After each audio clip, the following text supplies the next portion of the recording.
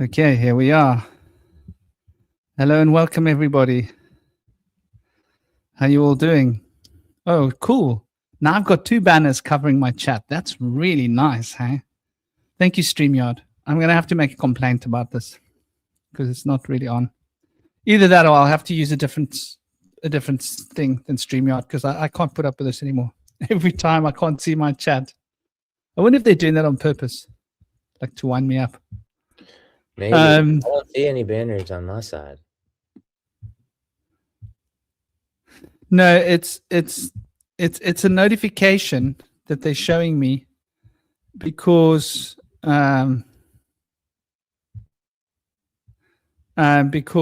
that's what it is. Like it's an issue. But anyway, can't post comments to some destinations. Learn more. Facebook profiles. Oh, wow. Okay. So that's pretty interesting. So I'm going to drop Facebook. I'm going to drop Facebook off of this. That's what I'm going to do. I'm going to remove Facebook. Delete on Facebook. Done. Gone. Remove this destination from the stream. Delete off Facebook and remove the destination. Thank you.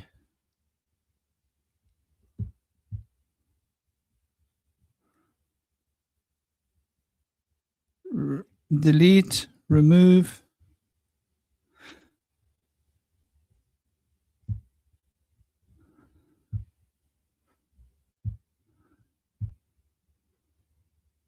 Okay. And we're going to add a different destination on. That's what we're going to do. Save changes. Done. There we go. So we've just moved it to a different place on Facebook. There we go. And that stupid banner is gone. The reason I got that banner is because I'm posting to a profile and not a page. Oh, hey, what a pleasure. General Shinobi is in the queue. He wants in. Yeah, man. Nice. Okay, sorry for the delays, people. I'm so happy now that we've got this sorted finally. So welcome to everybody. I hope you're having a good day. Hope you're all well, healthy, and thriving, and taking it easy and doing much better than just merely surviving. Big love, big blessings, peace, honor, and respect to all of you. So yeah, we've got a cool little chat ahead of us, I think. You know, indoctrination, the current epoch we're moving through, this journey through time. I think we're going to hit on a couple of nerve points as well. It's a couple of things that's quite relevant right now and has been relevant this week. For me, what I seem to notice around for people, you might notice that there are 2 streams up, by the way, for those of you that are on. So if you're on the wrong stream, then get on the right stream. In other words, one of the streams for a mobile phone, and one of the stream is for a profile, like you know, 2 different views. So there we go. That's where we're at. Big love to all of you that have come to join us. And without any further ado, let's get into the crew. We've got Indy Sage as always. Indy's a shadow worker as well as somebody who's deeply embedded within mysticism, also within occult philosophy, within hermetics, and Vedic. He's very into Jungian ideas and philosophies. But his heart is very much probably been won by anthropology and the ancient histories and digging in the bones of yesterday. That's our dear brother Indy. We've also got Cosmic Prankster. He's like John D without a crystal ball. That's my tag for him. He's got a connection with the Fae. The Fae have been helping him to discover a new system of thinking, a new cosmology. There's a new language involved, an idea of how the universe is structured and works, as well as many other interesting ideas that he has come by while working with the Fae. And then we have our dear Shinobi. Shinobi is also he's a very avid researcher. spends a lot of time embedded in looking at what's going on around us in the world. He's also very dutifully researching words, the connections between words, the logos.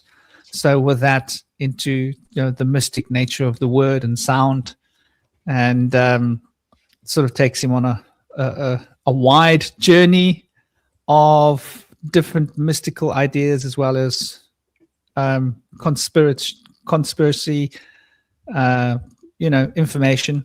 There's a lot of conspiracies out there. Let's not even begin to pretend there isn't. We're living through the age of conspiracies. That would be a cool name for a show, wouldn't it? The age of conspiracies. Please, dear brothers, give the crew a little bit of words about you. And namaste. We've got Tom. We've got the Star. We've got our tuition. We've got Naraka. Welcome. We've got, who else we got here? That's me. I'm Naraka. Oh, you're Naraka. Yeah, that's my. I was wondering who this Naraka was. Well, big love, everybody, and do please share a little bit about yourselves, brothers. So glad to be here today. And as Franklin mentioned, I've got a lot of different involvements in different schools of thoughts, and I do avid research in mysticism, spirituality, religion, and the secret narratives behind them all, the sacred matriarchal age, and the ancient mystical teachings are very close to my heart. But my anthropological studies are also very connected to the mythos. So it's like mytho-anthropology that I do. And so a lot of the stuff has come from a journey that I had, an out-of-body experience in the year 2000, where I was shown the origins of life in the universe, life on Earth, the origins of the human race, the origins of human language, and our connections to the divine, and the other mysterious things of the world. So, as a Scorpio moon, I'm deeply invested in trying to uncover all of the great mysteries, and it's been a beautiful life of deep research in that. Glad to be here with everybody today, and hi to everybody in the chats. I had a little discussion with Tom Rua earlier. It was fabulous. Thank you, Tom Rua. And I'm passing the mic down to Cosmic. Thanks, Indy. And like Bush Whisperer mentioned, I work with the Fae for I think probably about maybe like 6 or 7 years now. It's been a while, and I've developed a close relationship with a group of about several or so entities, a couple main ones that I talk to on pretty much every single day.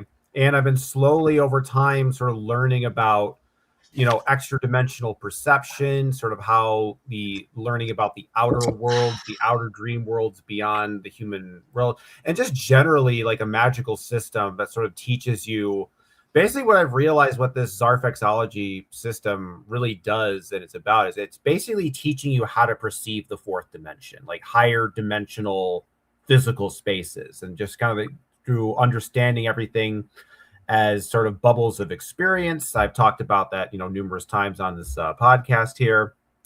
And without further ado, I'm going to pass the mic to Shinobi. Hey, what's up, man?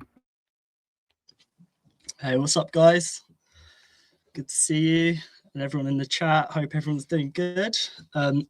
My name is Toby, aka General Shinobi. My path has been to kind of sort of dive into everything, just kind of take a little bit of this, a little bit of that. Very interested in etymology, symbology, mythology, psychology, all the G's, everything. Just and then like just sort of weaving the in-between, not getting caught up in any kind of current scene or current stream, kind of navigating my own path across the waters, I guess. And just keeping an open mind, keeping my mind open, but at the same time aware of certain what's the word, certain paths to not go down. When I look into information, I tend to take what I need If it's something which I feel like I'm not going to need in the future, I just kind of leave it behind, because we can only carry so much. And it is very useful to know lots of different pieces of the puzzle, lots of different threads of the vast tapestry that we're in. But I try not to kind of get too tangled up in it, try and just kind of keep it simple, I guess, as simple as possible, as simple as one can, I guess.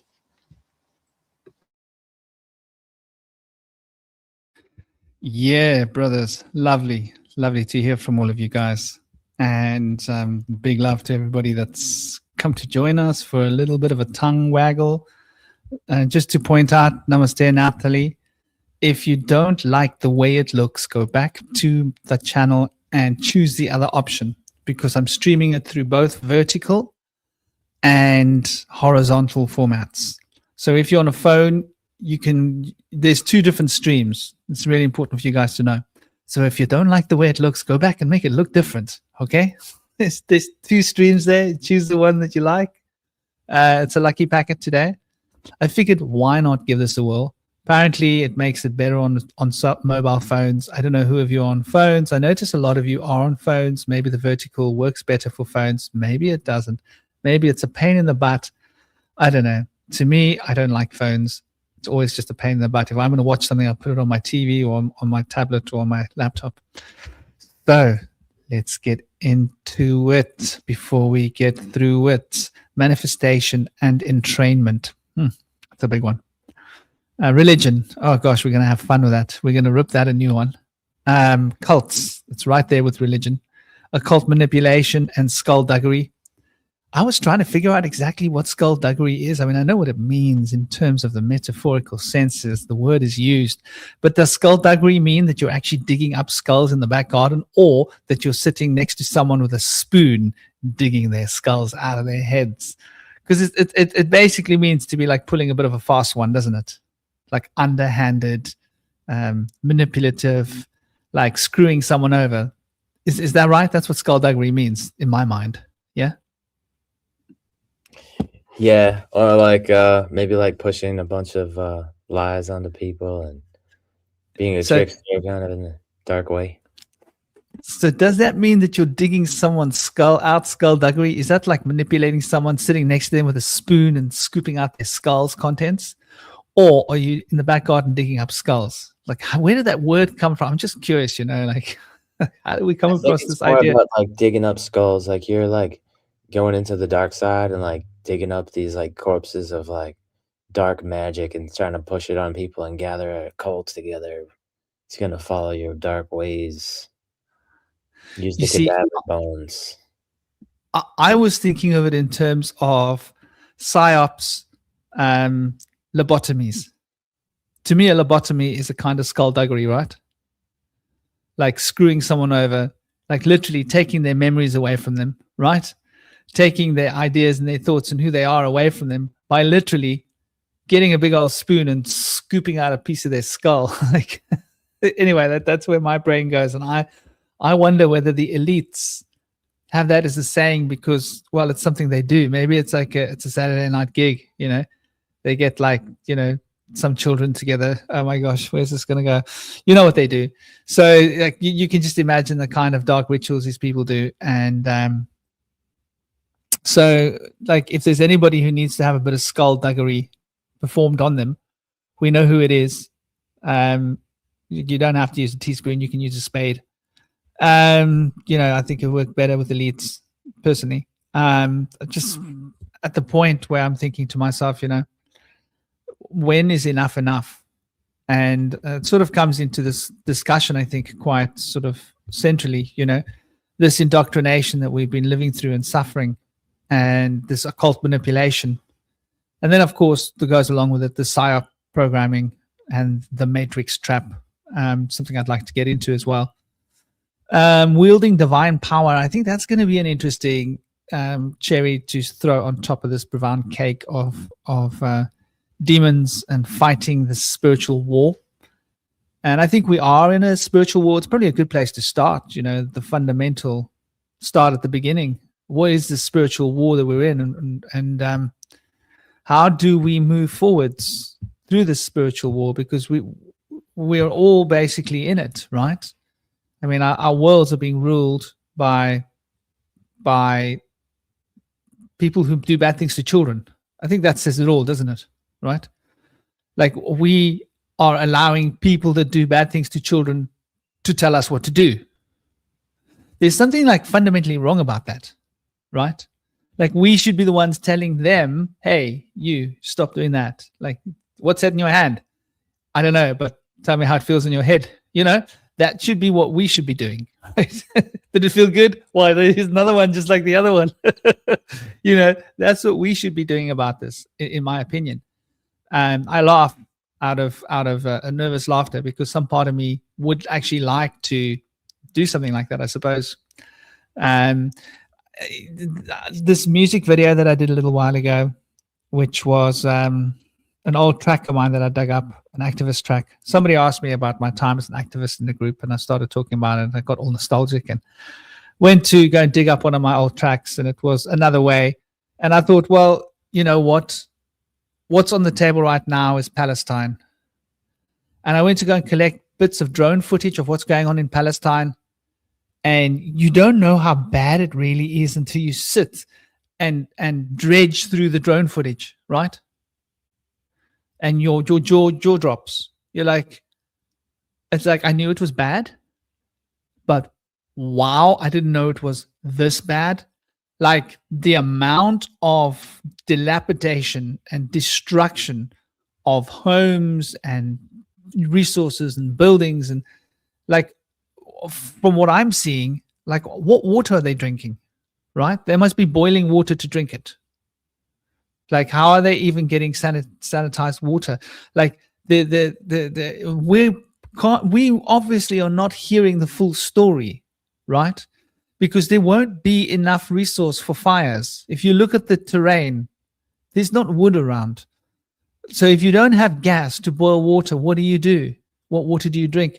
What are the official numbers of dysentery, right? Speaking about skulduggery and what's going on in the world, you know, this holy war that we're fighting. And the holy war isn't just a metaphysical, spiritual war against, like, you know, metaphysical beings. It's right here on the physical plane. And you know, the Zionists are like driving the truck that's at the front of the, you know, the front of the queue. And we can't just blame the Zionists, but my God, they putting in overtime hours, aren't they? You know, the Zionists, they're all about like overtime, making lots of money and stuff, and that they're really putting in the overtime. And you know, there are a lot of crazies out there. Everybody's got their hand in some pocket. Yeah. So this divine war, this holy war, what do you guys have to say about it? I think some heavy stuff. I just want to do a quick thing on the skulduggery. Apparently, the origins, the etymology of skulduggery actually comes from a Scottish word, skulduggery, and skulduggery, which means adultery or bawdry or obscenity. But later, the spelling was changed to skulduggery, which refers to underhanded dealings or trickery. So I just wanted to mention that. But as far as the holy war going on right now, a lot of people think that these wars are actually over a Stargate in Persia in the Middle East that they're trying to fight over. And the Stargates apparently are on the ley lines where they cross, and they're all throughout the world. But people have had stories about actually finding this. There's American soldiers that were said to have gone in there and were able to get through the force field and just disappeared. They were never seen again. So it could be like a portal through time, a portal to another realm. Maybe they were destroyed. We don't really know, but that's one of the narratives about what's really going on in the background.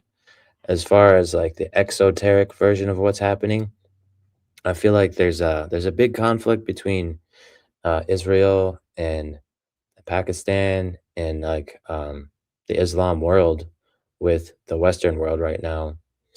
So we're kind of like reaching a point where Manly P. Hall talked about the beginning of the New World Order, where it required the ending of Zionism to be able to move forward. And at the end of Zionism, they were said to then bring the New World Order into being and then use in the collective a new world religion based on Luciferianism. And so they're going to try to push people away from the typical organized religions into the worship of Lucifer, according to their agenda. But this is what their plan was. It doesn't mean that this is going to happen. I feel like their plans are dissolving and collapsing. But we'll see how it all plays out. What do you guys have to say about it?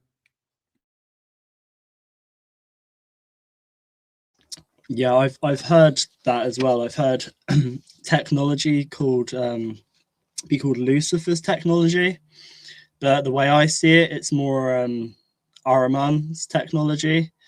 I can see the hand of Ahriman sort of guiding this, and that is more of a kind of collective energy. It's more of like a we, like hive mind, I guess, singularity.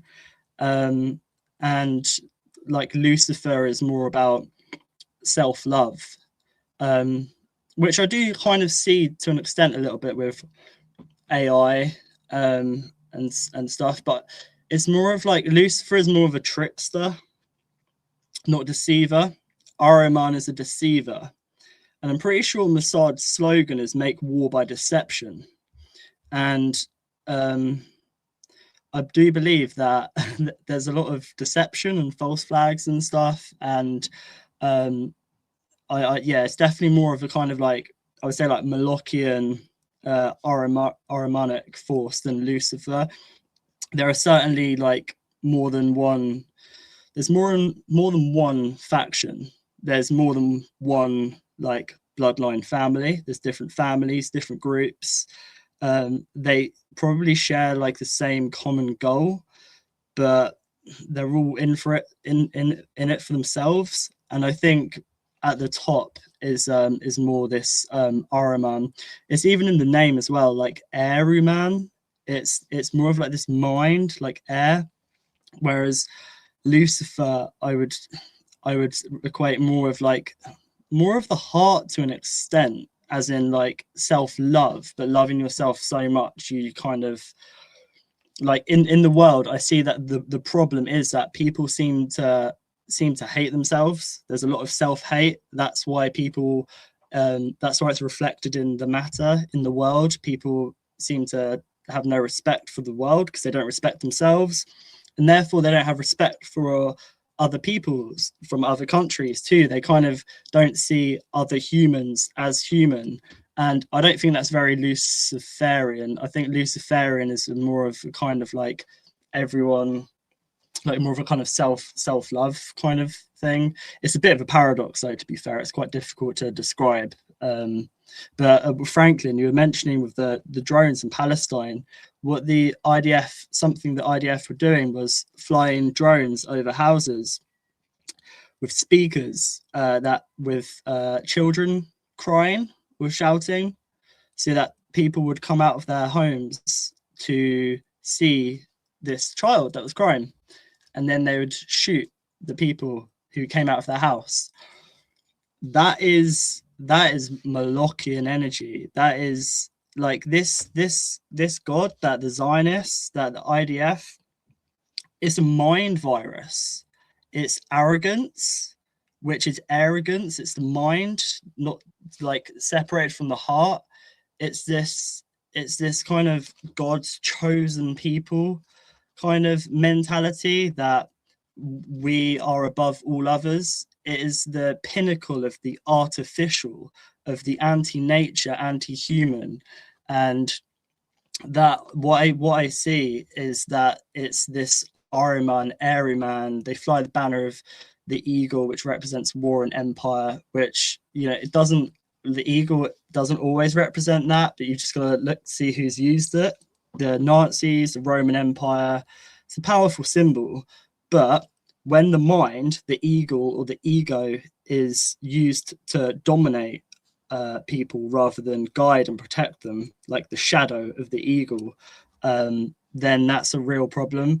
And with this AI, this Ahrimanic energy, it wants to, and they want to be the only I. They want to be the only individuals in the centralized system. That's why they want to decentralize all of us from ourselves. Like separate us from our center, from our core, like division. So rather than us being centered, like the middle way, the central pillar, being anchored, they've managed to divide us, split our minds, split us against man against woman, black against white. There's on all levels, they're trying to split us, because that is the third temple. That's how they come through the center. That's how they enter, is through the middle. But first we have to be divided. And while we're all this kind of collective soup of, I don't know what gender I am, I don't know who I am, where I've come from, where I'm going, the powers that be, or this artificial, whether it's from this realm or not, I do certainly believe something's leaked into this realm, and that this kind of energy wants to be the only individual, whereas humanity is just a collective soup. Whereas the centralized I, that always observing through technology, always watching us, that is the Ahrimanic force, and that is the I, and then we will be the collective we, guided by the singularity, whatever it is, Ahriman. But I don't think it is Lucifer. Would you say Lucifer is associated with the element of water or air or earth? Or, well, I think air would make the most sense, right? Because Lucifer is more about, because the whole Ahriman Lucifer dynamic is that Ahriman is a being that represents material reality, determinism, physical world. And Lucifer is all about high-minded idealism, big dreams. So if you think about it from that dynamic, Ahriman is kind of like the person who, the big CEO that wants to like gather all the oil, or the scientist or whatever. And the Lucifer is more like the charismatic cult leader, the guy who has the really crazy out there idea that's ultimately going to lead people to doom. They're really just two sort of extreme sides of the pole of, just sort of the dynamic of human consciousness. And that Ahriman is like, I think you look at life and you become too materialistic. But I think at the same time with Lucifer, when there's too much Lucifer, that's when you're ungrounded and you're not really in touch with reality anymore. And you're kind of just out in the clouds, and you're so high-minded in your ego that, you don't really think about the people below you, because you're just sort of, up in the clouds. So I would say Lucifer is probably air as an element, at least. I mean, I could be wrong, but that's the way I would look at it. So I would say Lucifer is water, solely from the fact that Lucifer, the name means bringer of light. And what brings light? Water. Light travels on water. So the water element would be the bringer of light, because in any creation story, at first is the waters, and then from the water comes the light. In water, if you have a frequency, it creates light.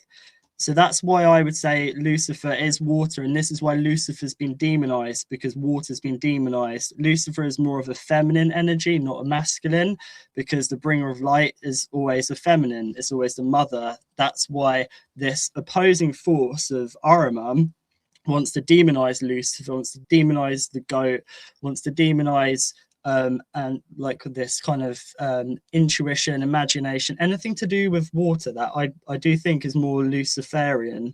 And it's self-love, which is internal, which is water, the internal waters. Whereas Ahriman wants to be matter. Like I just look at it as there's no coincidence that the story of Zervan, infinite time, gave birth to two twins. One was Angry Manu, aka Ahriman. The other one was Ahura Mazda, which is the light and the dark. Well, if the Ahura Mazda is the light, bringer of light, Lucifer, that would make sense. And Angry Manu was Ahriman. In the story, Ahriman, so Ahura Mazda was supposed to be born first, but Ahriman found out, so he forced his way out of the womb. He ripped its way out of the womb. This is AI.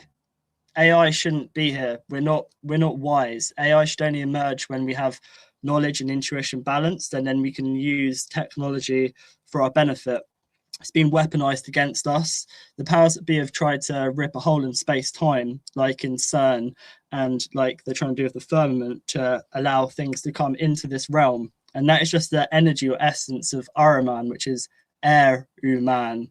And the air, the kind of mental kind of, I guess, scientism, I guess, eugenics to transhumanism, this energy of the mind, which the mental capacity is good. I'm not saying have no mind, only heart. You need to balance, but there is a lot of just like air in the mind, a lot of mental, like so much so that they want to dissect matter, they want to dissect the mother, they want to keep splitting until they find the God particle that they'll never find because we're in a field.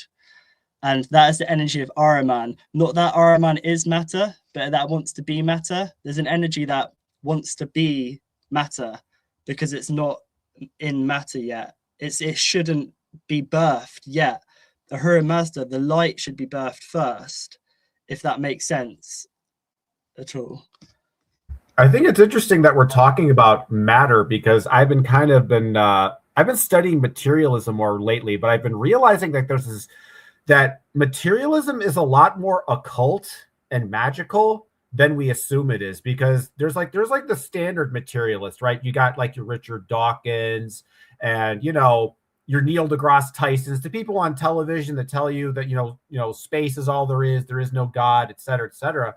But what I've realized in philosophy, there's weirder sides of materialism, and it gets almost as nutty as any religion ever comes. Like I'm looking at the stuff like continental philosophy and speculative realism. So there's this guy, I don't know if anybody here is familiar with Nick Land. I think maybe Zarelath probably mentioned him at some point. But anyway, he's like this English guy who was into all this kind of like, political stuff. He was really into like hardcore kind of like left-wing, right-wing stuff. But he created this system called the numogram, which is basically kind of like a weird chaos magic version of the Kabbalistic tree of life. And there's these ideas like there's these numbers and that the numbers relate to each other. So it'd be like 0, 9, 1, 8, 2, 7. And by calculating the relationship with these numbers, he came up with all this system of like demons and, time sorcery and stuff. But I'm reading all this crazy shit, and I read that Nick Land is a materialist.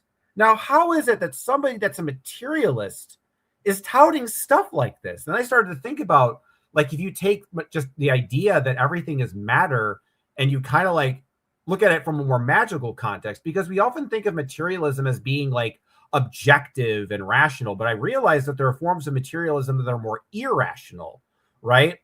That are more just kind of based on feelings and thought and kind of like projecting a sort of magical idea onto reality. Because from their perspective, it's like reality is sort of like matter is like clay that you can shape into whatever shape your mind can think of. So in a sense, these materialists, we've been psyoped into thinking that these people are all, rational and objective. When you actually start to like peel back some of the layers, you realize they're just as religious and magically thinking in their orientation as any other, belief system. Because one of the criticisms that, when it comes to a lot of belief systems and religions and people who believe in religion is that instead of using facts and ideas to, figure out what's going on, they start with a conclusion and they work their way backwards. For example, like let's say you're a Christian, you believe in God, instead of saying, oh, I'm going to gather evidence to see that God is real,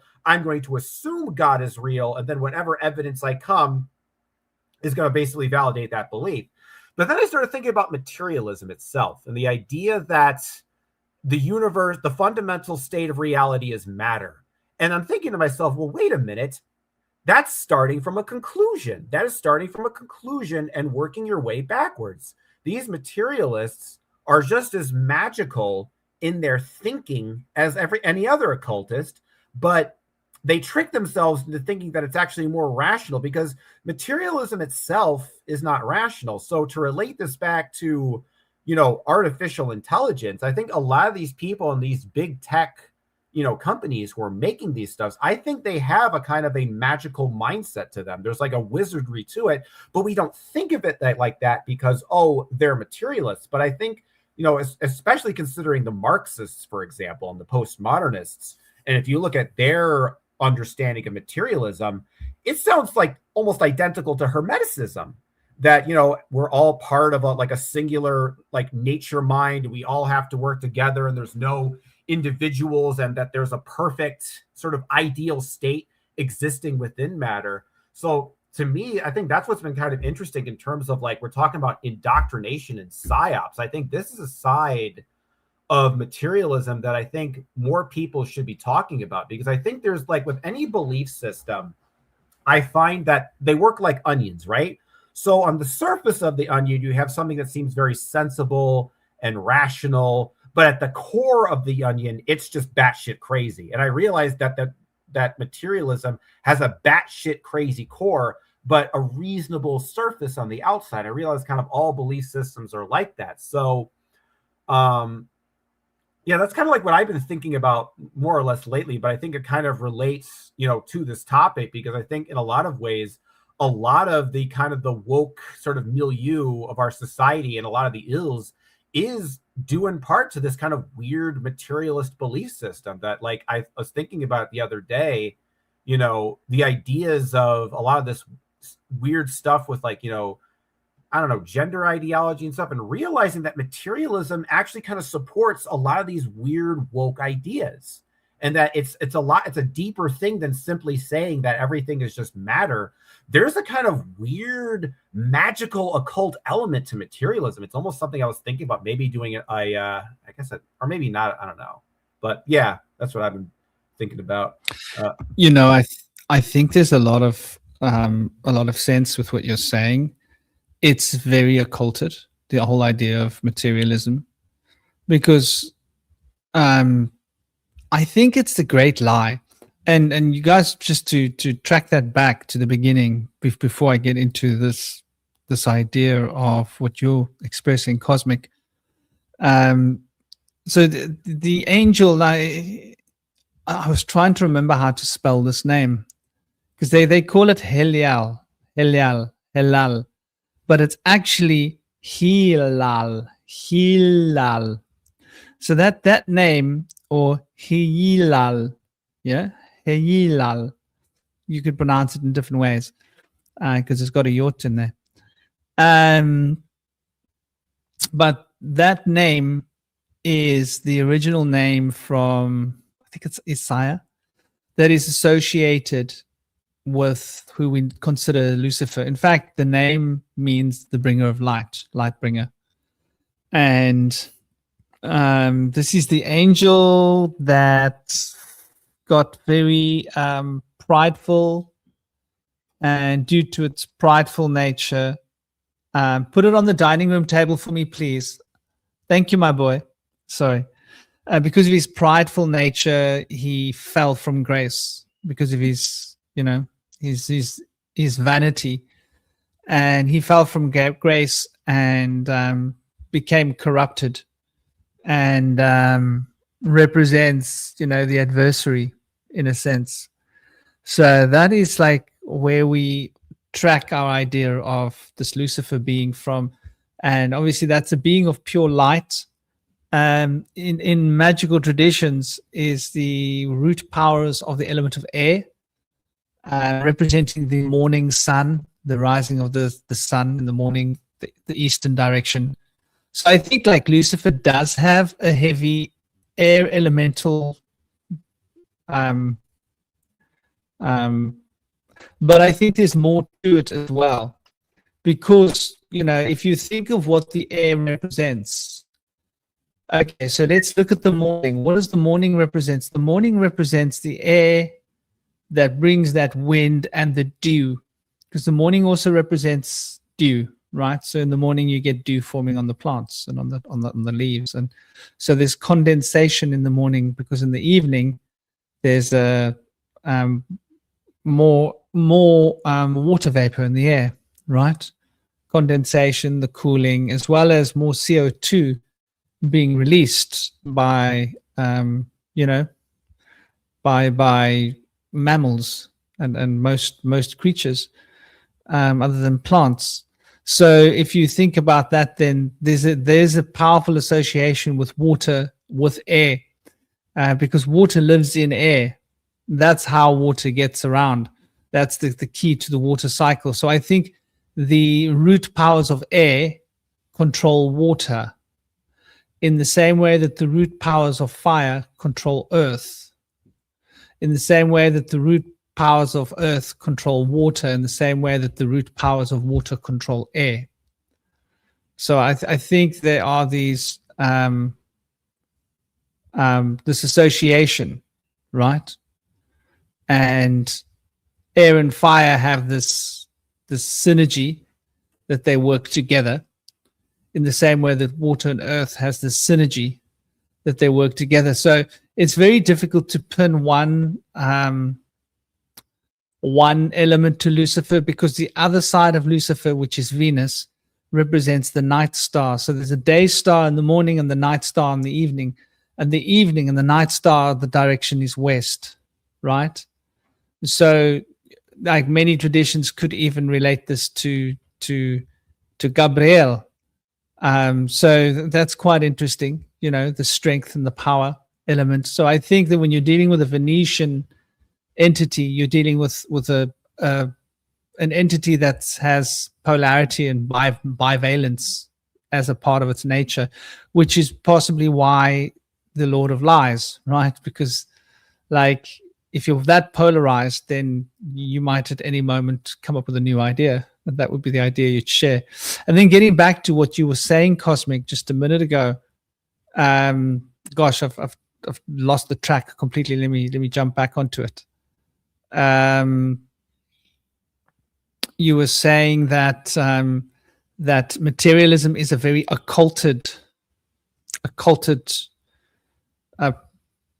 cosmology or philosophy, and I think there's a lot to that, because if you think about it, right, in order for materialism to work, right, you've got to basically shun everything else, right?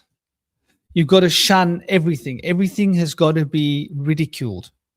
Anything that's to do with superstition, anything that's to do with divinity, anything that's to do with spiritual, anything that's to do with metaphysical has to be shunned.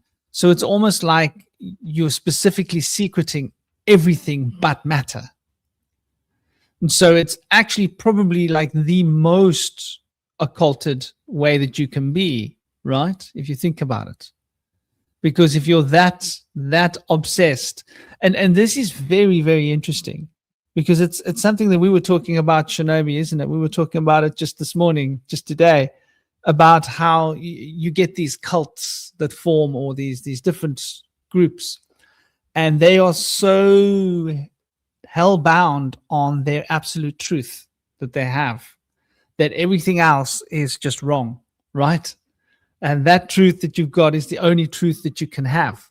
And that's like we've been there before. We did the Roman Catholic thing, didn't we? Like, we've been there, done that. We wore the T-shirt, or was it a black dress? I don't know. But whatever it was, it scared the kids. So, you know, I think that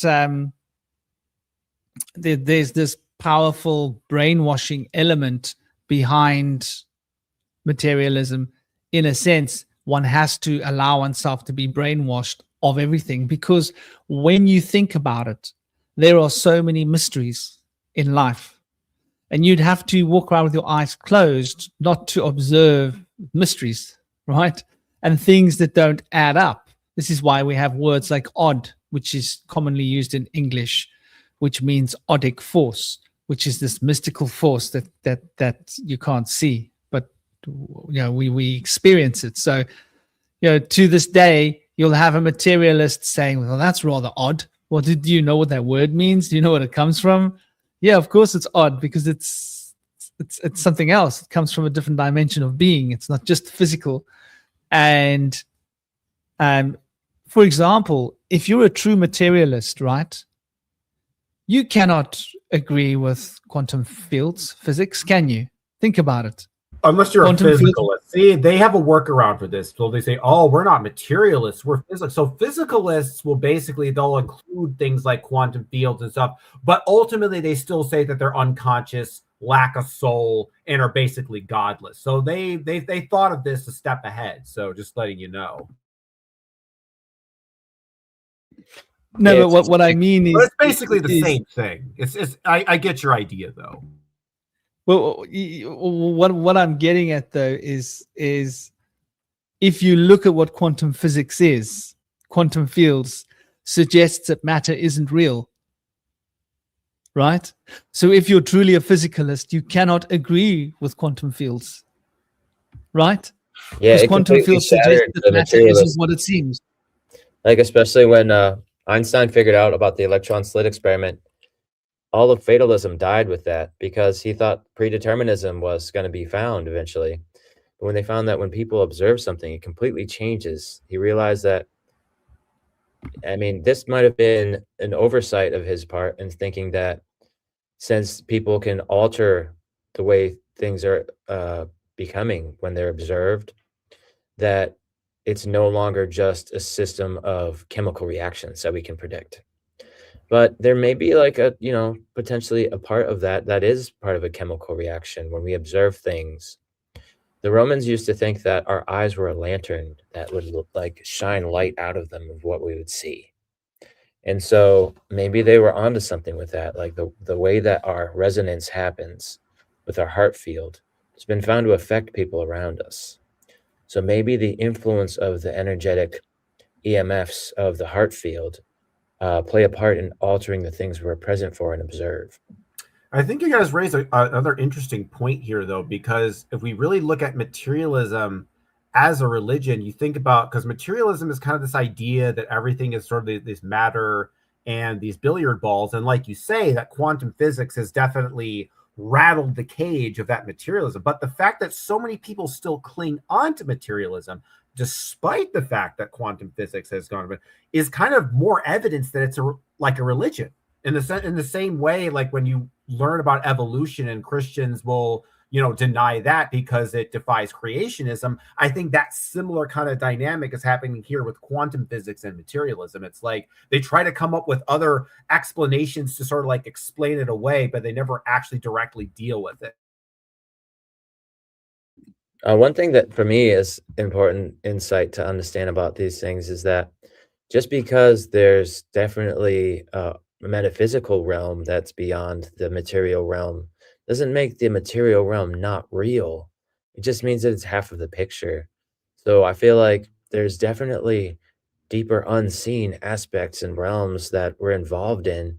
And I feel like that it doesn't necessarily take away from the fact that the materialist science is not based in something that is actually something that's happening, but it just kind of to me shows that there's a deeper causal force that's behind it in the primordial realm where things are manifesting from, which very much lines up with ancient philosophical Taoism. They say that there's no cause and effect that we can see here because the cause is unseen. We see the manifestations that are in correlation with each other. So they might seem like they're causal because like that thing happened and then this other thing happened that's a parallel thing. One of them might have caused each other. But if we think about how there's actually a thing behind those things, that's really the causal thing. A lot of people imagine that to be like a man or a person, like God, for example. Whereas in Taoism, it was understood to be more of a mystery, like a cosmic force that's like ubiquitous. And since it's all present and like unchanging, we can never see it because the only things we can see are the contrast, things that have contrast. Air sometimes doesn't have a contrast. And so we don't notice it when it's still. When air moves, we realize there's wind and we're like, wait, what's that? And then we see smoke and we're like, oh, or mist or fog. And we're like, oh, we can see the air. But a lot of the figures that are associated with air and the air element as gods were particularly Amun and Amun Ra were said to be the hidden ones. And so they like use that representation because they're hiding. But like, why are they hiding? And like, what do they have to hide? So like, maybe they're hiding because they're liars and they've pushed like a false narrative of fear conditioning onto us, but potentially with good intentions. Maybe they want to control us in such a way that we could be more obedient and like under control instead of like trying to fight for power amongst each other and just like not able to be put into a place where we're in like a cooperative integrated state.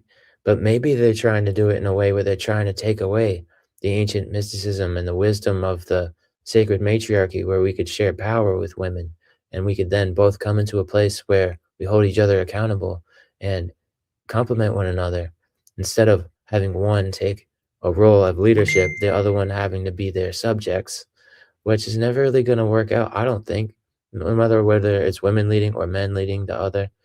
I feel like there's always going to be that power struggle. But when we share power, I feel like that could be the answer that they've got to try to take away and weed out from us. And of course, they took women out of the power paradigm, because I think men are kind of inherently indulgent and complacent. So, but if we have like a purpose and we can serve someone that has a vision and has like deeper compassion, then they hold us accountable, then we're kept in like a place of integrity, where we're not going to be allowed to fall into those places where we're doing self-serving things to try to exploit people for our own benefit. We're going to do things that are mutually beneficial with the collective and with nature and humanity. And Hermes had an amazing prophecy about this in the book of Asclepius, where he said about everything about what's happening in the world right now, thousands of years ago, saying that the nature will become polluted and destroyed, and like the people will become confused, and the children will become dispassionate by organized religion because of its falseness and lack of intuitive understanding.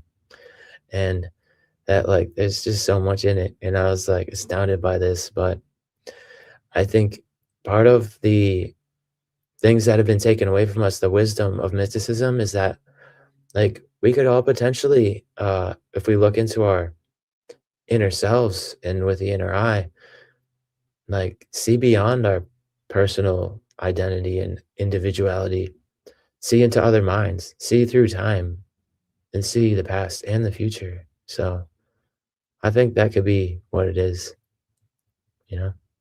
That's just a little rant on the air element. Not to take away from what we were going into before, but what do you guys think about it?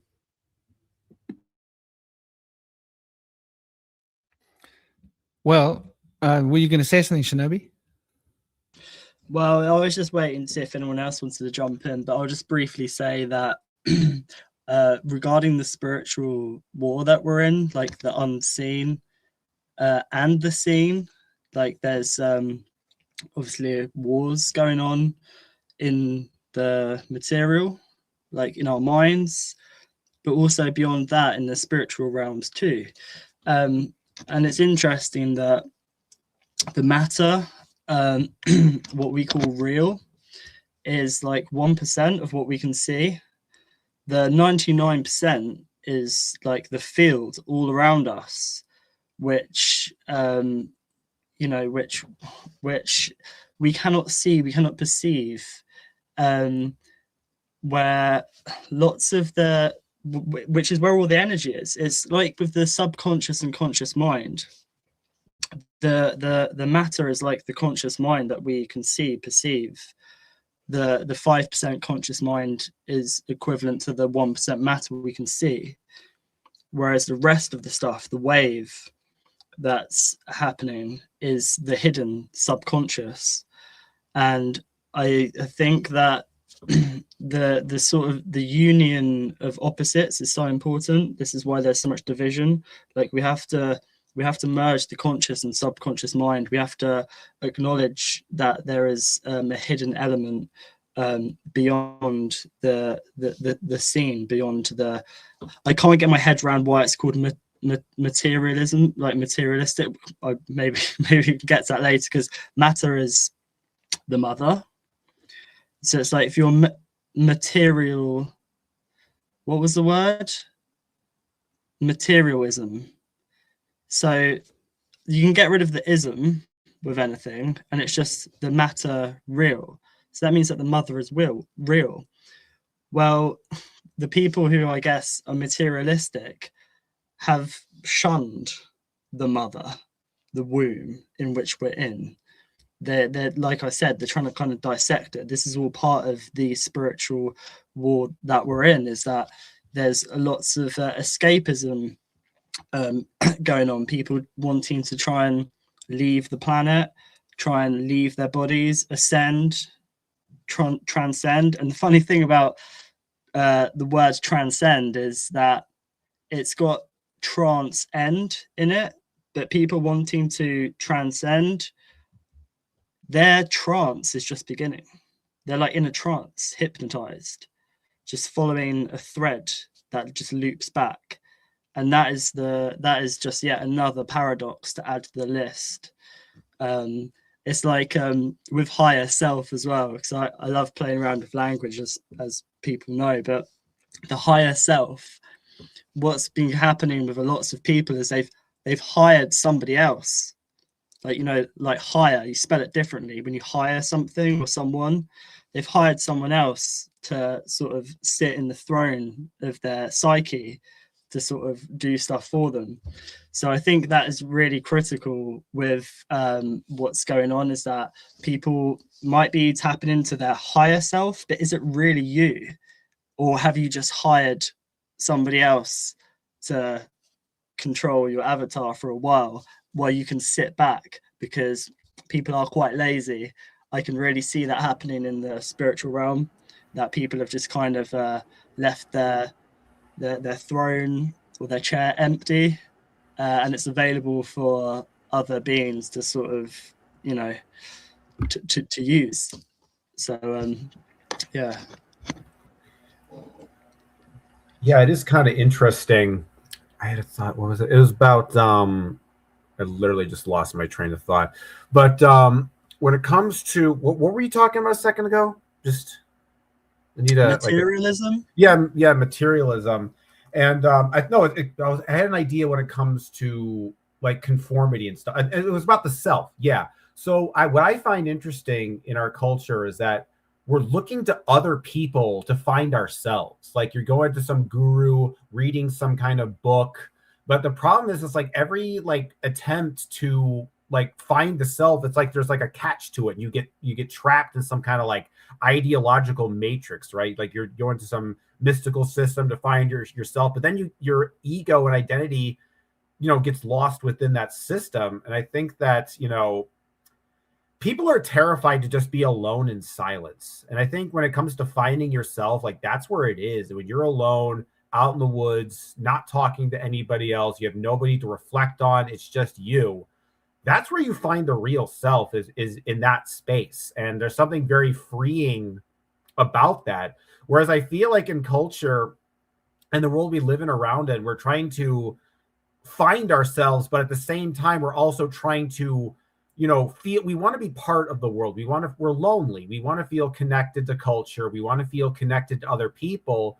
But at the same time, you know, we get infected by that. So I was watching some video, I think it was on Schopenhauer or something. He had an interesting paradox of like a porcupines in the cold, because it's like if the porcupines, you know, are separate to each other, they're cold and they're freeze to death.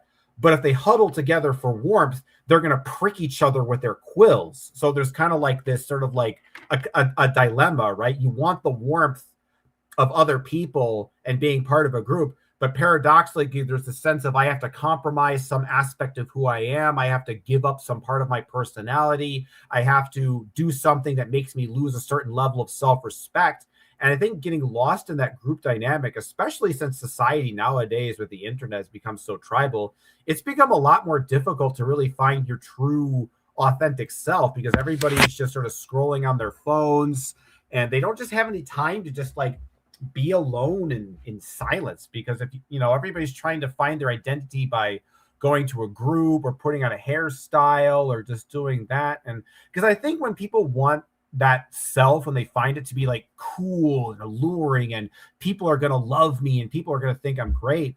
But I think real freedom is accepting that some people are not going to like you, accepting that some people are going to disagree with your worldview and may even think you're an idiot, and just be like, okay, you think I'm an idiot, I'm just going to move on with my life. Because like you can't, in order to truly find confidence, you can't let yourself care about the opinions of other people, you know, telling you who you are, feel like, because so many times I think a lot of people they go into certain belief systems, not because it makes sense or even because it resonates with them, but because they feel like they've got to conform to peer pressure. It's like, when you're in a group of friends and all your friends are atheists or all your friends are Christians, there's a sense of, oh, well, I gotta go along with the group. And I think because, one of the great things about being an outcast and being an outsider is it forces you to be authentic, and it forces you to sort of find your own identity. Whereas I feel like a lot of people who, the downside to sort of being popular and being in the in group is that you never really get to find out who you are. Who you are is essentially dictated by all the peers and all the people that you're trying to impress and you're trying to show off to. And what's really happening is that you're not showcasing your own identity. It's like these people that you're supposedly trying to impress are actually controlling who you are. They're saying, okay, you need to wear this certain outfit. You need to believe in this certain thing, even though you think, oh, I'm doing this to myself, but you're actually being controlled. And thus in the process, you don't really get to understand and form your true, authentic identity. Right. And the thing is, with all these distractions and smartphones and all the stuff going on, I think it's harder and harder for people to really get into that, space when they go into nature and they're just all by themselves and they just kind of feel that panoramic, primordial energy around them. Everybody is so caught up in this technological grid that they don't realize there's even a natural world outside of it. Like I think about have you guys ever watched the movie Logan's Run? I don't know if you see that, but so basically it was a sci-fi movie from the 70s where they had all these young people and they basically kind of lived in this dome, which was kind of like a mall. It had all their kind of all these pleasures stuff. They would just kind of have all these kind of creature comforts, and they would just basically kind of kill anybody over the age of 25. So everyone was young. But in the movie, they basically go into the outside world. They escape the dome and they go into reality. But when they first get out there, they're kind of they hate it. There's lizards crawling on them and stuff. And it's it's hot and it's dirty, but that's reality, And sometimes I think people, they don't want to face real reality. They'd rather live in this kind of imaginary, matrix. But I find that when you're out alone in that sort of shamanic, primordial experience, that's where the self is actually found. It's not found through, how many people you hook up with. It's not found through what your job is. It's not found through your religion. It's not found based on what your social status is or how many albums you sold or this or that. No, it's who you are is not defined by other people. It's basically when you're in the void and you're in that primordial space where there's no civilization, it's just you and the birds and the trees and the mountains. Then there's nobody, and nobody cares about how big your bank account is. That's the space where you really find who your true self is. But I think a lot of people are afraid to face that because that true self is not necessarily as flashy and cool as the thing they see on the television screen. I think there's a lot to that. And I've just been catching up with the chat here. I see, and big love to all of you. Thank you, dear sweetheart Eleanor. And I think Rebecca or somebody else mentioned it earlier, and I was trying to figure out what was going on. They turned on monetization to this podcast. I went and turned it off because I make a big point of making sure that the live shows are not monetized so that you don't have these blooming adverts, hacking apart the live, because what is the point? So there shouldn't be any more ads. If there are more ads, please let me know. YouTube went behind my back and monetized it. I always have monetization turned off for my lives. So don't ask me how that happened. I'm always very clear about that. And getting back to the topic, and big love and blessings to all of you. Rebecca, I see your lovely comment there. That is such a lovely thing to say. Thank you. Since Rebecca found us, Rebecca finds that there's other people on the internet. They're not making so much sense anymore. Well, it's an honor. I see Gregory thinks there's a bit of mumbo jumbo floating about here. Well, fair enough. Gregory, I'm always up for people expressing their opinions. Let us know which parts specifically of the information you disagree with. It's always the best way to present an argument, rather than to just say, oh, well, that's mumbo jumbo. Say like specifically what was said that you disagree with, and then it can become a conversation, which I think everybody can learn from conversations, because we get to share our ideas and our opinions and our feelings, which I think is healthy. I haven't heard any mumbo jumbo yet, from my perspective. I think as well that we get too caught up in our intellects, we get too caught up in our mind, and we forget to allow our heart to engage. And the heart is a very simple instrument.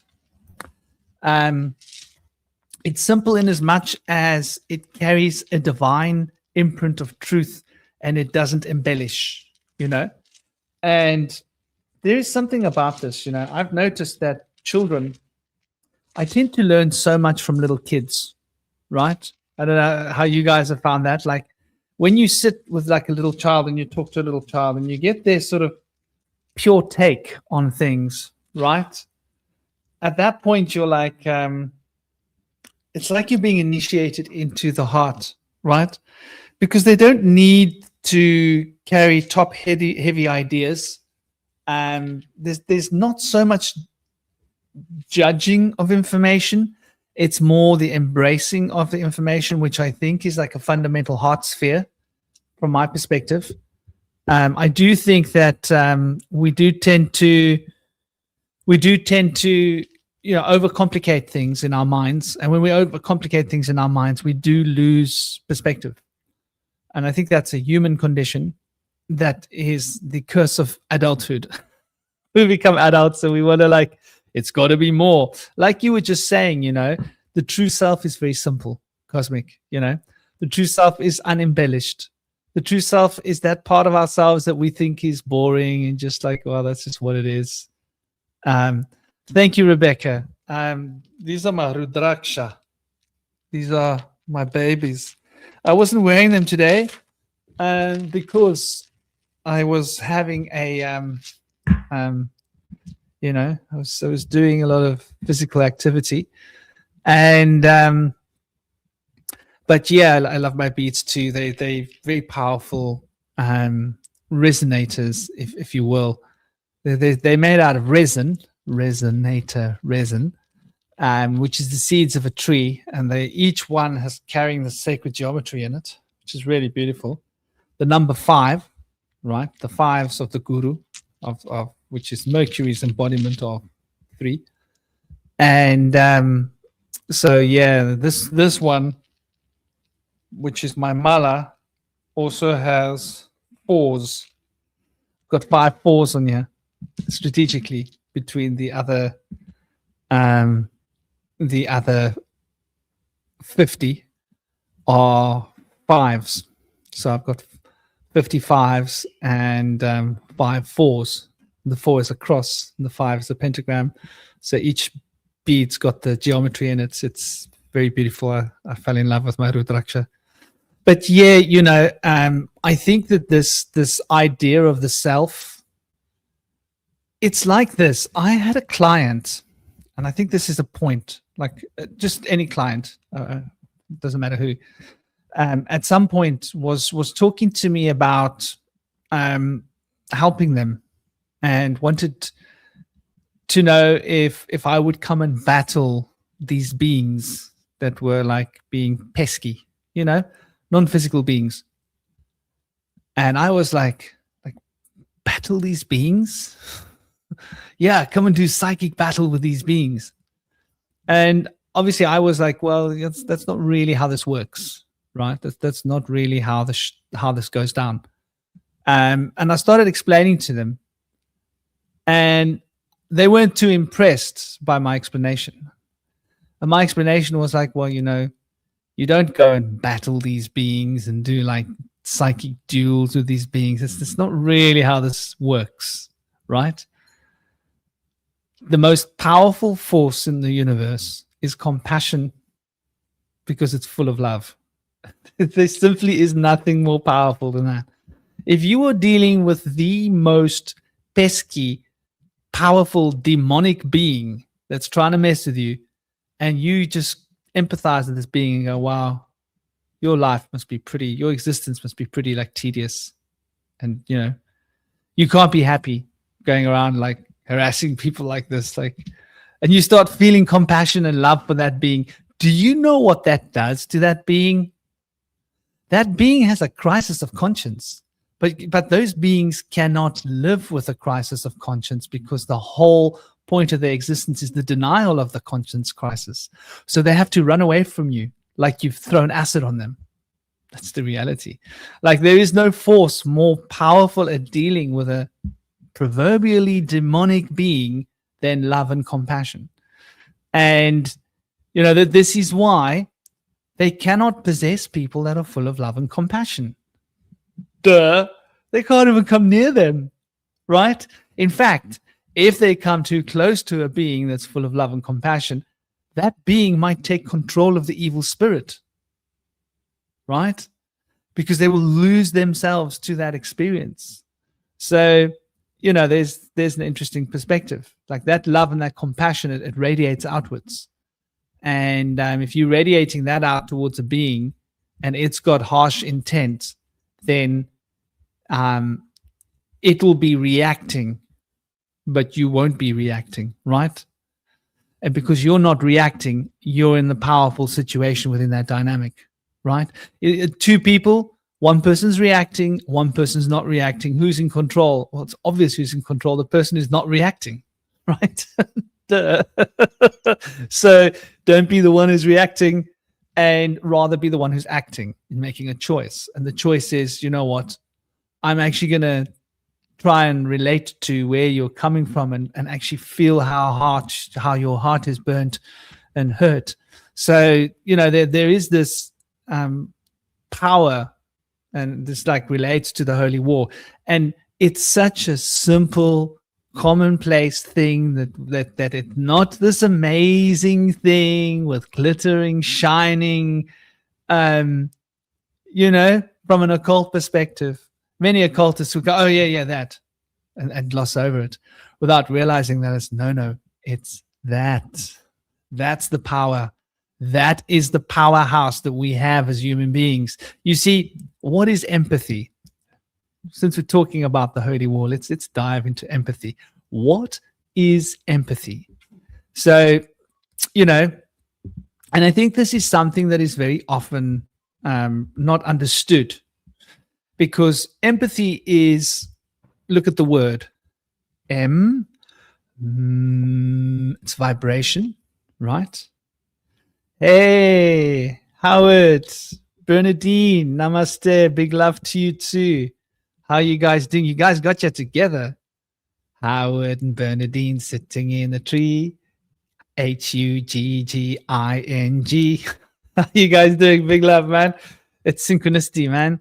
You guys arriving at the same time. Intuition, entropy, and indifference are more formidable forces than cruelty or hatred. You know, indifference. That's interesting. Indifference. Well, what is indifference? Let's look at what indifference is and see where it stems from. Because empathy is the M, and the M is the divine feminine, and it's that substance that we share. So when I'm thinking of M, I'm thinking of what is your consciousness made of, what is his consciousness made of, what is her consciousness made of, what is our consciousness, their consciousness. It's all made out of the same substance. And that same universal, uniform substance, let's give it a ratio. Let's call it the mother, their vibration, the field. So that M, which is that vibrational field that we are all an extension of, empath, a path into that vibrational field that we're all connected through. Empathy is a path into that vibrational field that we share, right? Empathy, right? So now we know what we're talking about. So you're literally entering into the state of vibrational connection between yourself and another creature. And now you're extending that to being able to relate to that being, right? Now, what does relating to that being actually mean, right? So it's about relay, right? Like passing a baton, relating. So I'm relating to you, I'm getting information from you, and I'm taking that information, which is knowledge about you. And what is knowledge? Knowledge is power, right? So what is empathy? Empathy is when I understand what makes you tick. What is the basis and source of your power? That's empathy. Think about what it really means. It's powerful stuff, man. It's powerful occult stuff. So if you're empathic to another human being, like think about it, the most evil, manipulative narcissists often have a handle on empathy to this degree. They might be broken in how they use it, but they'll be able to understand what makes you tick, the most manipulative ones. They're not all manipulative. Some of them are dominant and they have no empathy at all.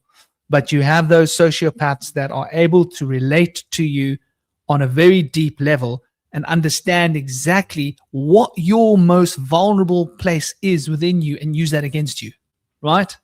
And that takes a certain amount of empathy. However, we speak of empathy as being open to experience another human being. Empathy without compassion can become dark. This is something we don't realize. But when empathy is tempered by compassion, it becomes a healing force, becomes a positive expression of like what is the best that can become. So you've got compassion. Now, what is compassion? Well, passion is the passing of ions, right?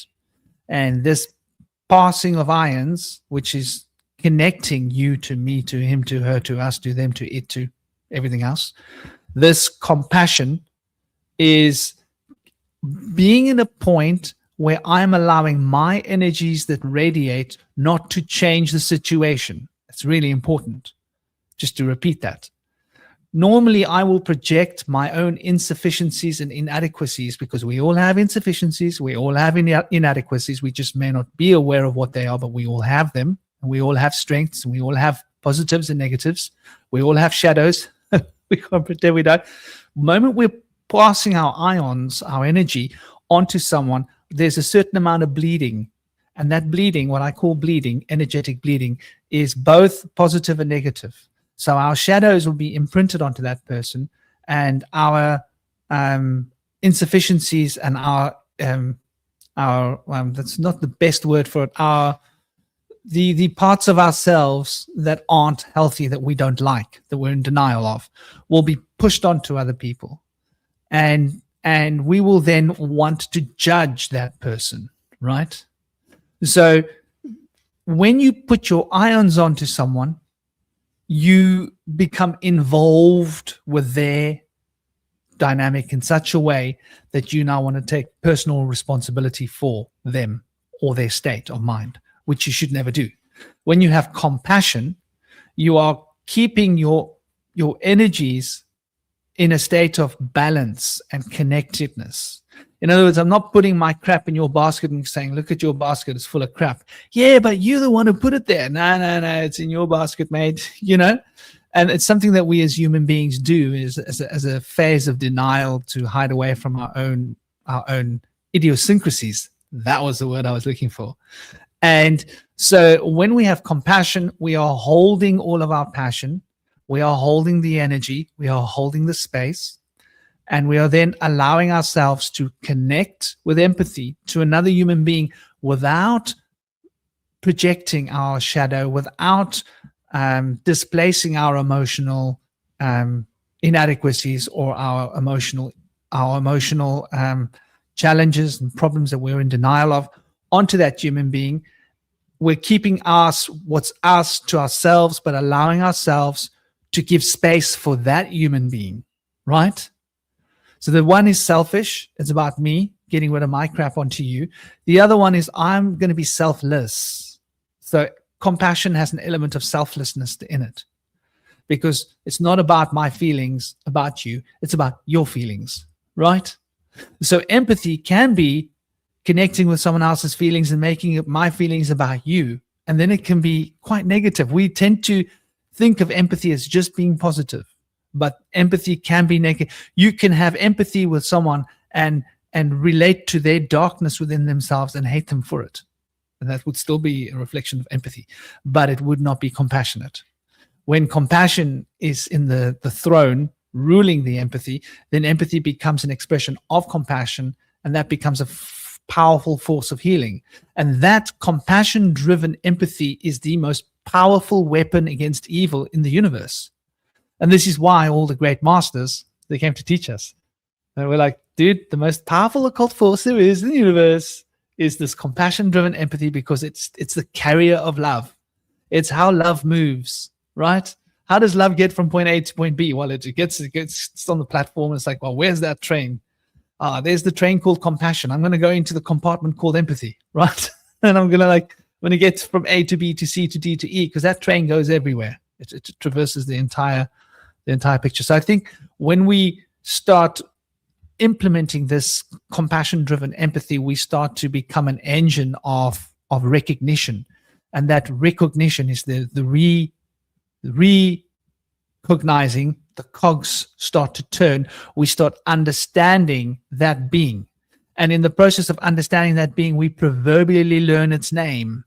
Metaphorically, we know it. And when we know it, it's no longer a danger to us, right? Because us knowing it means we know how it operates, what it wants to do, what it wants to get from us. And we can deny it access because we know. Knowledge is power. So I think like this is something which is sort of like parallel to what you were saying, Cosmic, about how our most natural self is such a simple self. It's not very embellished. It's not very cool. It's not very hip. It's just plain and ordinary, like compassion and empathy are just plain and ordinary, but these are true occult forces of nature to be reckoned with. Yeah, you make an excellent point, Franklin. And I feel like that's the point. When people try to attack somebody, they probably are seeking retaliation. They want them to meet them at their lower plane and bring them down to their level and have them stoop down to there. But when one can maintain a higher plane and stay on the high road and be able to, instead of retaliate, but meet that attack with compassion and not be brought down, that's true empowerment. And so those people can help combat what's sometimes referred to as the tool of loving neutrality, combat the propagator of the wrongdoing instead of just the victim. So the propagators that come out and they oftentimes take a stance of self-glorification and narcissism, where they may not be accountable for their own mistakes, and it's easier for them to blame others for their own problems. This is a coping mechanism. It's probably maybe too hard for them to start to turn within and work on that can of worms of their inner turmoil. It's easier to point their finger at somebody else and have them join them in their misery. But that's not always necessary. We can bring those people up, and it's hard to do sometimes when someone attacks you and tries to hurt you and trigger you. But instead of being triggered, you can step back, and instead of emotionally reacting, you can then use compassion and empathy to try to understand that person, understand where their hurt really comes from, and realize that they are hurt, and that they're trying to hurt others is a representation of the fact that they have deep hurt within them. And so it's a very noble way to respond. And it's definitely a way that we can avoid being brought down to the lower plane of the corporeal natures of transgressive ways. So I think on this, sorry. Go ahead. I think on the subject of empathy, I think we also have to be careful about, in terms of having empathy for people, to not project qualities onto people that aren't there. So for example, like I, for instance, am a very honest person. I usually am pretty straightforward. I say what I mean. I don't lie about stuff. But in that process, sometimes I've realized that I project that onto other people and assume they're honest when they might be complete and total liars. I think with empathy and compassion that we think that people operate on the same thought patterns and motivations that we do, but sometimes people have a completely different operating system than us, and they may not respond to things in the exact same way. And I bring this up because I think when it comes to empathy and compassion, we're talking about indoctrination. I think one of the things we have to be careful about is like false compassion and false empathy, because sometimes that empathy can be used to gaslight people. You might be thinking, oh, I'm helping this person out, but then they're constantly telling you, look at you, you're selfish, you know, you're terrible, you do all these things for me, look how ungrateful, even though you're going out of your way to help them.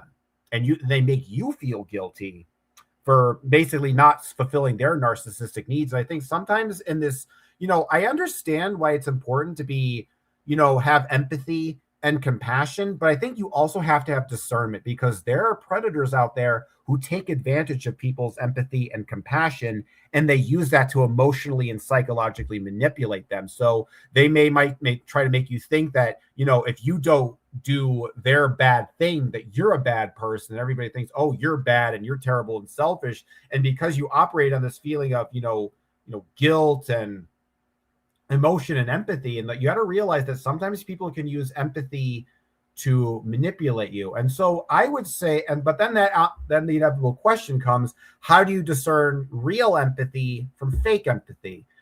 Well, you know, it's difficult and it's a trial by error kind of thing. But one thing that I've always found to be helpful is that do they reciprocate the empathy back to you? So what I mean by that is, like, let's say they have they got a terrible life. They got some person who's, you know, really in a down place in their life. And they're like, and then, you know, you tell them, it's like, hey, you know, I've been through some stuff too. I've had my own trials and tribulations. And, you know, if that person is like, yo, man, I relate to you, then that person probably really is in a bad situation. But if the person's like, well, it's not as bad as my problems, you don't even know what I've been through, your suffering is meaningless, only I understand that, and they try to invalidate your suffering and your negative experiences, then that's probably someone you shouldn't necessarily expel your empathy towards, because then what that person is going to do is they're going to take that empathy and twist it against you and try to trick you into thinking that you lack empathy, that you're not compassionate, even though you actually are. And then you start to doubt yourself. You start to second guess your opinions and questions. And because this is what basically happened to me. That's what I've been saying this, because I was this person who's trying to be, you know, open-minded and compassionate and, you know, try to look at people, try to be fair with people. But unfortunately, I feel like there's a lot of people who took advantage of me, and they bullied me and they harassed me and they started making me doubt myself. So you guys, I think it's important to have compassion and empathy. And I really value those things. And that's why I talk about them, because I think they are important. But we have to realize that there are these forces out there, the powers that be, also use these things to manipulate us and to turn and twist our sort of moral framework without us even realizing it. So I think that empathy and compassion is good, but there also needs to be a certain level of distance and discernment to keep yourself safe from people who might be a little bit more just, you know, may not have a soul, essentially. You see, that's where the compassion comes in. This is why I was saying empathy doesn't need to be positive. Empathy can be dark. I don't think it's false empathy. I think it's real empathy. I think it's just empathy that's selfish. Empathy can be selfishly used. It's like a weapon. People don't realize that it's a weapon. It's a weapon. Yeah, of course it's a weapon, right? If I'm empathic to you, I'm learning about you. I'm getting your knowledge. I know you inside out. I can manipulate you if I want to, right? If I know you, you don't know much about me. How are you going to manipulate me? So that's an interesting point. But I think the compassion, when the compassion, like the real compassion is present, you see, real compassion doesn't put my projections onto you, but it also doesn't take your projections onto me. That's what real compassion does. So when I'm really compassionate, I'm not projecting my projections onto you, and anything that's coming from you as a projection, I see it merely as a projection. I see, projecting at me. Interesting. Like in a martial arts sense, right? I see the punches coming. I'm just stepping out of the way. Oh, see, you're trying to hit me. Okay, you're trying to get at me. You're trying to strike me. Oh, move out of the way of that one. Maybe, whoops, there we go. Catch a bit of a knuckle on the forehead. Ouch, it hurts, doesn't it? You won't do that again, you know? So, you know, the whole idea of compassion, I think, is misunderstood, Cosmic, you know, when we think that, I don't think empathy can ever be a bad thing to use. I'll give you an example, right? let's say you're walking through like a harsh, dangerous territory environment. And my ex-wife used to say to me, like, why are you looking at these people like this? Let's say you're in a dangerous area, and you look each person in the eye straight up, right? And she's like, why are you looking at these people like that? And I'm like, I want to be ready. I want to know I want to know who's dangerous, right? Because if I see like someone looking in my eyes and something's not right, then I know that person might try and follow me and get me from behind. I better be ready for them, right? And if they do, then I'm going to be one step ahead of them. And when they try, it's going to turn back on them, right? That's like martial arts 101. But a lot of people, if they go into a dangerous area, they're like, oh, I mustn't look at people. I mustn't look into people's eyes. I must avoid people. That puts you in danger, right? Where if you were actually open and really sensitive to your environment, you would know who the dangerous elements are and you would know who to avoid. I think empathy is similar in a way, right? If you're totally empathic and connecting, and when that emotion comes, if you're empathic, you're not necessarily going to take their side. If you're compassionate, you don't take their side. If you're compassionate, you sit between their side and no side and every side. So like true compassion is like understanding, okay, this is how you feel. I have compassion for you, Phil. If you don't have compassion, then you will be overwhelmed by their feeling and they'll be able to make you feel the way they feel. But if you have compassion, you won't feel the way they feel. Even though you feel the feelings, you won't identify it with yourself because your compassion will keep you centered to such a degree that you will know that these are their feelings and distinguish between you and me and distinguish between the projection. And another thing about compassion, it doesn't take BS. People don't realize this, right? Like compassion is when you call a spade, you keep it real. Someone says something to you and out of compassion, you go, shame. You go around in life projecting your crap onto people like this. So you decide to say to them, all right, have you ever considered that maybe the reasons you say these things to people like you just said to me is because of your own insecurities and that those insecurities come from low sense of self-esteem because you yourself are aware of the fact that you are not being the person that you could be. You're failing at being a better person. And maybe that's why you have this dilemma emotionally. That's compassion. That's real compassion because you're telling them the truth. You're not attacking them. You're just, this is the truth. And so that compassion would make them stop and go, wow, now they've got to face up to their own insufficiencies and their own idiosyncrasies, which they thought to pass on to you, but you just gently gave it back to them and said, no, this is yours. That's why it's yours. That's where it comes from. And then they will stop and they will think, if I don't want an overload of truth, I better be careful what I say to this human being, right? Because like if I shit in your doorstep, you're going to give it right back to me. Only you're going to give it to me on a plate with a spoon. You know what I mean?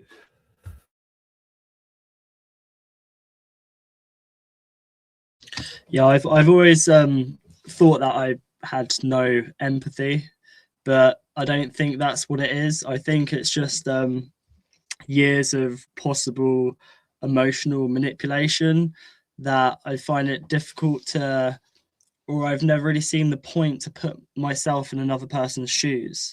Like if someone's drowning, why would I drown with them? Like I have compassion and I want to help, but I've never understood why would you want to feel what they feel? I felt my feelings. I felt how I felt over time and stuff, but why would I want to drown with them? It's like I want to be there for them. So I have compassion. And I think like I have this weird thing, like what makes me really emotional is when people overcome something. It's when it's like when you're watching a movie, when something like both happy and sad happens at the same time, like somebody like overcoming something. That's what really makes me, I guess, empathize.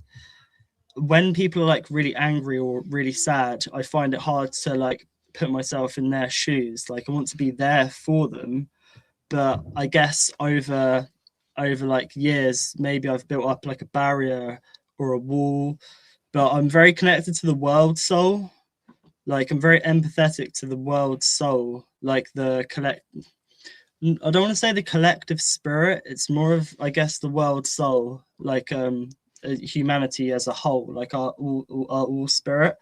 But I just find it very hard empathizing with individuals sometimes. I think perhaps it's a lack of trust, because sometimes people want to feed on your emotions when they're emotional. They just want you to be there so they can soak you up.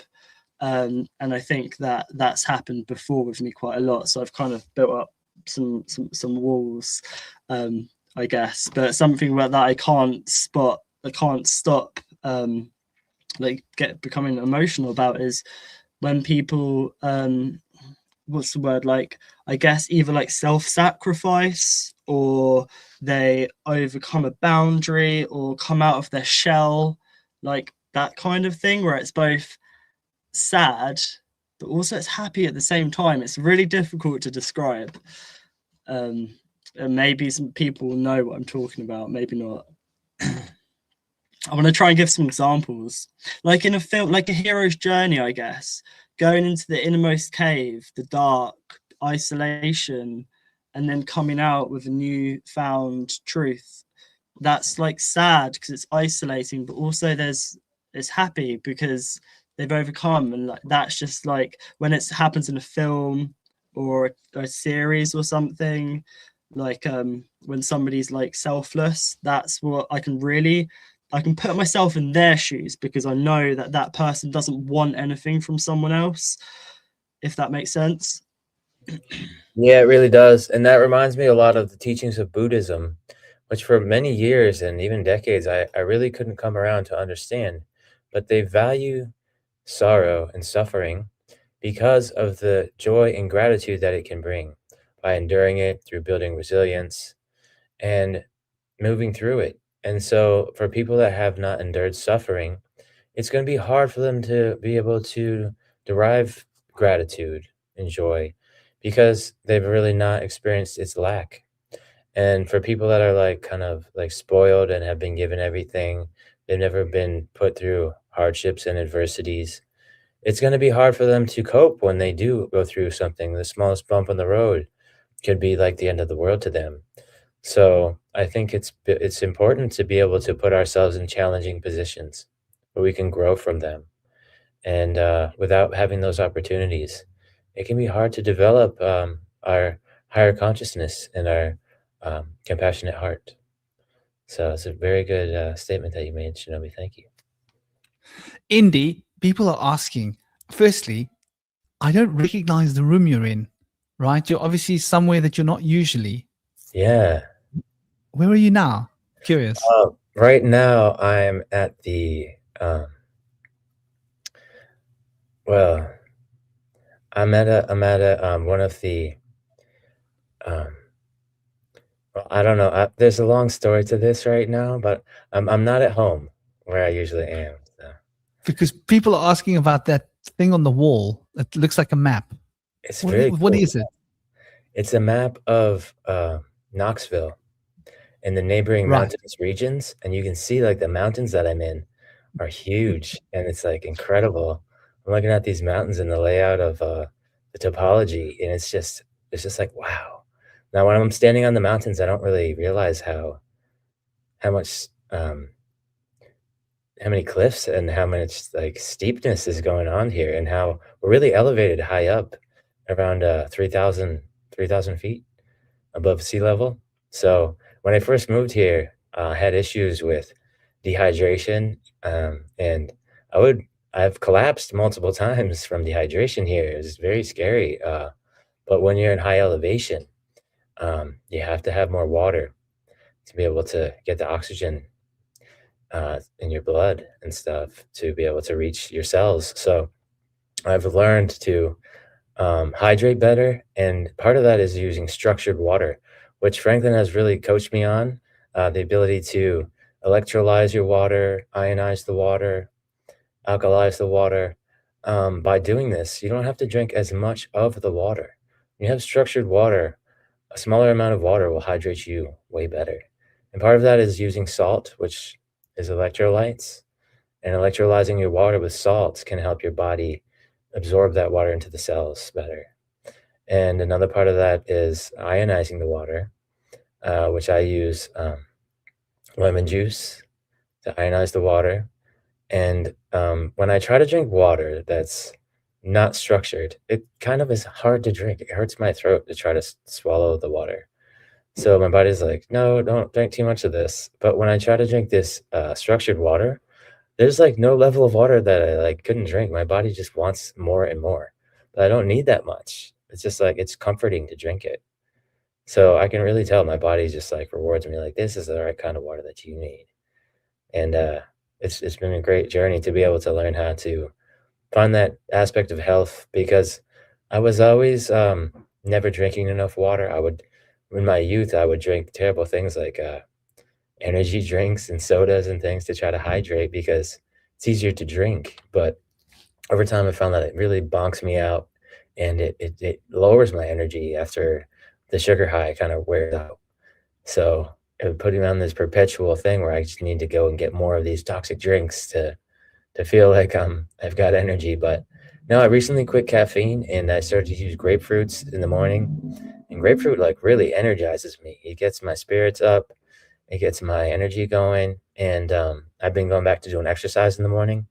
They say that if you don't have time to do a walk or take exercise in the morning, that, you know, you could use caffeine to get your heart rate up instead.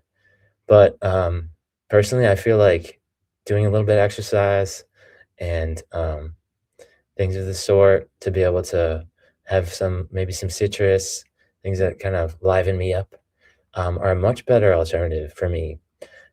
So other people might find that as well, but it's different for everybody. I know citrus can be difficult for some people that have an acidic pH level, and it can be hard to have tomatoes and oranges. But if you're in a state like that, it's probably your body's crying out to you that you need to alkalize your diet. And in order to, by alkalizing your diet, you can actually decalcify your pineal gland as well. So it's actually a twofold beneficial move to do, where you can have better dream states. You can go into deeper states of meditation and have spiritual visions by decalcifying your pineal gland through alkalizing your diet. So alkalizing, a lot of things that you can use to alkalize, even though oranges are alkalizing, they are acidic. They have citric acid, which neutralizes when it hits water in the body when it's brought into the stomach. But if that's hard for you, you can start with melons. Melons are very easy for the body if you have high acidity, and they don't have any acid like the oranges, or if they do, it's very, very little. And I don't think they do really. So also berries can be helpful, but you have to realize that some berries are not alkalizing, like cranberries are acidic and blueberries are acidic, but they both have their own healing properties as well. Cranberries are good to, they're diuretic, so they can help things that are diuretic might help in the urinary tract and things like that. And they're also, they all have polyphenols and antioxidants, which are great. And blueberries have one of the best polyphenols for the brain, anthocyanin. And anthocyanin is proliferating in blueberries. They also have other polyphenols as well. And so they're really, polyphenols used to be referred to as antioxidants, but now they've been understood to be their own thing. And polyphenols are basically what plants use to protect themselves from being attacked by other things in nature. When something is decomposing, those things will start to take hold. But that's how plants keep mold and bacteria from attacking them, with polyphenols. So when we take them into our body can protect ourselves from damaging microbials that can affect our gut health and our tissues. So it can keep us healthier. But it's been a beautiful journey trying to figure out how I can shift my diet and my lifestyles and my life that I've gone through many stages of, to be able to come to where I'm at today. And a lot of this I learned from the youthing practices of functional medicine, which is also known as integrative medicine, integrating Eastern preventative medicine with Western medicine. So I love traditional Chinese medicine, TCM, and it's really strongly connected to Vedic science and Vedic medicine of India. And they both have so many insights that are thousands of years old with naturopathic remedies. And this kind of stuff is just incredible. I'm lucky to have moved away from the sick care system of pharmakia and pharmacy medicine into naturopathy. And it's just been a beautiful shift because a lot of the things in the sick care system are a band-aid approach to medicine where they don't address the root cause. But when you use naturopathy, not only does it address the thing that you're working on, but it will also have like beneficial side effects that are going to help with other things. And a lot of doctors found that when you use things for gut health, it actually impacts the mood in a healing way. And so it'll take away whatever mood issues you might have had as well, a lot of times. So it's been really helpful for me. You have to find things that are cater to your particular tastes and your needs, and your blood type plays a role in this too. So part of self-mastery, learning about yourself, brings harmony and balance in so many ways, whether that's dietary and lifestyle things in the material plane, or learning about your emotional body and your spiritual body in the zodiacal, and spiritual planes. That kind of stuff can really help us understand what makes me who I am, and how can I work on my weaknesses, and how can I make those strengths. And I read a quote that says you can turn your demons into diamonds, and that pearl is made from abrasive sand initially, that eventually is turned into something of great beauty, even though it was at first destructive. And also, people also mention diamonds come from great pressure. And they're only caused by going through those pressures and those challenges. So there's a lot of paradoxical aspect to all of these shifts that happen. And they've really helped me kind of open my mind to see beyond the black and white thinking that's kind of been pushed on us. That's a lot simpler to understand, but it doesn't really have as many insights. It doesn't lead to wisdom as much as coming around to understand paradoxical nominalism, which is just a fancy way of saying the different shades of gray. And I think the yin yang has been an important way for me to branch into this and to start to expand my consciousness, because the yin yang has black and white, but there's white within the black and there's black within the white. And so it's just a small aspect of each within the other, but it has a big impact. So I feel like that's a good way for people to start on a simple basis of being able to understand the paradox and understand nominalism, how to see the shades of gray and see beyond the simple ways of thinking that have kind of been taught to us in indoctrination. But I also feel like indoctrination is a big thing that has been pushed towards associations with the corporeal nature of the lower mind. And so the focus on materialism and indoctrination takes away from the balance of understanding that we do have corporeal and carnal needs of the body, and we have urges that come around in our bodies that drive us to have, certain impulses. But if we also balance those and complement those aspects with our spiritual and higher consciousness, then we can be in a place where we might not be drawn towards transgressive iniquities of the various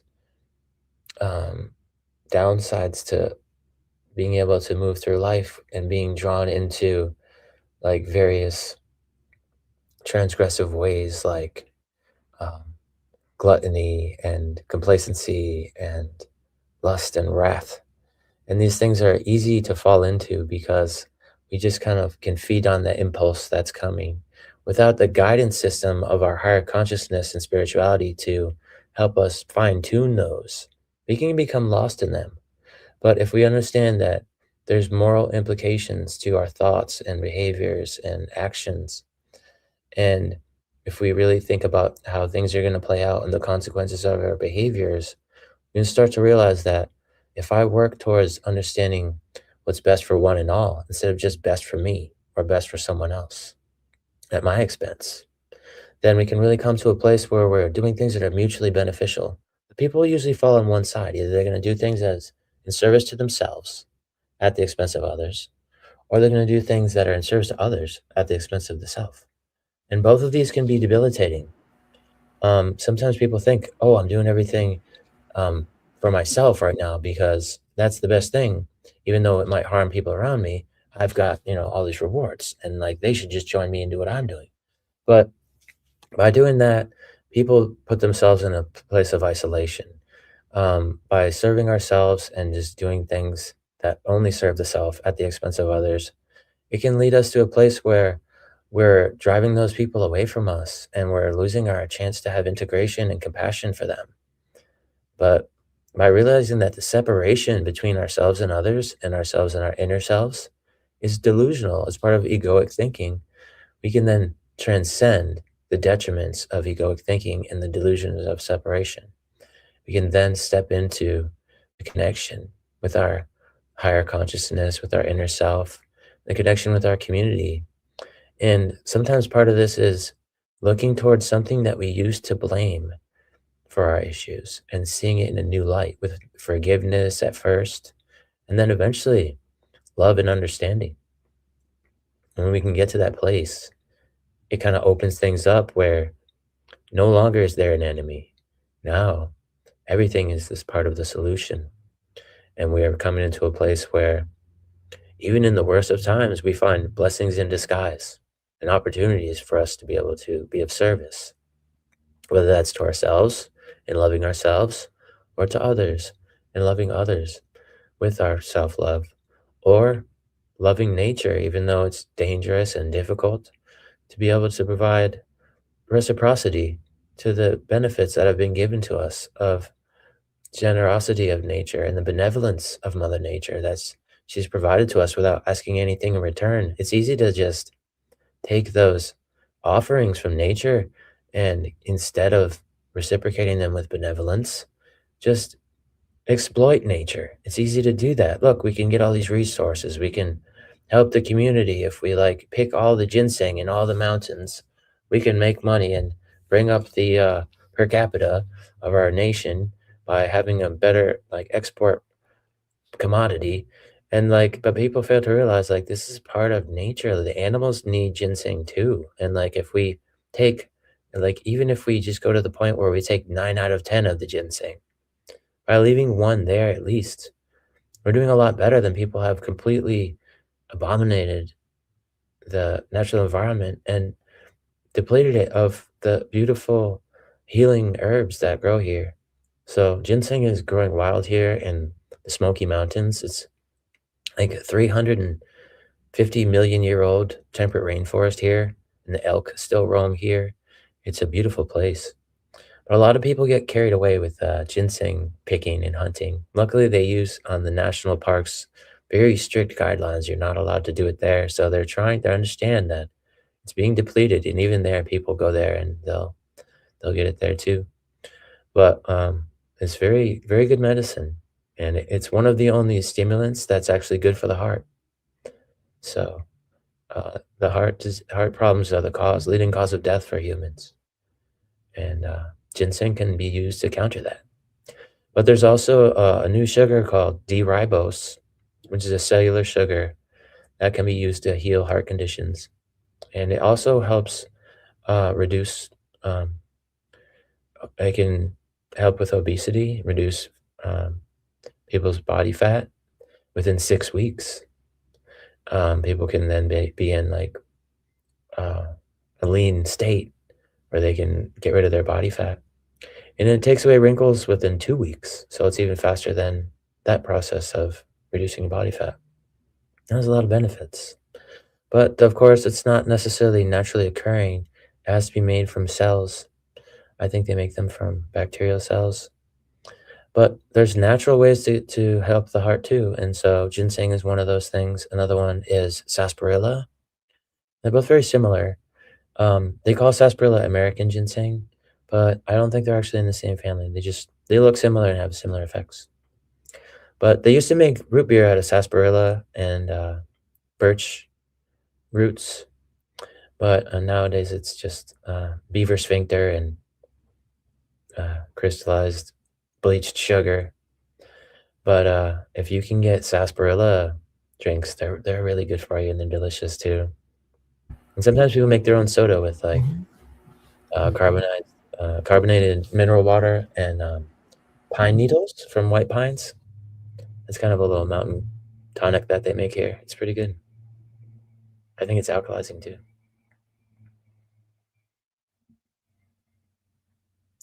And there's a lot Yeah, of man. magic. Go ahead, Franklin. Yeah, brother. There's an interesting perspective. Obviously, I think we tend to over acidify our bodies. And so the acidity presence in the body is an abundance of positive ions in the body, right? Like what we call in biochemistry, positive ions. And alkalinity is what we call a more abundance of negative ions. And it's very interesting because if you walk on the earth is like this. Now, from a 2D perspective, it's like this. So I can walk a few yards that way, or I can walk a few yards that way, or I can walk a few yards that way, and the ions change. And it's like that pretty much most places on the earth. Some places it could be as much as 1 yard. Some places it could be 2 or 3 or 4, 5 yards. Some places it could be as much as 10 yards, the frequency of these waves. And so these waves are really interesting. That's why, like, if you want to grow food in your property, you're better to find out where's the abundance of negative ions more so than positive ions, because the abundance of negative ions improves. So you've got different kinds of bacteria. For example, if you've got a compost pile, you want to put your compost pile where the positive ions are, right? So if you're a genius like biofarmer, you suss out your property. These are the positive ion rich areas. These are the negative ion rich areas. In the positive ion rich areas, that's where I let my soil lay fallow. So I move my soil around, right? And I make a pile of soil there, and I put my fertilizer into the soil, and I have my composting in that space. The microbes that thrive on positive ions are destructive, and they tend to want to destroy things. They're very much, and it's a necessary part of nature. That's why nature has this balance. But the microbes that thrive in places where there's negative ions, they are more about the exchange of nutrition. So those microbes will be microbes that will engage with different kinds of molds, and not all molds are necessarily anaerobic, right? You get aerobic mold as well. This is really interesting. So the ones that are more aerobic are basically they are in tune with biological life. So a tree, for example, will be exchanging nutrients with various different systems under the ground. And this exchange rate, like the tree gives exudes, which is some of its excess sugars, which it exudes through the roots.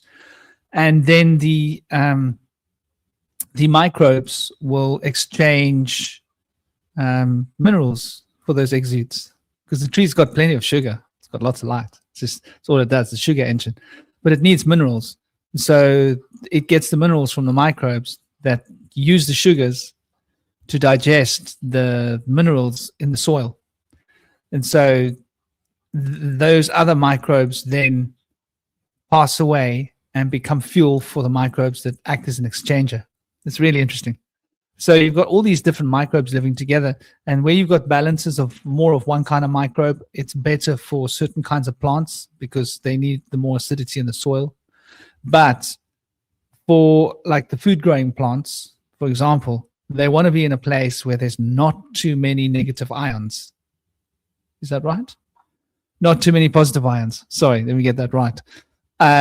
So you can literally decide where to where to plant your food in your garden if you study these ions quite carefully. Now, the human body is interesting, right? The human body is the same. You mentioned drinking citrus and lemon. Now, citric acid is acidic, right? But when it goes into the body and it breaks down, I think it's magnesium and calcium, and it's got other elements in it that actually alkalize. So once the citric acid's been broken down in the body, it becomes an alkalizing agent in the gut. Now, when the gut becomes alkalized, it builds a different ratio of different microbes in the gut. Now, this affects the acidity in your blood subtly. Now, your blood's got like a particular target range. It wants to be between X and Y, whatever that is. What is it like? I forget what it is. Is it anyway? I forget the specific amounts, but it's got a fairly small range. But that small range, it makes a big difference. Now, here's the point. I believe, and from my experience, if you go to places where there's decay, you will attract a certain kind of spiritual energy, certain kind of spiritual entity. If you go to places where there's flowers, you will attract a different kind of spiritual entity. So I think there's a connection here between the acidity levels in our blood and the acidity levels in our gut, especially, and the kind of non-physical beings that we interact with on the day-to-day, whether we're conscious of it or not conscious of it. And I think that there's some powerful alchemy behind how this all fits together. So having a non-acidic body isn't just better from a physical health perspective, it's better from a mental health perspective. That's an interesting perspective to understand, because much of our mental health is governed once again by our gut.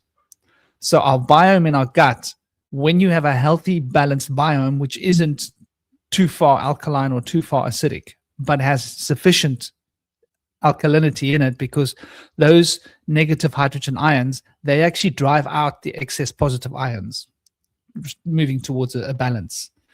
And I think that the way that we live and eat is generally excessively acidic. Most people have excessively acidic guts, so they have eczema,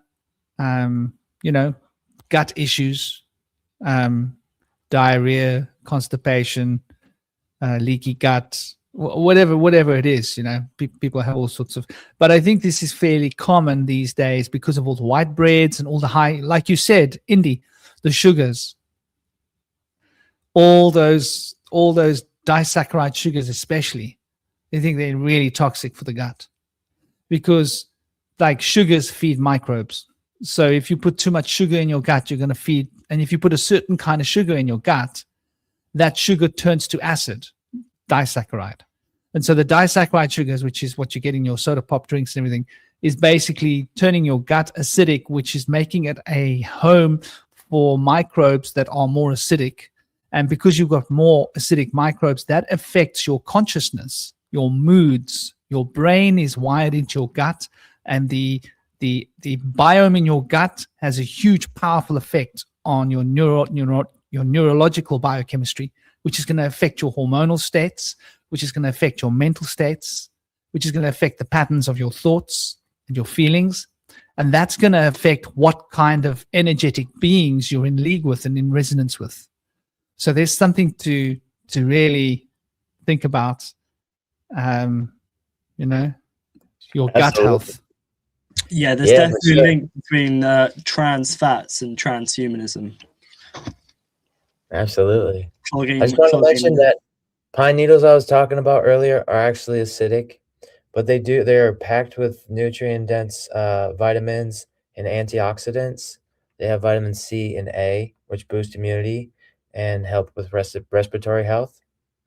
They also soothe congestion, and they also improve heart health and reduce inflammation. And there's a lot of flavonoids and phenolic acids in the antioxidant profile that reduce oxidative stress, which is beneficial for mitochondrial health, which will improve your energy and vitality.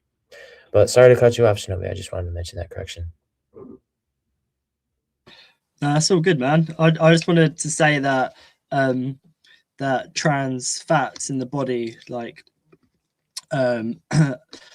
like seed oils and stuff like that, in like foods like margarine, like fry stuff like that, can clog the body, and that's linked to those trans fats are linked to transhumanism, which is synonymous with transhumanism, because when you eat crap food, you have rubbish thoughts, and you have less of a flow in your body.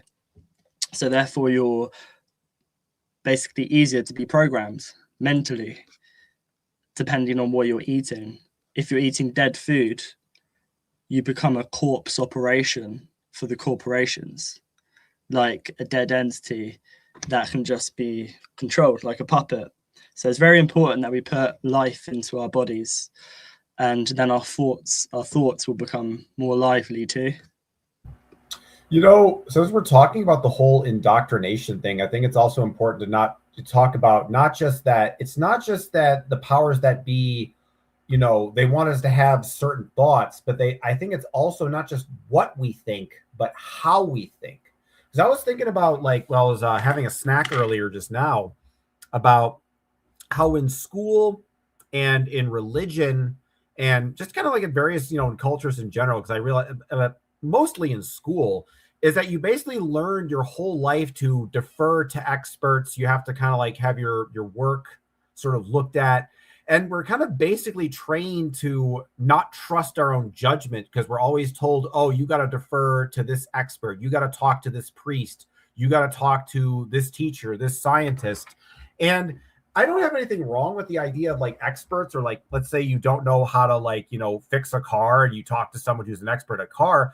But at a certain point, you know, you start to realize that in doing so, with this kind of process of having to always be dependent upon people who have expertise, that you don't really learn how to judge things for yourself. And so we're kind of trained to basically doubt our own judgment, because there's this idea that there's somebody smarter out there that's going to say you're wrong. So don't try to have any opinions of anything right now. And it's very disempowering, you know, in a way. And I think when it comes to, you know, people who, you know, are quote unquote indoctrinated, it's interesting when you put them in a position where you're kind of like letting them just kind of like do whatever they want, and just like, you know, and they just kind of like sit there like frozen. Like, there's certain people in my life who like, they play piano, but they only play sheet music. They don't just go on the piano and just kind of like, you know, play whatever.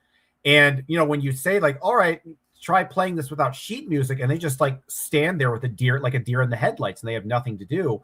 And I think when it comes to like ideas and the way we process information, there's a kind of a similar sense where there's a sense of that, you know, you're dependent upon other people. And I think a lot of this is also due to, you know, human evolution, and the fact that, you know, human beings are essentially a tribal species, you know.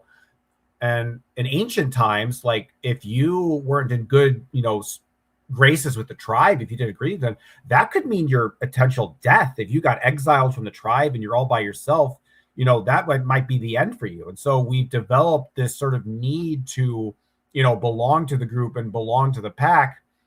And in doing so, with that dependence, we never really develop our own independent thoughts, and we never are able to, you know, develop our own judgment on things. So when it comes to, you know, it's not just that, you know, the powers that be are telling you to believe in this and believe in that, don't believe this, don't believe. They're actually telling you how to structure information, how to understand the world, and sort of put everything together. And a lot of it seems to be, you know, don't trust your own judgment.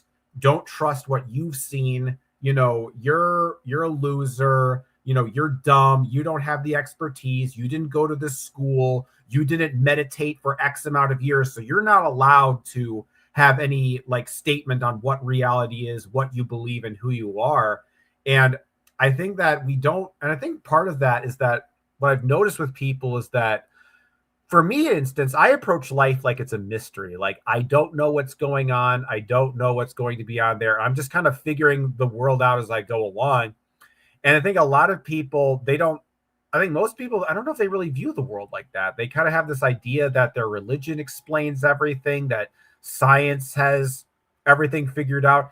And they never really sit with that sense of mystery and uncertainty, which is really uncomfortable for people. But, I think it's important for developing yourself and having your own independent worldview, because sometimes the group dynamic is wrong. Sometimes the consensus is wrong about stuff. Like, if the consensus was always right, we'd still be in the Middle Ages, essentially, like just going along with the mad crowd or whatever. And there has to be people who basically say, no, I'm not going to go along with the group, because sometimes the group is heading off a cliff. And sometimes there's got to be somebody that says, hey, maybe we shouldn't walk off of this cliff.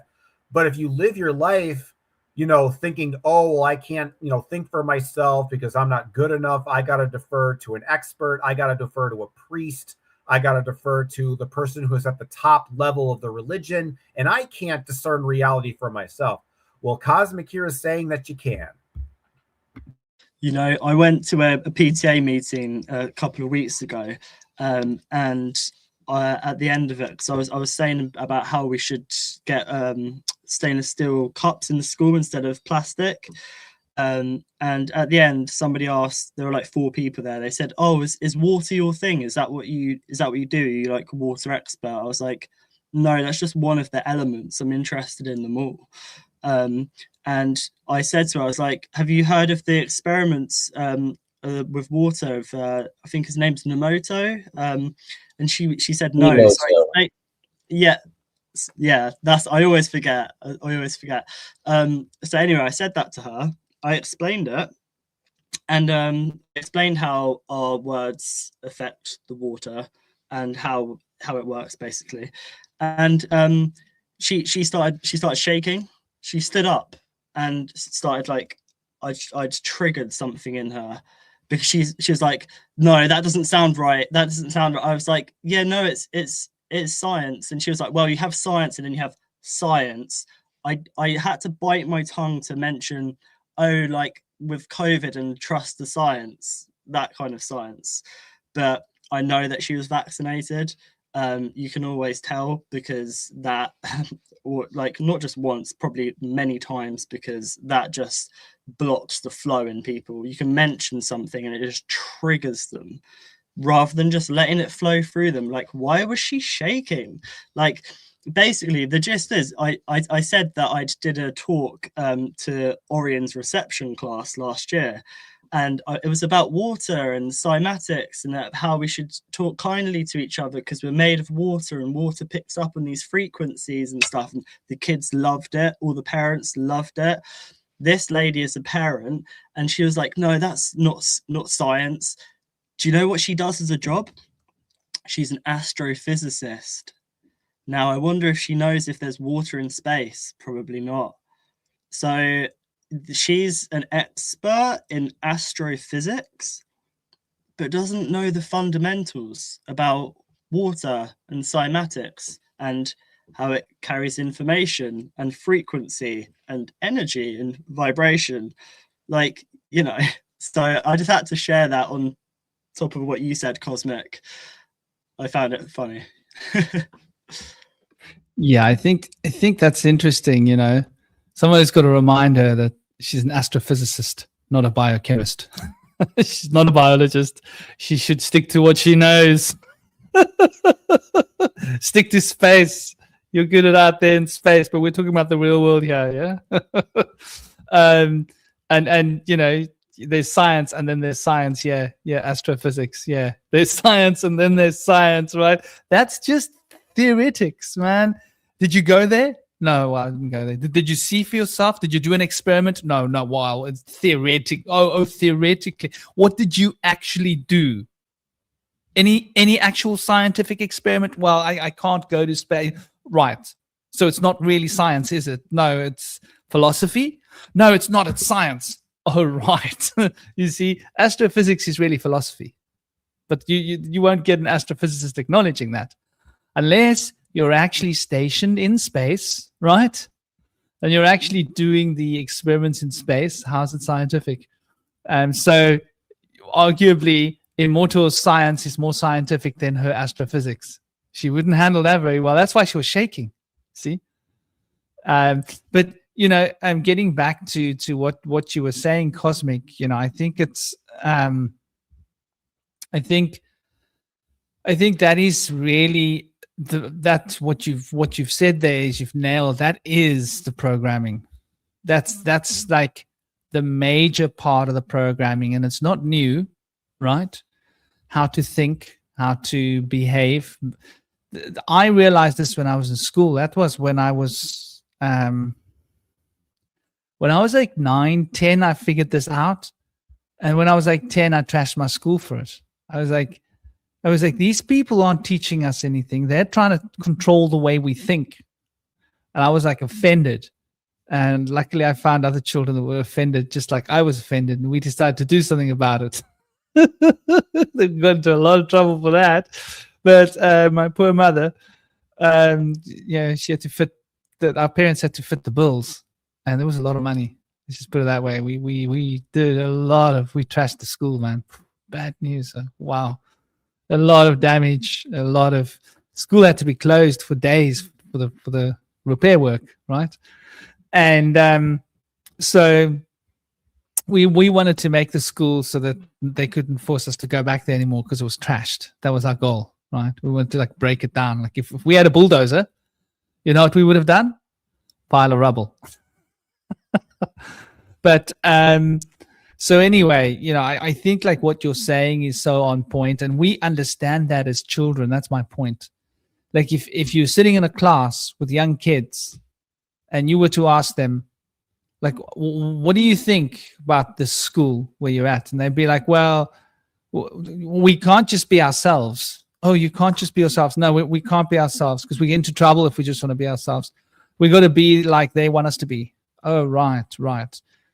And that's probably the biggest takeaway. A lot of the children, if you were to have like a sincere, honest conversation with them about how they actually feel about school, you'd get a lot of that back from kids. Unhappiness to the fact that they have to be something that they're not. And I think like that's a big part of the education system when we're young. And let's face it, Cosmic, it's not new, right? The powers that be used to use religion for that, didn't they? And then they realized that like there was a new religion, and the new religion was science.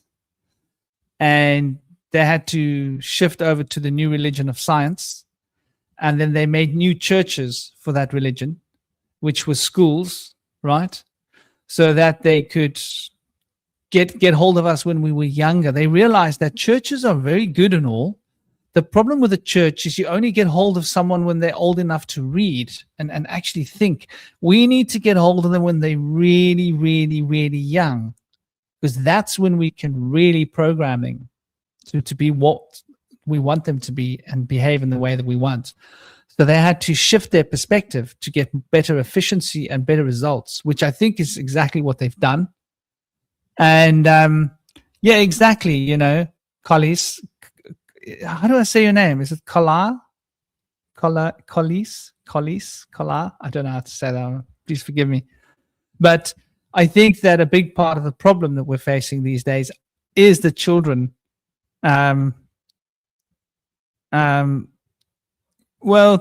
the so-called aim of education. I think the aim of learning would be, Gregory, the aim of learning. If we had a learning collective, a learning hub, right? A learning academy, I don't like that word. A learning hub. I like that word, rather than an education. Because like when I think of the word duke, right? And what the dukes is about court. And so the dukes managed the legislative system. And the legislative system was put in front of us, which is the law. So the law was administered by the dukes.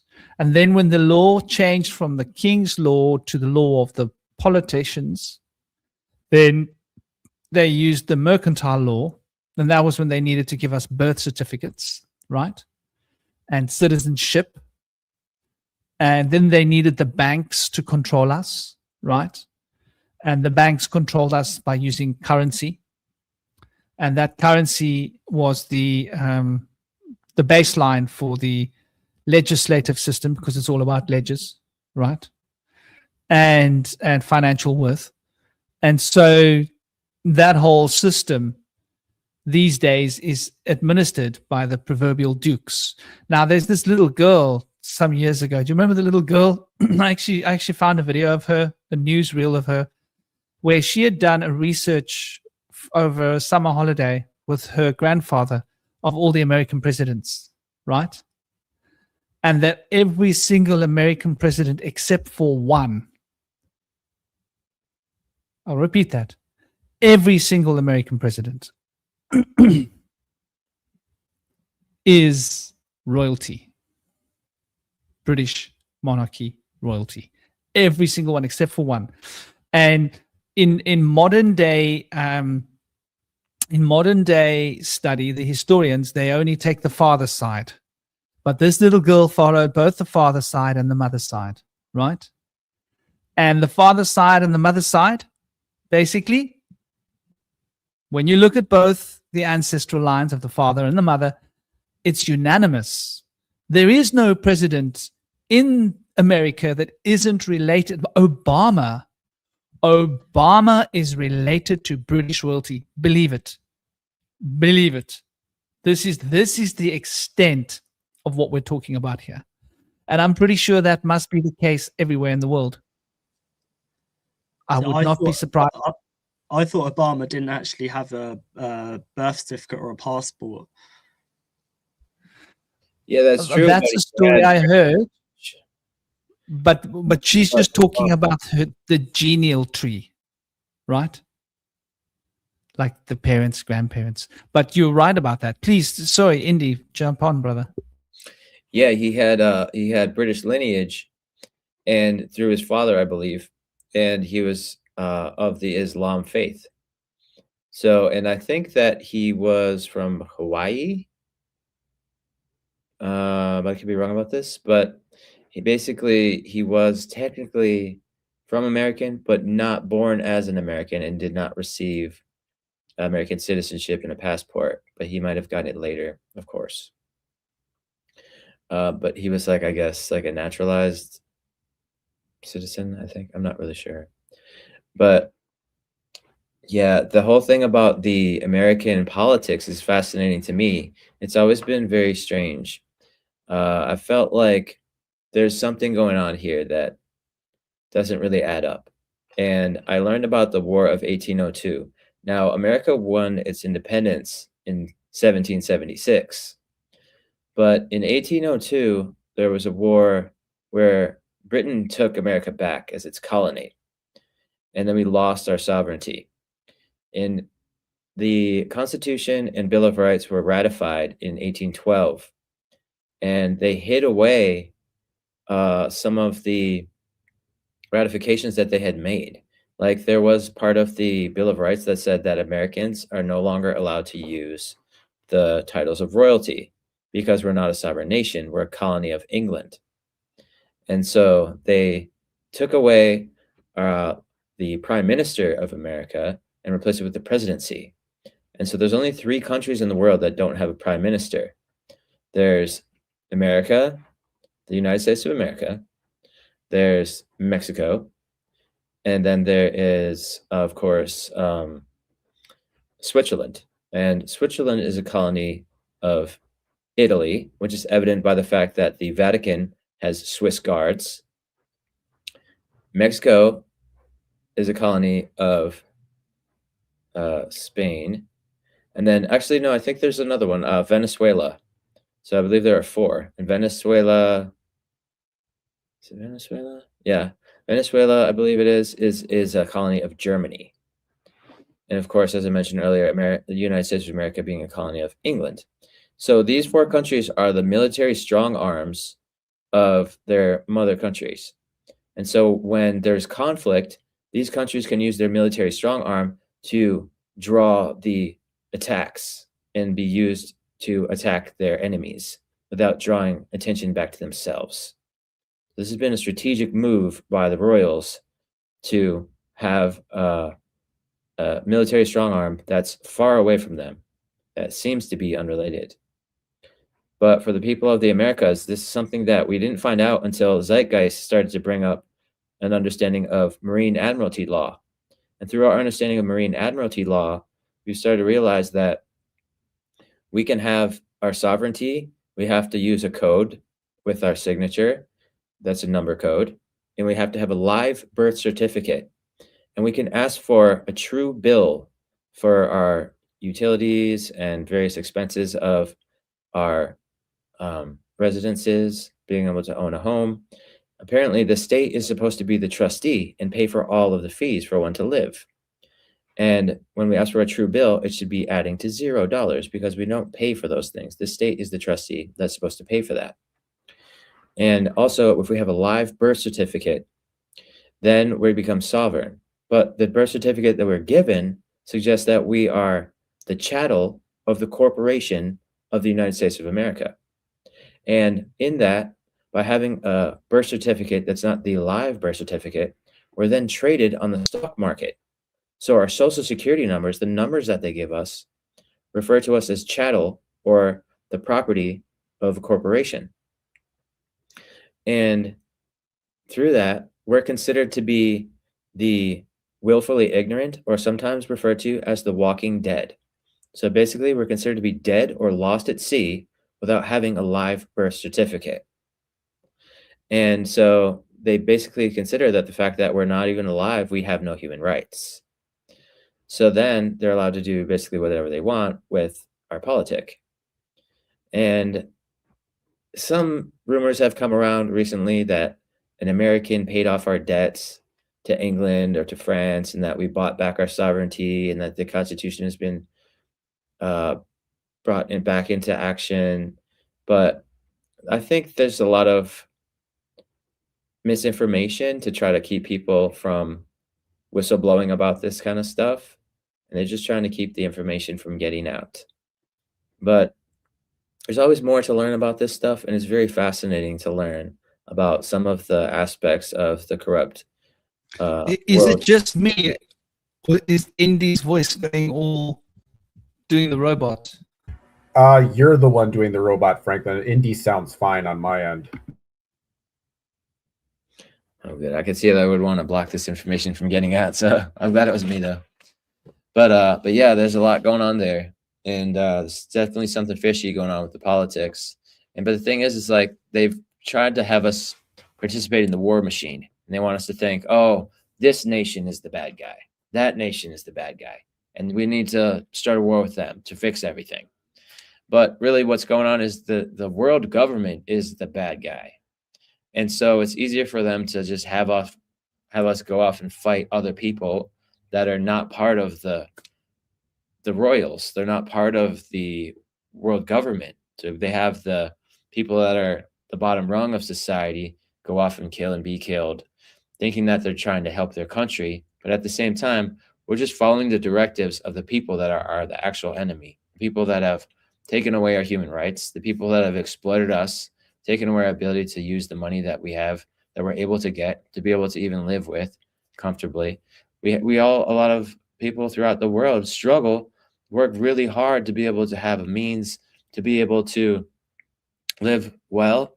And instead of being able to do that, we either have basically compromised our integrity to be able to have riches, or we have worked so hard and still can't even manage to pay our bills and feed our families.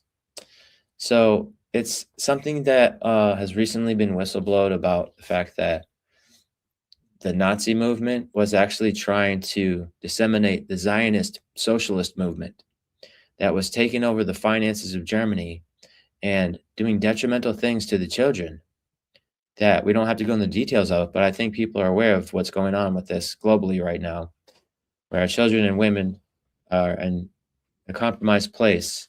800 million children a year disappearing from the world. And who's doing this? Why is this happening? And I can tell you one thing, it's not just that one country that they've told you is the bad guy and the source of all the problems. it's the world government.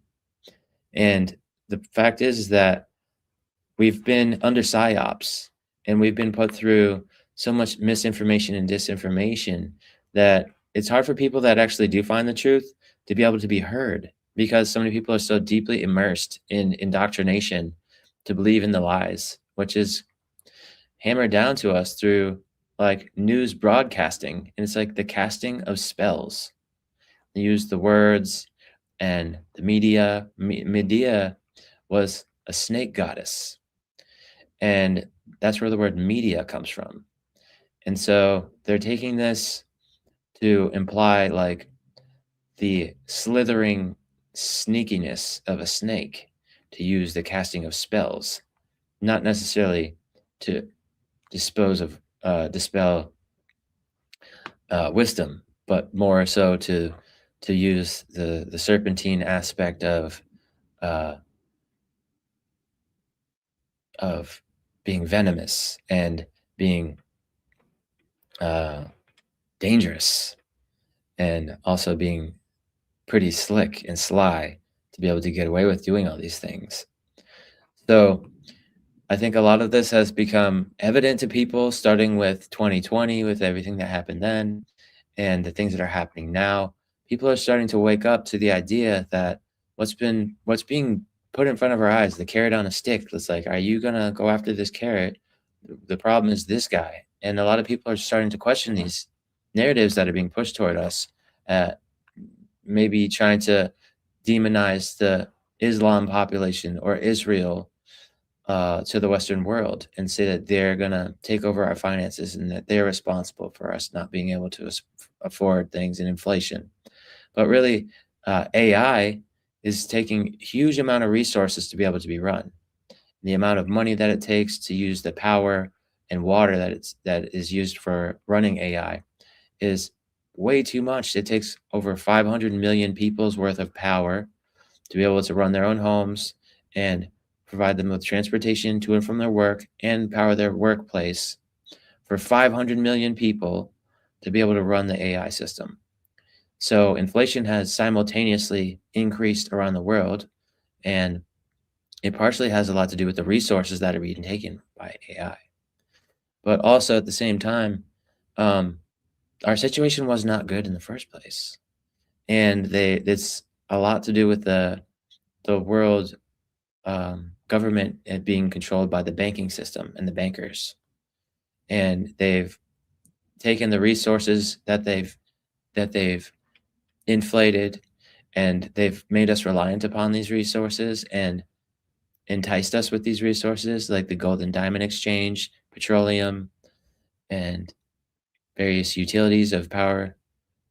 All these various things are taking away from our ability to become sovereign and use like natural power, like the ability to use water power, wind power, solar power, could potentially help us break away from the need to participate in these toxic utilities.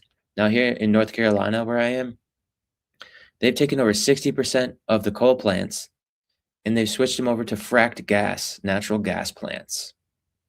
And so to me, when I heard that, I was absolutely horrified, because fracking of gas completely destroys the environment, and the entire towns have to be evacuated because the natural water sources become polluted with natural gas. And you go around to look at the lakes and the ponds, and all the fish and the amphibians are belly up dead. And it begins to like break down and turns into this like terrible wasteland that was prophesied by Hermes like thousands of years ago, where we're not only destroying the earth and the water, but the air too. And there's over 200,000 toxicants in the air now from industrial mechanization, waste products. And it's an important time to be able to have a lot of polyphenols and antioxidants in our diet and regiment, and being able to purge and clear a lot of these toxic things from our bodies through sweating and through exercise. They can be helpful for us to understand that things have gotten to dangerous levels. And if we start growing our own food at home with like healthy soil, we're going to be receiving the magnesium and the various minerals and vitamins that we need from our food that are destroyed by synthetic fertilizers, and pesticides and fungicides and herbicides and all these various things. So there's like so many things that are happening right now. But naturopathy and like growing your own food, these kind of things are not very hard and they're not very expensive. Like a little bit of dirt and some sunshine and rain is like all we need to make our food. It grows out of the ground. You know, it's not rocket science. You plant a seed in there, you get yourself some good soil, and it'll take care of itself. You have to do a couple things and watch after a little bit, maybe give it some water if it's not getting enough rain. But things have gotten very strange. And here in North Carolina, the winter went from usually being a cold, snowy winter to being like summertime, where it was like 75 degrees in the wintertime. And now springtime's come in, everybody's like, oh, it's spring now. Now winter came back in the springtime, and it's like it was snowing, and it's been like in the 30s and 40s of degrees, and people are walking around outside with shorts and tank tops and t-shirts in 30 degrees weather. It's just gotten to be very imbalanced and strange. But we know that in the northern hemisphere, there's many more impacts of the climate change. And a lot of this stuff is said to, in our country, just be the result of Democrats trying to lie to get funding for environmentalism, and that it doesn't have anything to do with the actual environment. So a lot of people have been discouraged from even believing that this is real, and they just blame it on the Democrats. Whereas I don't know why people are so silly to think that one side is better than the other. Because personally, I feel like on the Republican side, that people that receive free benefits should probably do something to receive free benefits. No matter what their condition is. I feel like they could volunteer in some way to help their community and then receive the free benefits by doing that. And they would feel a sense of purpose, connection to their community, and I feel like they didn't just work somebody over to get free stuff out of them, which is a terrible thing to spoil people with. Also, on the Democrat side, I feel like rich people should pay taxes. You know, it's like the politicians here, not only do they not pay taxes, and if they did, we'd have a lot more revenue for our roads and infrastructure and for our education system, but for like so many other things too. Not only are they not paying their taxes, but they've been found to be stealing trillions of dollars from our money that's supposed to be used for Social Security and stuff. So things are just getting out of control in this current epoch right now. And people are starting to wake up. And I feel like it's just going to be a matter of time before a nonviolent, non-compliant revolution is going to be made, where people are going to start to take the power back. There's so many more of us than this small amount of elites that are controlling us and exploiting us. So if we took it in our hands to be able to build a new system, as Socrates thousands of years ago told us that we could do, instead of trying to fight the old system, because that's what they're trying to get us to do, either fight our own system or fight some other bad guy that's the problem. But we don't need to fight anything. We need to integrate. We need to smarten up. We need to come together and come up with a better plan and create a new system, which is going to be a lot easier and cheaper than the crazy super farming systems that they have with all these crazy chemicals and giant machines. We don't really need all that stuff. We could just basically work on a barter trade agroeconomy where people provide their own personal services and products that they make at home, whether that's like artwork or jewelry or clothing or food or water or beverages. It's not that hard to make something that you're interested in doing, something you're passionate about. And I think it's also very rewarding once you start to create something for yourself and offer it as a gift to your community. So we can start doing more of that. That's the solution. Having to fight something, that's not even part of the issue. We have to start to build something together. And that's really what's going to bring us together in the end, I think, to be able to rise up and take the power back and create a system that's going to be sustainable, that's going to be healing, that's going to help us overcome all of this pollution that's been created by mechanized industrialization. And as spoiled as we've become from all this digital media and technology, I think it's much more rewarding and gratifying and enriching to read a book, as difficult as it might be to hear. But I think a lot of people have mentioned that through digital media, we're hearing like a big loop of the same information go round and round in circles. But when people read a book and one person reads about one thing, another person reads about another, they can have a conversation about things that's not even brought to the media yet. Things that are like secret mysteries and amazing insights that authors know about but never really reached the mainstream, that we can start bringing into our communities. And it does take some more work, you know, opening a whole book and having the patience and focus to be able to read that book. But I think part of that is walking away from the things that are detrimental to our focus and attention spans, like yellow 5, tartrazine, is absolutely detrimental to our focus and attention and comprehension. Also, there's like many other things that take away, like sugar, for example, is detrimental to our brain health. It's been causing Alzheimer's for people that reach older ages after having a sugar-rich diet, which is something they don't mention to us. So, as many like scientific breakthroughs that have been made to now test for amyloid plaques, there's like natural things that have been found to increase brain health, like mangoes and mango extract, that can actually reverse Alzheimer's. So, one of the things is mangoes are like a tropical fruit, so it could be difficult for people to achieve being able to transport mangoes to a temperate region for people that need them for their brain health. But we could make mango extract and transport that, which has a much better shelf life. Now, I also wanted to mention earlier how we were talking about trans fats. They're mostly from partially hydrogenated oils, which there's no safe level of partially hydrogenated oils to eat. They're always poisonous, and they've put them in the food because they have a better shelf life. But there's no reason why anybody should be ever eating those. This is only for the profit of the corporations that they even have in our foods. But there are trans fats that are in some meat and dairy products naturally. But those are part of the acidic food diet that people are overly bringing into their regimens.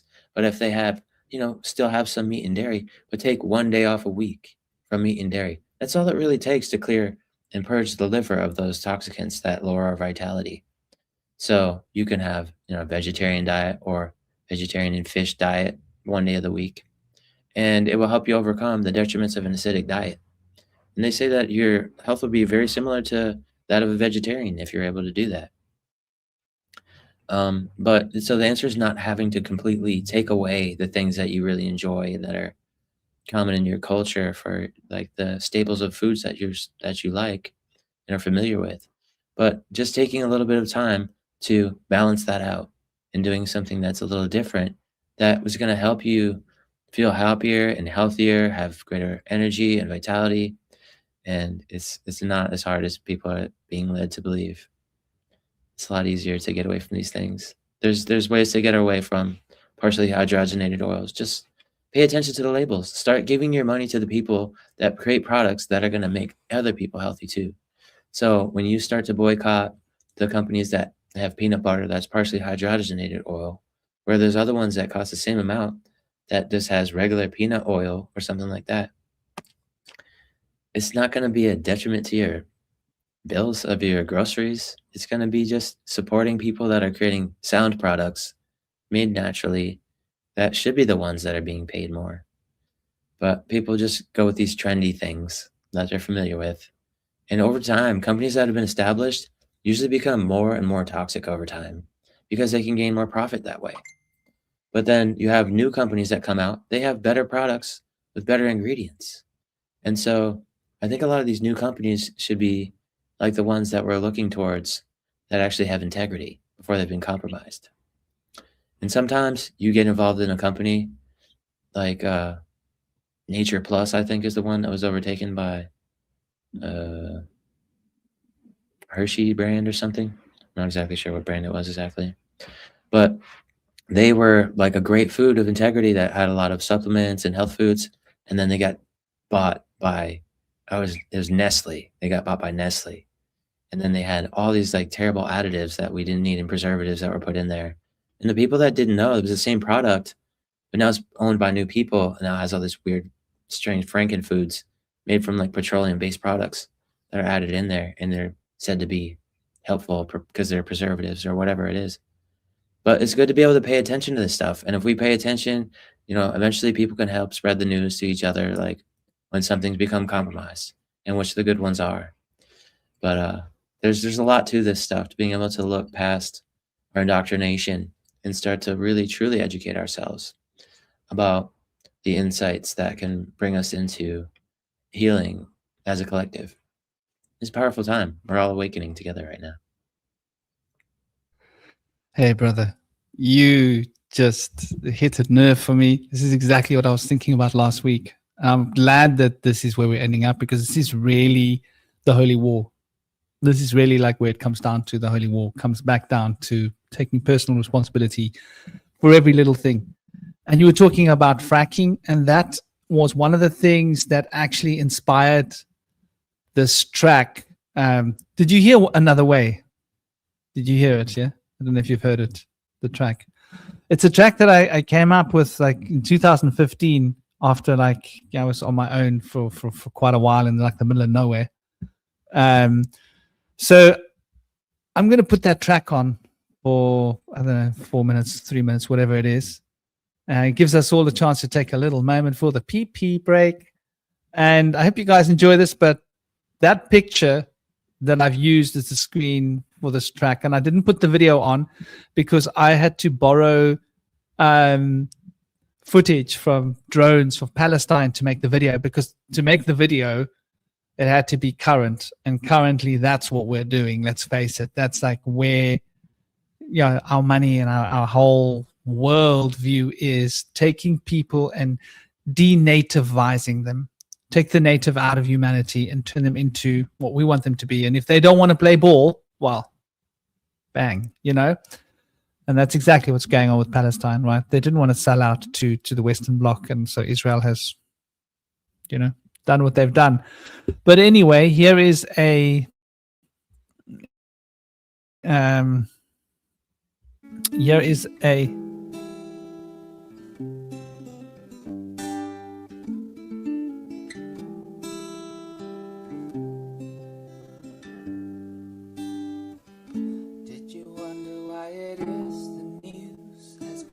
A bit of a joke, more of a muse.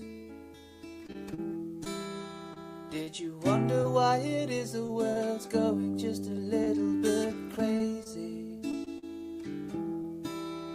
Did you wonder why it was the world seems to be that way? Did you wonder what it was to feel like to be the way it is, like it's not just moving on a merry-go-round in a fanfare circus, nothing to do and it's all hocus pocus. We burned the trees and we cut it away, stripped the world of all her beauty, and we stripped the beams on her flesh away and changed the air on the other day. There's gotta be another way. We gotta dig down and find another way, because the world is slowly slipping that way away.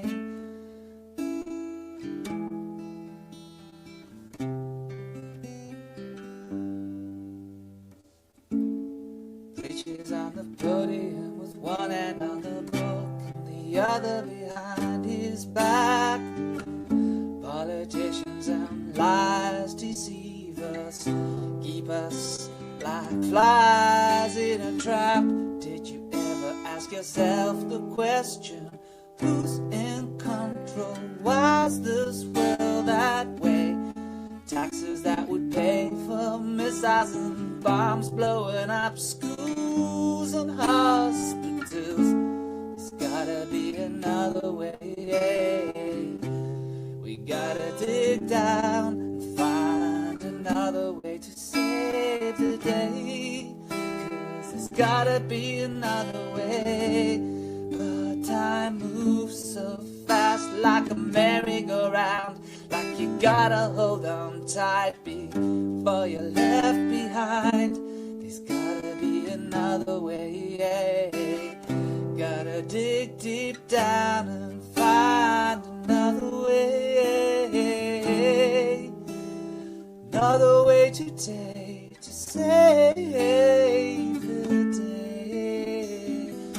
Gotta be another way. Gotta dig deep down and find another way.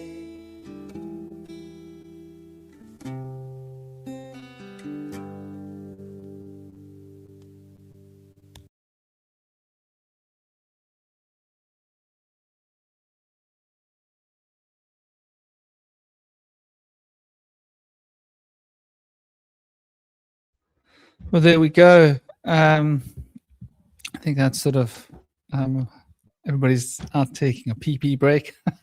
I realize it has to be done, man. Otherwise, by the end of the session, I'm sitting here like looking for jars, and it gets bad, man. I'm like, this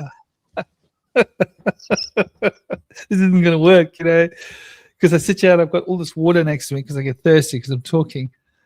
Yeah, I'm glad you guys liked it. Yeah.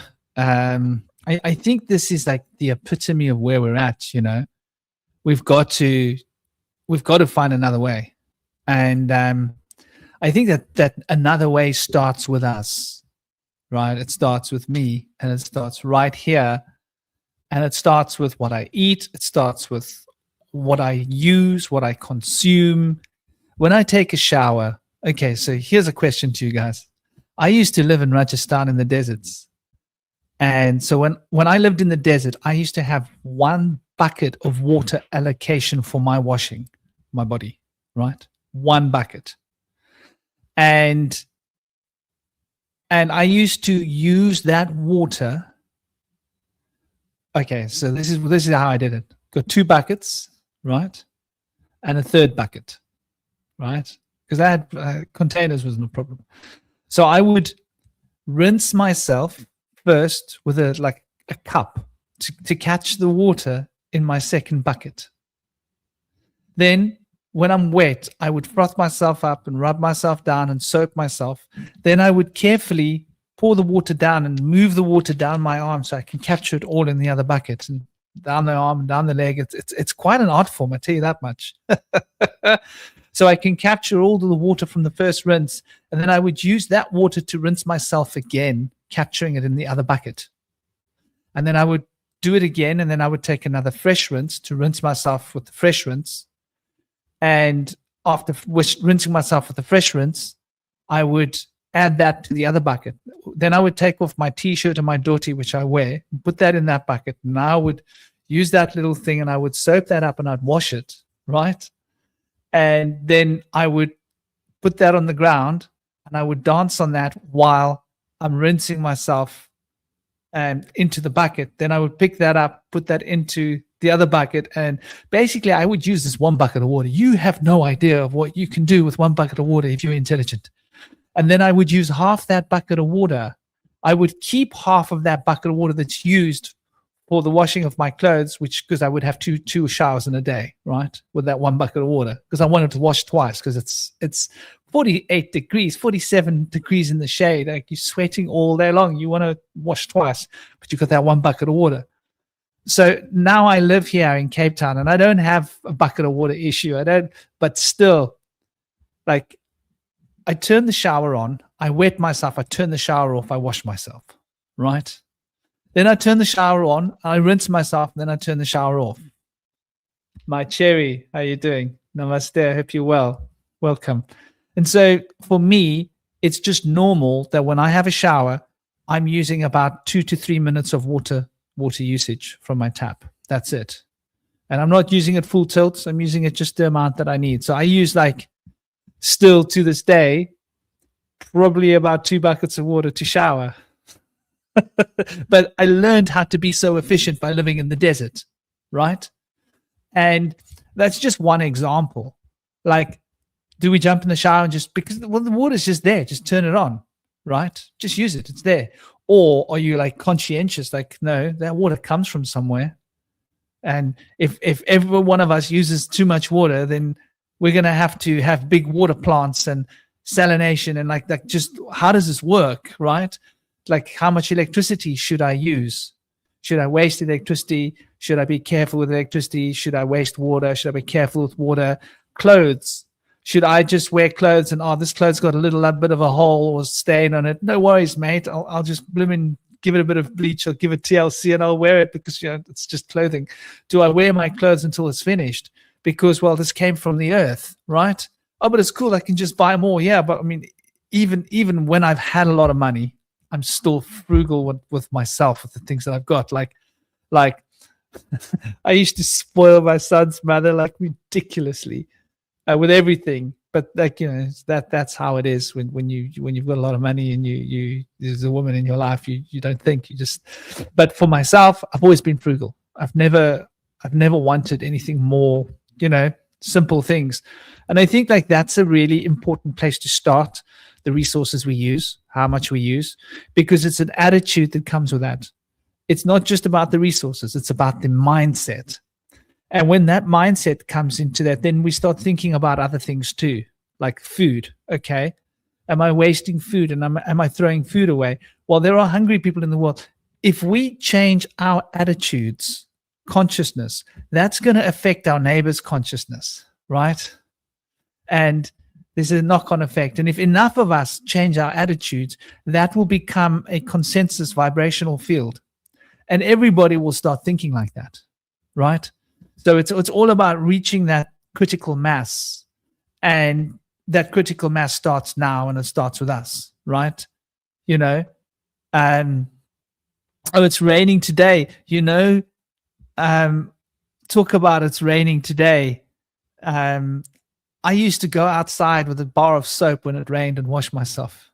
Ayurvedic soap, natural soap.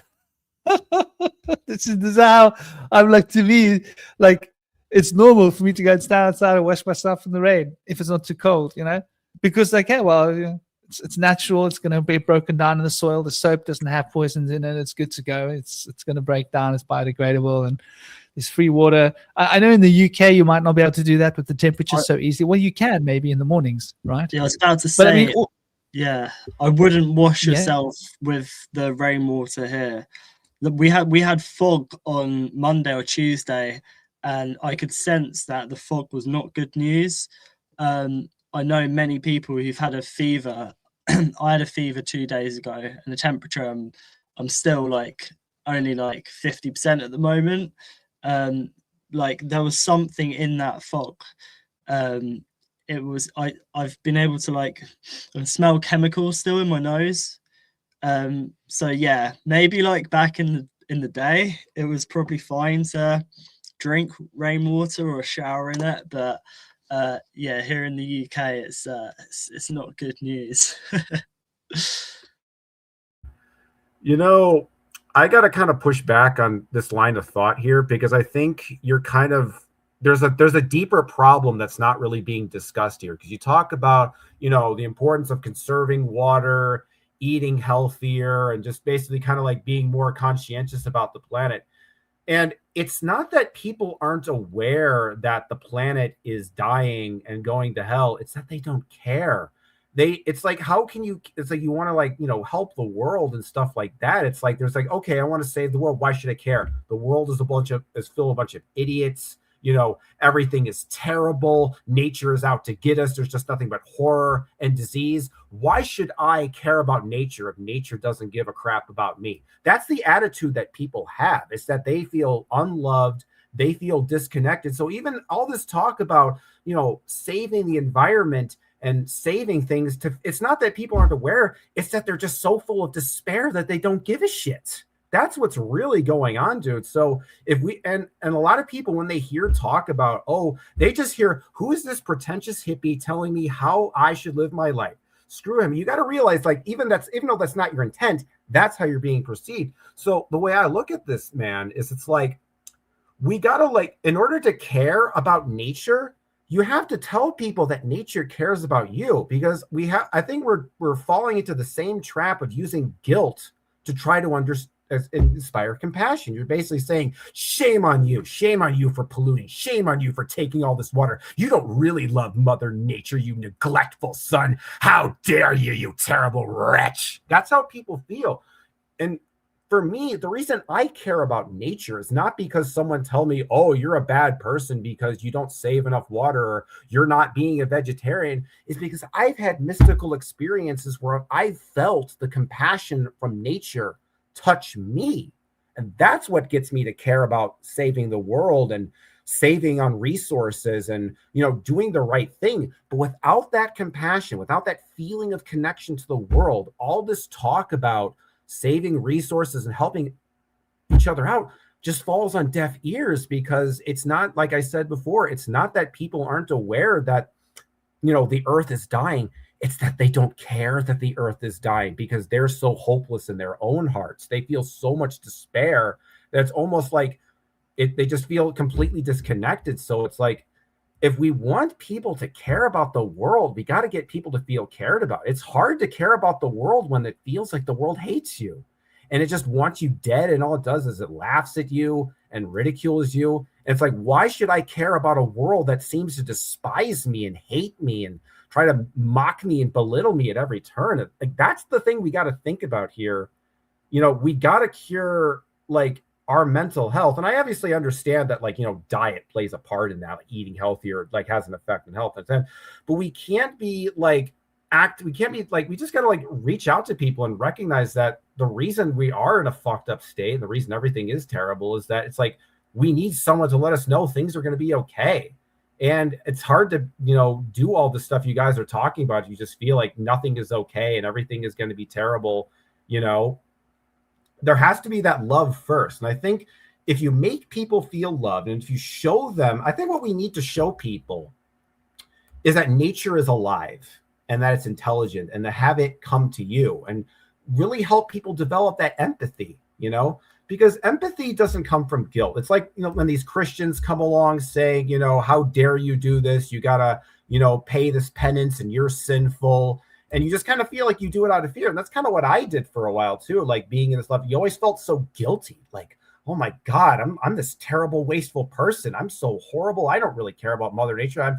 And sometimes I really take that guilt in, man, And I think that what changed me was just having the goddess come to you, look in your eyes and say, hey, I love you.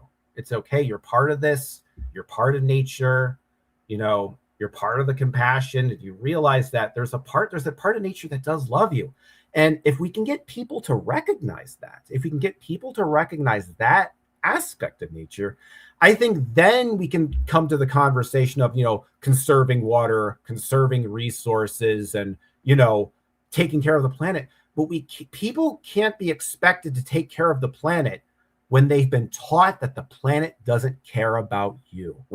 Because people don't feel that. It's like you guys, like Indy, Franklin, Shinobi, we've had those shamanic experiences and we felt that love from the trees and the sky and the water and all that stuff. But the problem is most people have never felt that love before. They've never felt that connection. To them, nature just seems like this dead corpse. They're just and they just don't care. And so what we got to do, I think, in our spiritual path, is we need to let people know Gaia is real. Show them that they care about them instead of making them feel guilty. Because I think a lot of people, even though they use resources, there's a part of them that feels guilty. There's this part of me, but they're so mired in their sadness, they feel there's no way out. And so they go into these negative thought patterns and these negative habits. And I think that what we got to do, and like I said, is just show that, dude, nature loves you. Nature, not only is nature your mother, but she loves you, dude. And that is what's going to get people to care about taking care of the environment, in my opinion. Yeah, that's a good point. Go ahead, Franklin. What I think, and I just want to respond to this because I think this is a very important conversation. I think your focus is all about convincing people of something, and that's not what we're talking about here. You're talking about going to convince people about nature. I don't think that's our job. Personally, I don't think it's my job. I think that's something that will happen naturally. I think as children, We have, and secondly, I don't agree with you, Cosmic. I don't think the world is just full of narcissists. I don't believe that. You're describing every single human being, they're all just narcissists. I don't think so. I think there are a lot of narcissists in the world, but I think they're more good people than what they are narcissists. I have some kind of hope for humanity. However, I sense that humanity has been brainwashed into becoming consumers. And I think consumerism is the enemy. And consumerism isn't about nature. And I want to repeat this.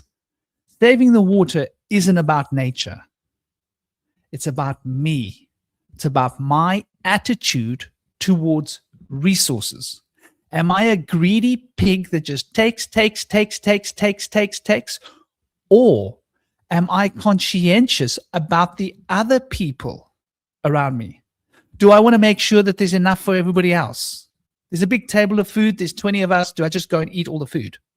Or do I look at everybody and go, how much food is there? How much is the right amount for me to take so that everybody gets food? It's not about nature, saving nature. It's about developing a personal attitude. And it's not something that we're going to convince other people of. It's about me taking my life in this way. And because I live this way, my telepathic connection with nature into the energy ley lines connects with my neighbor, right? And my neighbor suddenly starts becoming aware of how much they're wasting. They don't know why they're becoming aware of how much they're wasting, but because the person next door to them is plugged into the earth ley line energy field, the grid, and is projecting into the grid this conscientious mindset, the other people are going to be, through your association of space and your brain waves moving through the walls and your radiation and your energy field into the earth next to them, is going to catch a ripple of your energy. And so if that ripple of energy that you put out can affect your neighbors without them even hearing the word about nature, without them being told they need to save nature because it's not about nature. And so this is where I say that this is more about a personal practice. It's more about me, what I do, how I take responsibility, how I live my life, because that is going to become what I'm going to give to my child, right? And my child isn't going to go out and live his life in this way. He'll have learned what he learned from his father. I learned from my father, right? Like, you don't waste food. Food is sacred. You don't waste resources. Why? Because there's a lot of people in the world. You know, weren't we all taught by our parents? Don't throw away food. Don't waste food. There are hungry people in the world. That conscientious attitude of recognizing to be grateful for every little thing that I get, that little bit of water I get, I got to be grateful for it. That food that I get, I got to be grateful for it. That attitude develops a particular state of consciousness. And I carry that state of consciousness around with me. When I walk down the road, people respond to me because of the consciousness that I'm carrying. So people either have a positive consciousness experience with me or a negative one.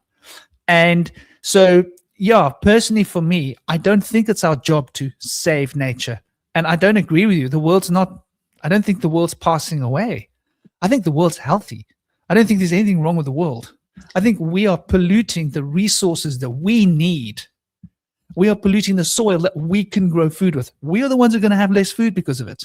We are polluting the water that we need to drink.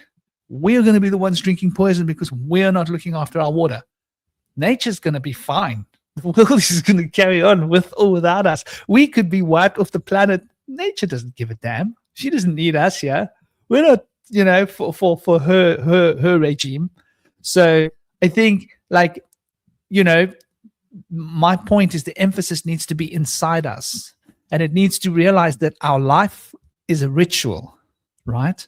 So do you want to go and do a big occult ritual? Oh, I need chalk. I'm going to draw on the floor. I'm going to draw a circle. I'm going to do this. Or can how you eat your food be a ritual? Can how you wash your body be a ritual? Can how you are conscientious about the exchange of energy with nature be a ritual? And that's really what I'm talking about here. Is not about convincing people that they need to try and save the world and nature, or not about trying to convince people that they need to feel this way. And I don't think you're wrong about people need to feel loved, right? I don't think you're wrong about that either. However, at the same time, I can't go out there and make every person feel loved. I don't have that resource, right? But the resource that I do have is to the people that I do come in contact with, to try and be, if I'm not a greedy person in the way that I am towards my shower, if I'm not a greedy person in the way that I am towards resources, I'm less likely going to be greedy with my friends. I'm less likely going to be greedy with my family. I'm less likely going to be greedy with the people I meet on the street. They're going to feel that, oh, this guy's he's not just out to get what he can get. Okay, that's nice. People are going to feel more comfortable around me, right? That means I'm going to have more opportunity to have conversations with them that might end up talking about interesting topics, right? That might get them thinking. And that does happen. But to be honest with you, I think like it's less about what we say. It's less about how we convince people of ideas. I think it's more about who we are as human beings. And who we are as human beings are shaped by our proclivities towards greed. And I think greed is the problem. We've been schooled into greed. We've been schooled into greed, and the greed makes us very agreeable. Because we all agree that we all want money, we all want things, we all want this, we all want this. And so that becomes the chains that lock us into the system. And the systemic problem that we're locked into is money. Money is the problem. Not that the exchange of resources isn't a problem. Money, in the way that it's constructed, in the way who that controls it, in the way that it's been utilized to put us into a state of proverbial slavery, that's the problem. The birth certificates, that's the problem. The fact that we've got governance, that's the problem. It's not natural. It's not natural to have a certified government. What's natural is to have a group of people, and some people are leaders, and they will lead, and people will follow. That's natural. You see it in the animal kingdom, right? That's how nature works. We don't work like that. We don't get to follow the natural leaders. There's a small group of people that tell us who the leaders will be. They say to you, you can choose between A, B, C, or D, or E. Actually, we'll put E on the list, but you can't really choose E. You can only choose A or B, because C and D, we're going to make bad adverts about them on TV. And A and B, we're going to make good adverts about them. So those are your real choices, A and B. So we've got binary choices that somebody else made up for us, who's a supposed leader, who's basically a greedy person that doesn't give a damn about anybody else other than themselves. And I think that's the key. Like when we start becoming aware that it's not just us in the world, that's when we start recognizing and realizing that, this energy of give and take is fundamental to understanding our place in the world. And once we start to understand our place in the world, then we're one step away from healing ourselves. And once we can heal ourselves, then our heels can stand on the earth, and we can be grounded like a tree, and our heels on the earth, having been healed, we can be grounded, we can be in the real world, and then we can, as a tree, start to feed and nourish the ecosystems around us. And those ecosystems that we nourish around us are ecosystems of thought. So from an occult perspective, I think that's the key. I think the true war is fought on the mental plane. And this brings Hermes' first principle under review, right? Because our thought attitudes and the way that we think and the way that we apply our thoughts to the world around us becomes sort of a vibrational tune that we're playing to the universe. And everybody's playing a vibrational tune to the universe, and there's this background humming tune of all of our vibrational fields interacting. And when more of us start to get a certain pitch of harmonic frequency, it starts to tune the entire system.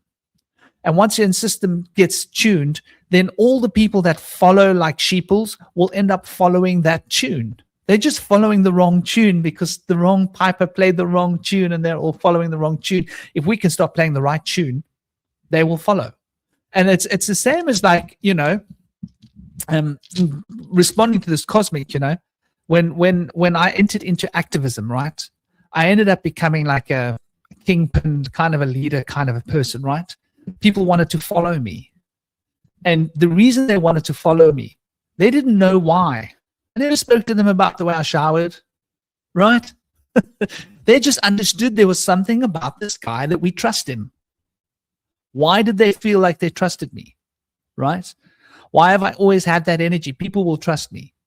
Like I can go somewhere far away and I'm like, oh, damn, I forgot my wallet. And like strangers will say, oh, don't worry, you can sort me out. Here's my bank details, or like, here's my phone number. And I will, and I do. Because some people inspire trust. And I think if you want to be one of those people that inspires trust, then you're going to have to look within yourself to understand this law of give and take. And when you've appreciated that law of give and take and really applied that law of polarity and cause and effect to resolve the principles of cause and effect and polarity, and when cause and effect and polarity resolve itself within the field of correspondence, then we start noticing that the correspondence between how I do this thing, for example, random example, the shower story, that has a correspondence with another part of my being, right? And that has a correspondence with another being. So if you want to tune yourself up like an engine, you can tune yourself by tuning all the correspondence parts of yourself and getting to a point where you're able to sort of to change your needs and your desires. And I think our big problem is that we always want more than we need. And when we start getting honest with ourselves about that, then that becomes something that's easier to face up to.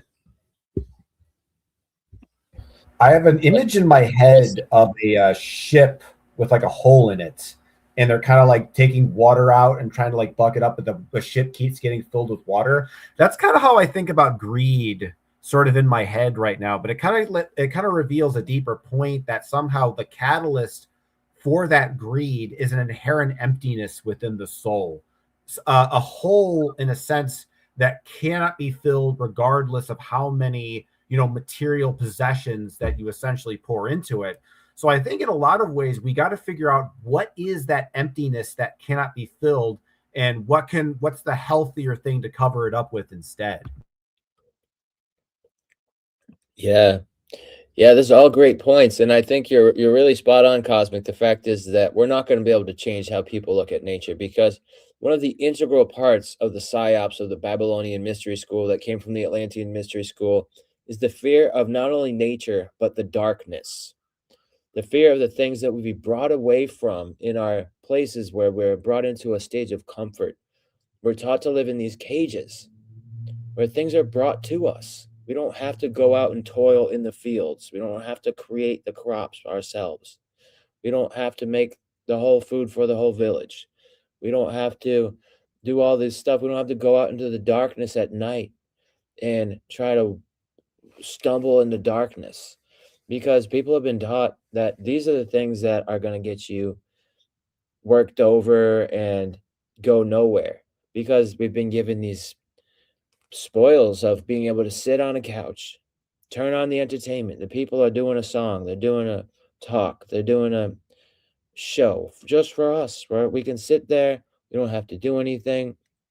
We have food that's just brought to a store. We just go pick it up, and it's going to be hard for people to break out of that into a place where we're going to go run into the forest and learn how to forage mushrooms and ginseng and create a meal out of the stuff we found in that day. It's going to be hard to compare the difficulty that it takes to go out into nature and to create our new means of sustenance, our new coping mechanisms, by confronting all of the challenges and hardships that are evident in those things that we've been taught to fear. And there's a reason why we were taught to fear them, because it's easy to. They're very challenging to us and daunting compared to being allowed to sit in a couch and have people on a screen making us feel good, like they're paying attention to us. They don't know who we are. They put out some mass broadcast to millions of people, and we feel like it's our personal entertainment. But what we can focus on is we're going to focus on not trying to change our people's viewpoints about whether nature is beautiful and loving, because the people that know it is, They already know that. Those are going to be our new leaders. Those people are going to show that to people over time.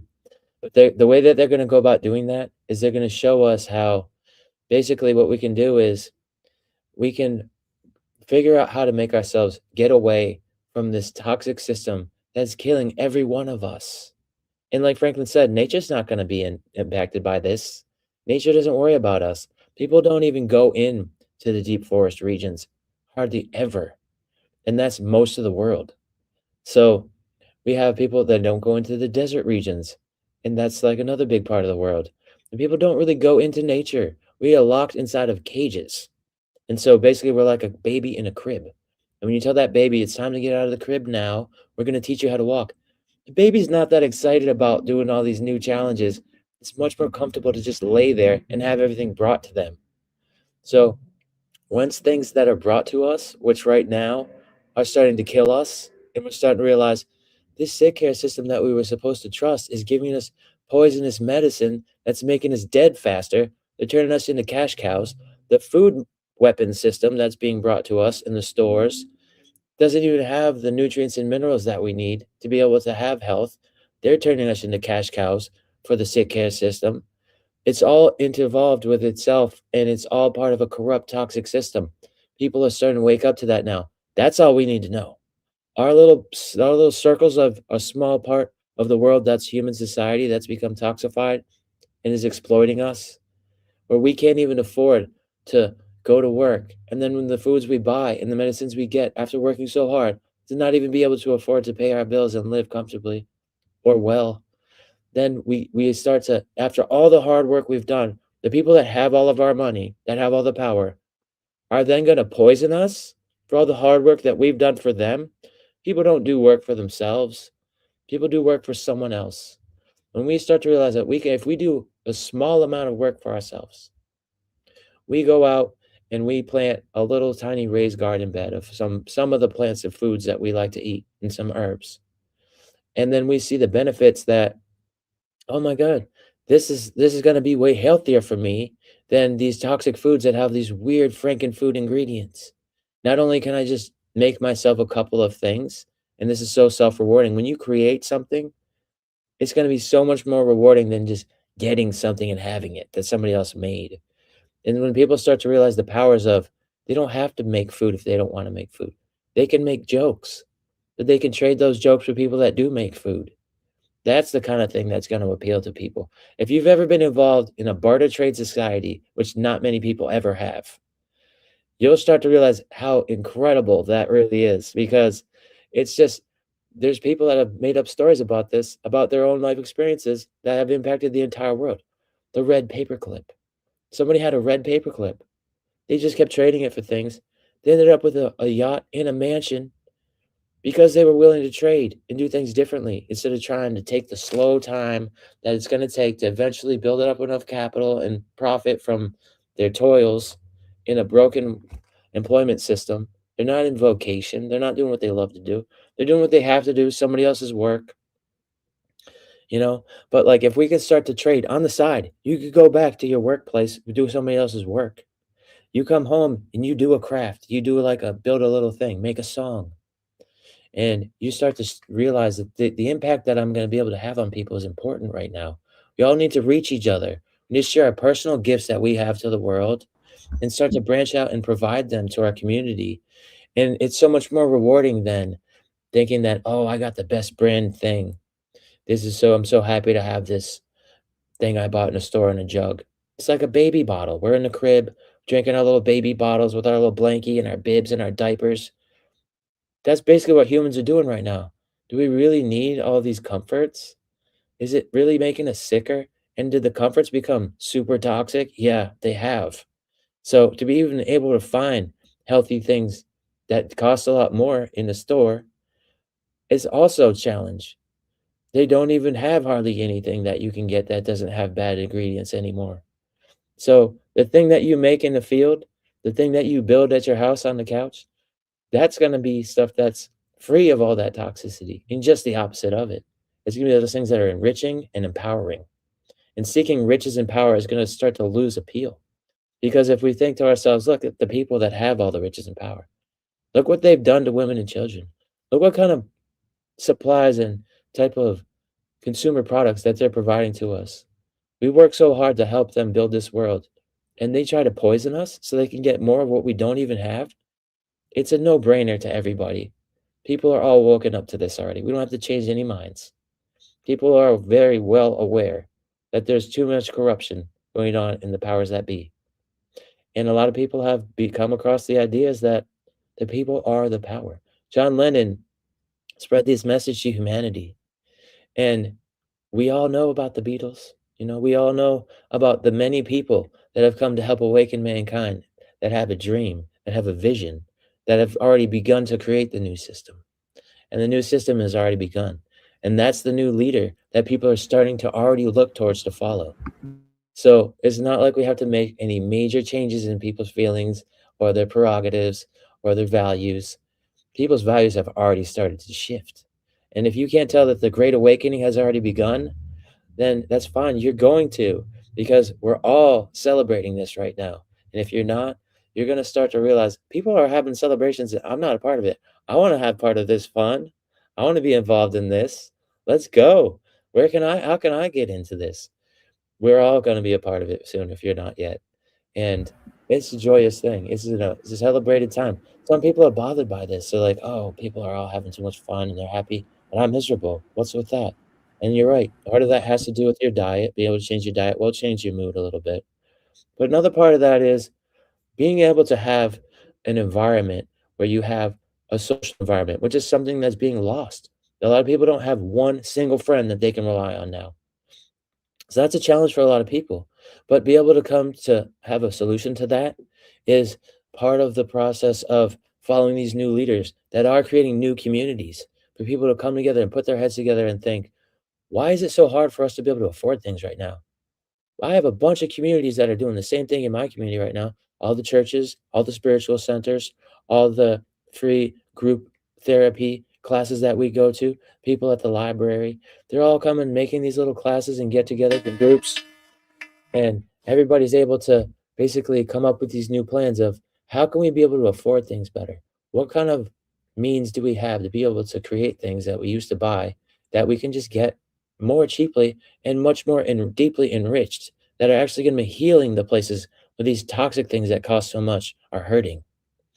And it's just such a brilliant time to me. There's been thousands of different prophets and adept mystics and hierophants in the past throughout all the ages that their wisdom is now becoming more relevant and being brought off the bookshelf into people's laps. They're starting to reach out for that guidance that has always been here for us, that people have heard about. People have seen stories that have been made about them, movies and shows. They mention all these people. And they're looking past all of the narratives that are about the misinformation, the mistranslations. They're looking at the real deep understanding that's now coming out of those things. And they're starting to question and challenge things. And that's where it all begins. As soon as somebody's uncomfortable because things have gotten difficult, that's when they start to question and challenge things. And if they start to realize other people have already gone ahead of us, we can jump on board with them and we can start to overcome our own issues. And it's really about me. It's about you. It's about every individual. It's not about making some group have to believe in certain things. It's about every single person being able to realize we have the power in ourselves, in each individual, to make small, subtle changes. And Woody Harrelson made a really good video about this in the early 2000s. The dollars that you give to somebody at a store, think about who they're going to. Do you even really want to give the money to those people? Would you rather be able to give that money to the people that are making things better for you, that are going to give you something that's worthwhile to get in the first place? And that's a big impact. When I watched that video, I started to realize, listen, I'm going to start boycotting all the people that I used to give my money to that are making me sicker, that are causing my problems. I used to have all this terrible preserved meats and energy drinks and sodas. And I thought, if I just eat more of them, I'm going to get healthier. Maybe I don't have enough. Then I realized I'm eating too much of these things and they're making me terrible. Maybe I just need to eat less of them. And I started to fast. And either way, no matter which way I cut it, I realized these toxic foods are not going to help me no matter which amount of it I eat. I need to figure out something else. And those things that I found was a lot cheaper. Like I just get like real like vegetables cost nothing. The meat costs a lot of money. The dairy costs a lot of money. Vegetables are much more enriching and they're much more healthier. And you can flavor them up. And if you put herbs on the vegetables, make them taste better, that's true medicine right there. That's the medicine the witches used to bring around to everybody. Here's your pack of seeds for free. Go ahead and plant them in the dirt. Let the earth and the soil and the water, the rain and the sun grow them for you. And then if you get sick and you need them, go out and use them. Put them on your food and then it's going to make it even taste better.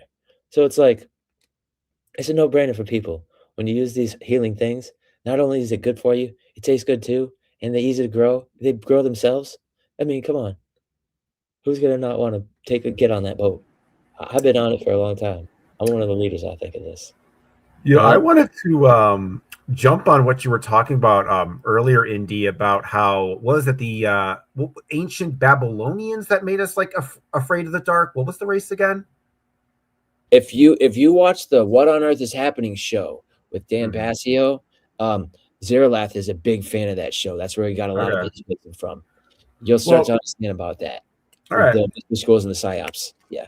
Well, regardless, it's made me think about kind of what I do, because the thing about working with the Fae is that they're kind of like this sort of twilight, intermediary kind of entity. What I mean by that, it's like you think of like angels are sort of spirits of light and demons are spirits of darkness. I always thought of the Fae as sort of like the in-between those two strails. So in a lot of ways, by working with them, you learn, incorporate aspects of both the light and the dark, because when you're kind of like working with them and you're sort of living amongst their kind, it's just kind of more about like learning about who you are. It's not necessarily, and being honest with yourself, rather than, because it's like, my practice isn't really about like enlightenment. Their idea is kind of like enlightenment is impossible, like just in the sense that you're just like, like God and one with everything, right? But I guess they have like a kind of like an equivalent to that, in the sense that you just kind of like become like sort of like develop a relationship with nature. And in a lot of ways, when it comes to nature, is that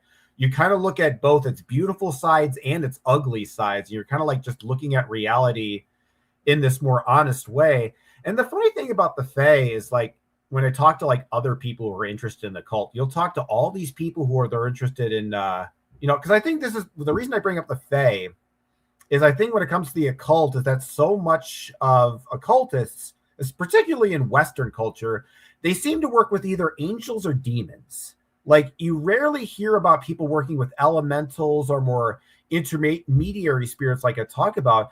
And I can't help but think that in the sense that like in our politics, there's this polarization of sort of like of ideas and concepts. I think that in a lot of ways, this sort of focus on only angels or only demons creates a kind of like imbalanced spiritual polarity, where there's this kind of this war between, angelic thought and demonic thought. And both of them are kind of like imbalanced in the sense, because you got, like, obviously we know why the demonic thought is wrong. It's, materialistic and greedy and, wants to hurt people. But the problem with something that's, the angelic side is that, it can be very sanctimonious. It can be kind of look at everything in kind of rose tinted glasses, and it kind of might overlook some of the more dark aspects and say, oh, it's all light and love.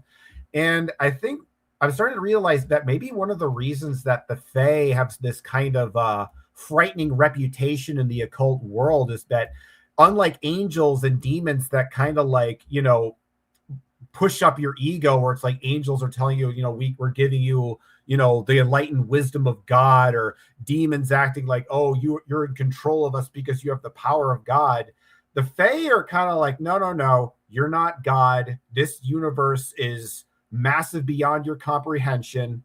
Stop trying to think that you're, better than everyone else, and just like focus on the magical abilities, that they have. So in a way, it's like there is a kind of ego death in this system, but it's not so much by like having your ego become one with everything. It's more that you realize that the universe is so vast and infinite that like the idea of you being like the whole thing is laughable. And that is like a kind of like an ego humbling experience when you actually realize so it's kind of like the other way around. So I think in a lot of ways, like the uncomfortable conversation that I think a lot of people don't necessarily want to talk about, is that, yes, there's these systems that are detrimental. And I agree with all the things you guys are talking about so far in terms of like, health foods and, all that stuff. But I think sometimes like some of these traditions, like spiritually, I think we should also be skeptical of them. And I think sometimes we can, look at society and economics with this sort of like, skeptical brush, which is, rightfully deserved. But I think that at the same time, we should look back at some of our ancient traditions and realize that and figure out where a lot of the pathologies of now are actually encoded back then. You know what I mean? Like looking at something like the Old Testament God, having this kind of like all about dominion over nature and conquering things. And we have to realize that dynamic still exists today. And it basically is still sort of archetypical and representative of all the stuff that you guys are talking about in terms of problem in the world. It's all interconnected. So, we think about this issue like, and I think we should probably turn this back about the journey through time, which I think is actually like 100% relevant right now, is that we think that this issue is something that is only relevant to the current time in history. This calamity, the diaspora and all the terrible stuff that's going on, whatever you say that it is. And you got to recognize that it has seeds in the deep past too. And we got to look that this problem might be something that's throughout time. It might be in the past and the future, that we got to think, in terms of time at a more meta level, right? Like it's just like, I don't know, it's just kind of like a random thought. And I think that with the Fae, and they've also taught to me about like looking at the world through non-linear time and et cetera, et cetera. And I was thinking the other day, like, about the flat earth theory stuff. And like, let's just thinking to myself, like asking myself, why do I have a problem with it? Like I have, obviously there's the logical and the intellectual reasons why, but why does it not speak to me personally? Why does it not resonate with me spiritually? Because I realize that thinking about cosmologies that we've been taught in the Western world versus the stuff I've been taught is that the things I'm teaching about is learning to think of things higher dimensionally. Think of things in higher dimensional universes where it can go up and down and left and right in every direction you can possibly conceive of. Whereas I feel like a lot of cosmologies in our human world within our Zarfex, if you will, are very flat. They take the world and they kind of flatten it into something very simplistic. And the thing about the flat earth thing is that you're not just looking at the world as being flat, but you're also in a sense flattening your perception. You are not opening your mind to that higher dimensional possibility when you take your reality and flatten it like a pancake. Because what I've been learned from my practice is that in a lot of ways, your body is basically kind of what you physically, it's not just your hands and your feet, but what you physically see around you. Like the entire universe becomes your Zerfax and your body. And how you shape that Zerfax is going to change how you perceive things. And whether you make it flat, large, small, dark, light, colorful, or dull, like you can kind of like flavor. So the way what I learned is that with extra dimensional perception is that you can see like there's these walls around you, but what exists outside of the walls of our perception is whatever is kind of going on subjectively internally, how we feel inside. Do we feel sad? Do we feel happy? Do we feel light? Do we feel dark? Etc. And I think when you look at the world from that perspective, it's like there's like a whole new dimension sort of opens up, and opening your mind up to the mysterious. Because it's interesting, like when people like do psychedelics, right? There's the whole idea that they become sort of one with the universe and they come to the universe. But what I would always do in my psychedelic trips, when I would go into that space, is I would get to that point and it'd be like, okay, I'm the universe. I'm at the edge of the universe. I wonder if there's something beyond this. I wonder if there's something beyond this void. And like magic, some whole new like dimension opened up to me. Like there's all these, when I let my mind, be open to mystery, it's like all these new worlds and possibilities opened up to me, all these new possibilities, And I think one of the things that the Fae have kind of taught me is to think of the universe as a very expansive and vast. And I think with a lot of these ideologies and cults is they want you to think of the world as being very small, like a very small cage that you're in control of. Like, you know, like even like you think about like, it was interesting too. Like the atheists would always say, oh, you don't like the idea of a vast, you know, cosmos because, you know, then it's like, you know, it's too vast. You want the world small and predictable. And my complaint was that, honestly, looking at the physical universe, it was too small. Like that's it, just a physical universe with 14 billion light years. That's all there is. Like, no, I demand something more. I want something more vast and more mysterious than that. And so, you know, I don't know. I think with the Fae, they really are emphasis on mystery, where I start to think about like angels and demons and, you know, some of the people that in a lot of Western occultist practice, you know, the kind of the Golden Dawn kind of crowd.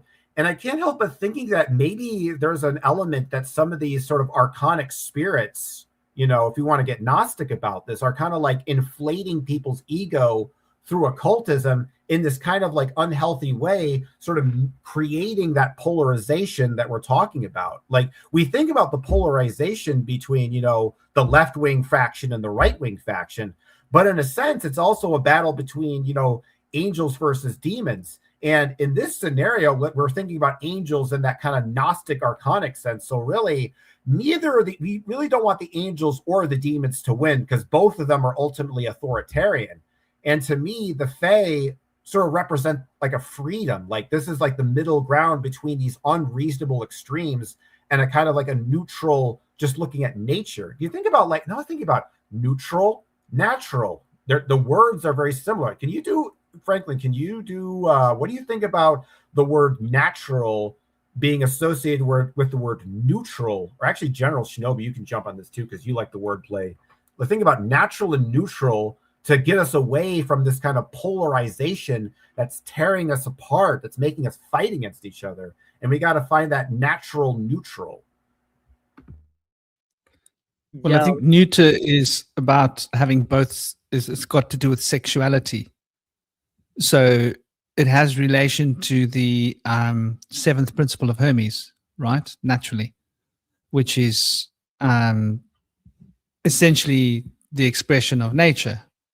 Natura comes from the root of the word life, doesn't it? And it relates to being born from the canal of the birth canal, the roots of the word nature. So neuter is like Mercury, right? The old Mercury had breasts and tackle and goods. That dude had it all. She had it all. And you know, the full package. Womb, mangina, you know, tackling goods and toys, everything all in one package. So, you know, I think it implies both forces working together. Yeah, you were going to jump on it, Toby. Yeah, well, with that, with neutral and natural, it had me thinking of politics, which were mentioned sometime in the chat, which is the pole eye ticks. It's the pendulum swing. Our eye is the pole, the central point, our central observer, and politics just makes our eyes tick like that, to left, to right, to left, to right, constantly distracted. You know, electric red, magnetic blue, getting us in that sort of spin. But when we're not centered, we get caught up in that stream and we get torn away from ourselves. So why I'm mentioning politics is because there's nothing natural about politics, because politics isn't neutral. There's nothing centered or neutral about politics. It's just divisive, which is unnatural. So there's a connection between neutral and natural there, which I'll throw into politics. And with angels and demons, the spell always reveals itself through the words, or like the weird, like the fate or the essence of the word is always revealed through the spell. And if you understand the spell, you can define the magic or understand the magic. And angels, bright white beings of light of God that are seen to be good. Angels are angles potentially, and angles aren't good. Nature does not have angles. Whereas demons could be daemons, which are day, which is the sun or God, and mon is one. So they could be the good ones. So what is the good and what is the bad? Angels or demons? I think the language kind of reveals that one could be good, one could be bad, but which one is it? And who's to say what's an angel and what's a demon? Somebody could call a demon an angel and an angel a demon. So I think that it's very difficult to define, and that's where we have to kind of define them for ourselves and not have like others or like people in books and stuff say what an angel or a demon is, I guess. And with time, I'll say the shape of the earth first, which relates to what else I was going to say, is that the shape of the earth, it's never mattered to me whether it's flat or round or we're in a cube or whatever. The shape really doesn't matter. I think that's something that to get people's attention, it changes their perception, and it doesn't really matter to me what the shape is. But what I sense and what I feel this place is a vortex, and there's reasons for that. That Earth is an anagram of the heart, and the heart is a vortex, and that the Earth is nature, and nature moves in spirals and circles. If you look at a blade of grass, it's a vortex. Water's happiest when it's spinning like a vortex. The thoughts all around us probably spin. Everything's spinning, and this is where you probably get the idea of the earth spinning. And like a vortex, like with a vortex, new life comes in, new life goes out. Things come in here, things go out. Light comes in, light goes out. So the shape doesn't matter. All I know is that it's a vortex, and whether that's a sphere or round, there's most likely a boundary, a firmament, which can go beyond with our imagination, our thoughts, or our light, but not the material. And there's most likely an ice wall, which is just synonymous with fear and us being told to stay confined inside the ice and don't go beyond. Whereas really, when we break down the barriers that we've been indoctrinated with by fear, the ice will thaw, and then we'll find new lands, and those new lands need to be brought in our minds first. We need to imagine new lands beyond, and not just think that this is all there is. There is always more to discover. And with time, what's interesting is that, I've written down here, it's quite difficult for me to remember, but with Capricorn being the goat, and sort of probably being related to Pan, and that Pan died the same time Christ died, from my research, 30 AD. That's when the Greek god of nature, Pan, died. Or rather, died being killed. It was when Pan was cast out of people's minds, when we started being detached from nature, when the Christos was gaslit from us, when we were indoctrinated and led to believe that we are separate from nature. That is the Christ consciousness, which is Pan, which is the earth, which is us. It's all the same, no separation. We've been separated from them. But the reason I mention this is because it relates to Saturn as well. Capricorn and Aquarius being ruled by Saturn, and the scapegoat and this goat being scapegoated, and the demonization of nature and the goat, and therefore the demonization of Saturn as well. This all ties in this thread. And also January being the beginning of the new year, when it's in Capricorn season, which is ruled by Saturn. That's how they've messed with our time. They've messed with our cycles of time by changing our calendar from a 13-month calendar, where we were guided by, which would more govern our subconscious mind, our flow, our intuition, having 13 months as 28 days, to the Gregorian calendar changed in the 1500s, I believe, by Pope Gregory the 13th. So I just wanted to tie sort of like nature in there with Saturn, because Saturn is, you know, the green man, I guess, as well, isn't it? The green man, Saturn. And by sort of this demonization of time, I guess, we're all told that like we're just born, then we die, and that we're in this kind of limited cube that is the earth, that's a prison. Whereas really, when we break down the walls that have been built around our perception or our mind, which is knowledge, which others have told us is the truth, with intuition, with tapping into, going into the dark, that apparently the Babylonians made us fear, which is very interesting. We could definitely look into that. Thank you, Indy.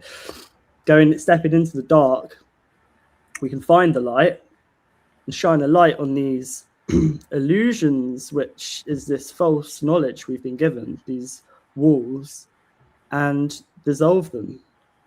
These walls may well be like parasites that are all around us, stopping our perception, seeing beyond. So yeah, I just had to link all of that together, the Capricorn, Saturn, time, and how we perceive the earth and nature too. Yeah, it was interesting. I just had a thought just now because I typed in the chat like 4D hypersphere, because I was thinking about it for a second, like from like a Zarfaxological perspective of like, let's say that there are like Zerfaxes where the earth is round and there are Zerfaxes where the earth is flat. And then I think about something else I've been thinking about lately, this idea that mind and astral space is curved. And the reason that I've been thinking about this idea that curved is that with Zarfaxes and like understanding these extra dimensional spaces, I noticed that with pretty much every phenomenon, like if I go every Zerfax I would move forward, it would be relatively more difficult to comprehend. So think like when you're looking at the horizon, right? Like when something's very close to you, you can make out its details very fine, but at the edge of the horizon, things become very blurry, you know, et cetera, et cetera. And what I've realized that in subjectively and in the mind, that this same phenomenon seems to happen. And that kind of ties into the idea that everything is round. So when I think about, you know, the idea of a flat earth, I think about like bubble foam with like the planet Earth sort of like projected onto it. And I imagine with certain bubbles, because of the way they're shaped, that the shape of the earth becomes flat in certain bubbles based on how the light of consciousness of the Zarfax sort of hits it. And so to me, that these flat earth Zerfaxes would suggest this kind of curved mind space that I'm talking about. Because I think about it, Einstein talked about the idea that, you know, time and space has a curvature to it. And I think that's also the important point about why I don't like the flat earth theory, because it actually contradicts the idea of sort of round space. It's not so much that the earth is round, it's that space and time have a roundness to them, have a curve. And it was funny too, like I was figuring this out, and like the Fae basically whispered to me, it's like, yeah, that's why like with all those symbols, that's why they all have curves on them. And I was like not knowing that was what there was. And I was like, oh, there's another synchronicity that happened. So I've been so obsessed with this concept of the curve, because it basically kind of like validates all the stuff that I've been sort of figuring out lately. And I just kind of wanted to bring that out there, because it was like, it's kind of, how do you reconcile like the fact that, because in a way, but see, the idea with Zarfexology and the idea of a Zarfex is that there's a sort of a Zerfax. It's called, there's a physical Zerfax that everybody kind of like, and then every consciousness kind of makes a copy, like a universe copy of that. So like you have like an object, and everybody has their own photograph of that, and that photograph that you take of that object is your universe. And that, some of those, that the idea is that the more that are closer to the center are more consistent, and then the ones that are more different are kind of on sort of the outer edges. So something that is round Earth, because its consensus is more towards the center of the Zarfex, whereas something that's flat Earth, that is more fringe, that's going to be more slightly to the outer edges, kind of like if you think about like the atmosphere of a planet. So really what this flat Earth theory actually shows is that there is actually, that perhaps this is like a distortion in sort of curvature of Zerfax space. And so I've been thinking about this idea of, mind space as being curved. Like we don't think about like space as having a shape to it, but it's like by understanding that there's curves to space, you can say, oh, now I understand what I have to overcome to see what is beyond that curve, what is beyond. So once you understand the limitations, you then can transcend them and can go even further than you could before. I don't know. That was just a thought that was kind of like spiraling in my head.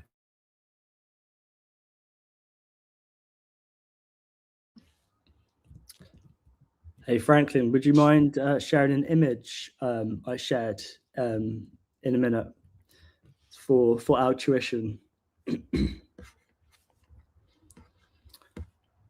Yeah, so hopefully you can see Saturn on the bottom right there, just under the comments.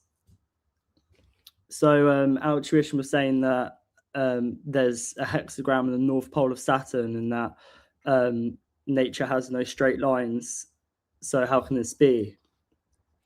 But these are just some examples. Just wanted to show snowflake, the tortoise, honeycomb.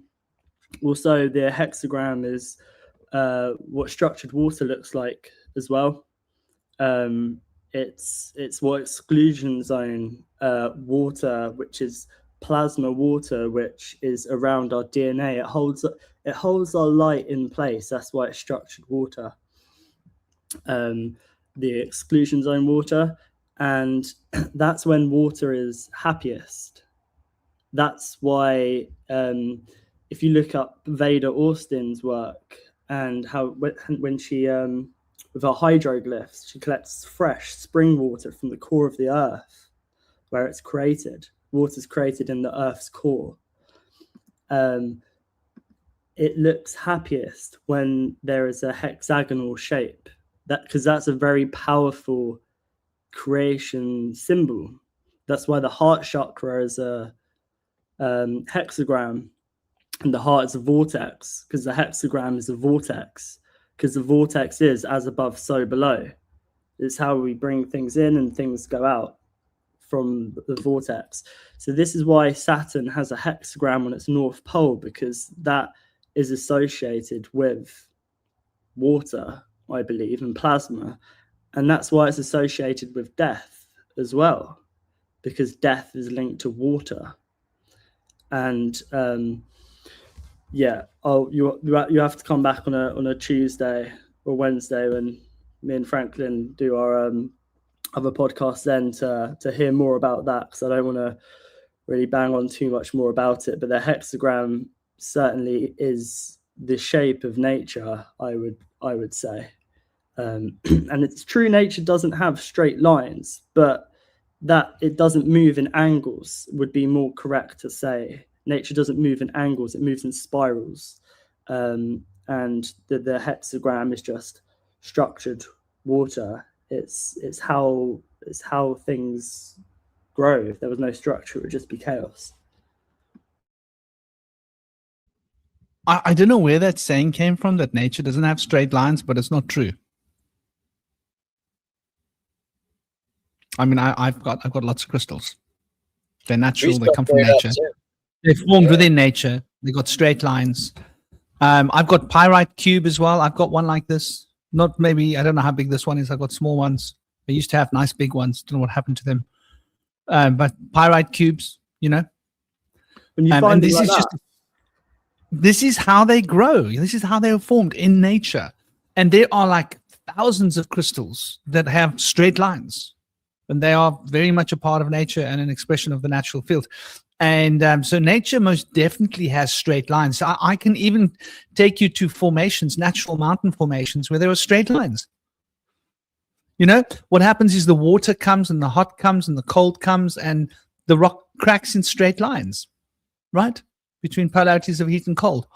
And so nature definitely has straight lines. She prefers curvature, I think, generally speaking. I think living things in nature don't express straight lines. I think that would be maybe a more accurate term, but I think nature is definitely.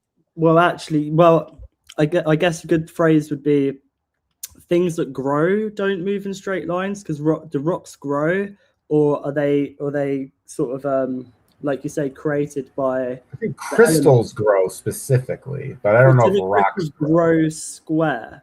Because like trees grow like they're round, blades of grass curve, rivers flow curved. We don't have any straight lines in us. Our veins are curved. So that would be interesting to hear about that. You know, I think the other conversation to have about this is that when you look at something like the cube that they're talking about. Just before Cosmic, just before we move on, could we look at the question he just asked a second ago? Question? Oh yeah, sure. Do crystals grow? As far as I know, they do. They grow. Yeah, they do grow. I was really, yeah. So, but please continue. Please continue, guys. Do the cubed crystals grow? But I guess what I was saying is that they probably do.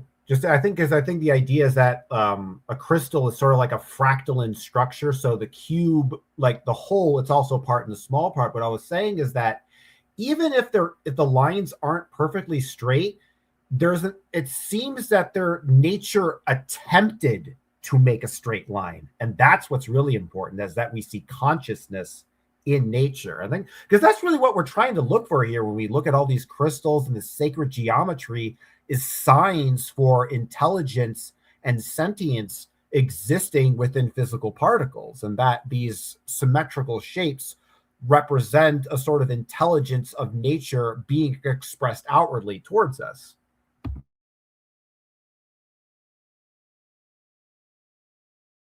But I think another thing to consider, though, is that I was thinking about materialism, is that the thing is, like, I think that materialism is kind of an impossibility, but if nature was truly devoid of sentience, and it was truly, devoid of mind or consciousness, there wouldn't be irregularities and chaos. Everything would just perfect, like computer logic, cubes and cones. There wouldn't really be a lot of complexity. And I think it's the fact that there is consciousness and the fact that the universe is a living, breathing organism. And when we see the irregularities and chaos, is that we should look at those irregularities and chaos and see that as evidence of consciousness in the physical universe. Because it's like, yeah, we see, crystals and, fractals, etc., as being sort of like nature representing its rational side. But we should also recognize that where there's irregular patterns, that there is still an irrational consciousness existing in nature within, more primordial rocks, et cetera, because the way you got to see it's like everything, from an animistic panpsychist consciousness level is conscious, right? So, I don't know. I guess the way I look at it is that nature, it's conscious, but it's imperfect. It's flawed. It's kind of like, but because of that flawedness, that's why there's novelty in the universe, because you don't want, a universe that's only order is a universe where life can't exist. Life needs the structure of order, but without the chaos to be able to split cells and grow and adapt and mutate, you can't really be alive. So, but with pure chaos, you can't have pure chaos either, because of pure chaos, there's no order and coherence for anything organic to live. So the essence of life is this synthesis of order and chaos, sort of working together into a quarter or a I don't know, whatever you would call it. So when it comes to understanding the sacredness of nature, we don't have to, what I'm saying, I guess I'm saying here is that we don't always have to look for, perfect geometry or, perfect shapes.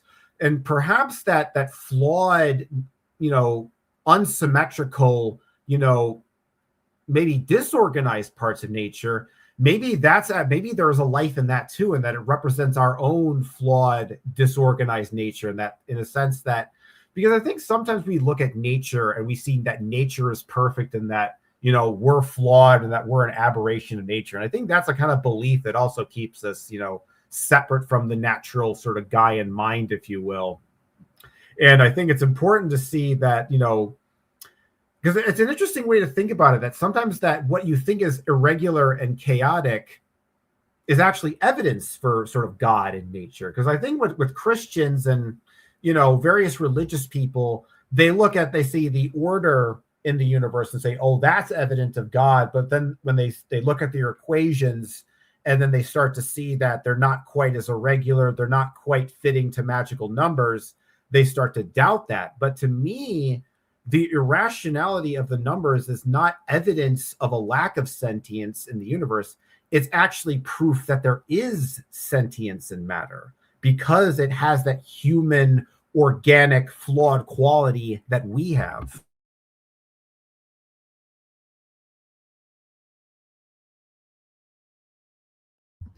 Yeah, I just want to say I stand corrected about nature not moving in straight lines, because pyrite definitely does, as Franklin said, and so does quartz as well, and possibly some other things too. So yeah, I stand corrected by that statement.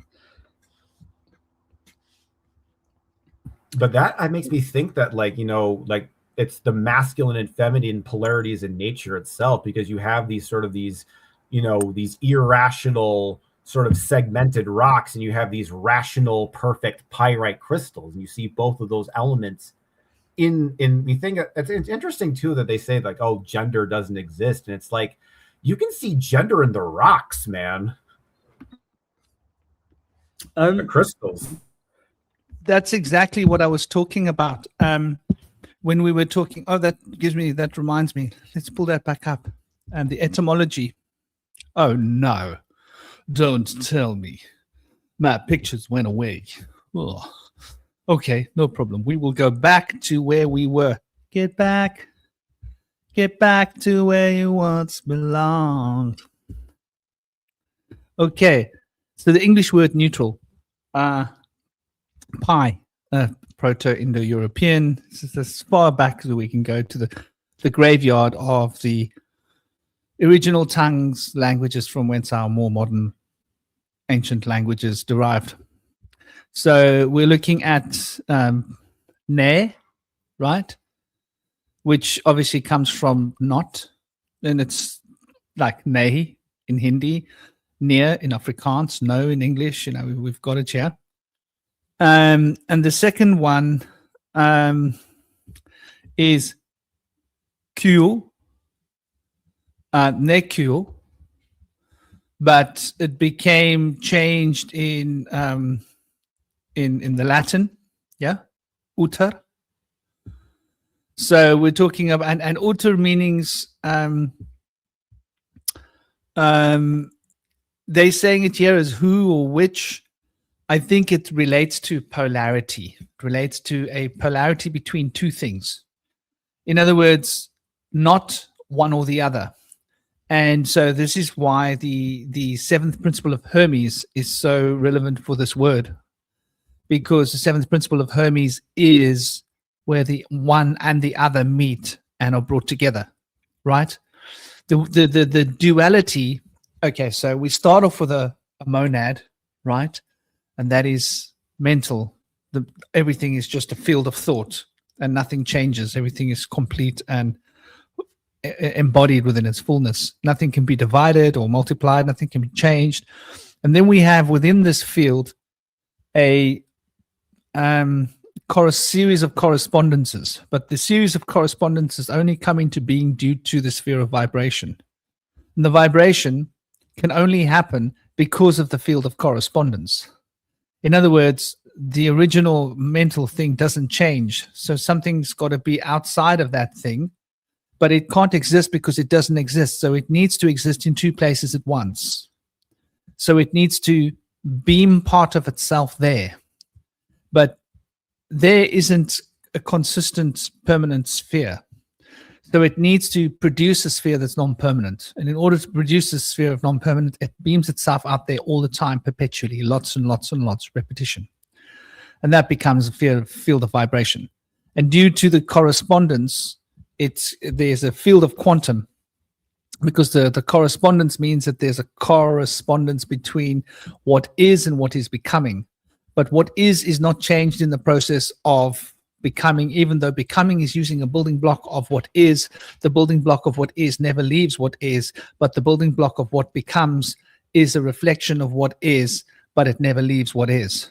And that's the correspondence between these two. The quantum field has to come into being, and that's bound in vibration. And so that vibrational field then is an expression of duality, right? Which is held and bound by the principle of correspondence. Then that is once again reflected back at us as a polarity when we consider that this field of vibration has now produced energy, because there's movement. And so that energy once again is polarity, which is expressing the fundamental structure of that taking apart, which is correspondence. However, in the correspondence, it has not yet separated, because it's in two places at once. It's quantum entangled, effectively. Though in the field of energy, it is now separated. And that separation is between the Visuddhi chakra and the Anahata chakras, where we find the struck and the unstruck sound in Vedic cosmology. So now that polarity is thus producing the experience of energy, and that experience of energy is bound by the law of rhythm, because rhythm is a reflection of how the energy operates, because the energy is an expression of vibration, and rhythm is how vibration is regulated. Vibration and rhythm being expressions of the same pitch. So the vibration is the way in which the polarity is modulated to be expressed as a concept of cause and effect. For cause and effect is an expression of polarity, as polarity is an expression of the second principle, very fundamental, of the quantum field expanding, right, through the correspondences that are relevant. And this has got to do with informational expression. So thoughts of the mind monad is expressed outwards to become that quantum field. And so we've got these three fields of separation, which is the field of the second principle, as we say, which is the correspondence principle. Then this becomes the polarity principle, and this becomes the cause and effect principle. So there are only three spheres of the twos. Then we have, within the three spheres of the two, we have two connection points. That connection point being vibration that brings it into being, and the other connection being rhythm that regulates vibration. Rhythm is thus the field of time, for time is the Lord of rhythm. The rhythm of Lord is the holder of the keys of time. And time is how vibration is put into context in terms of perspective once the actual polarization of the principle of the correspondences have been brought into energetic disassociation to produce A and B.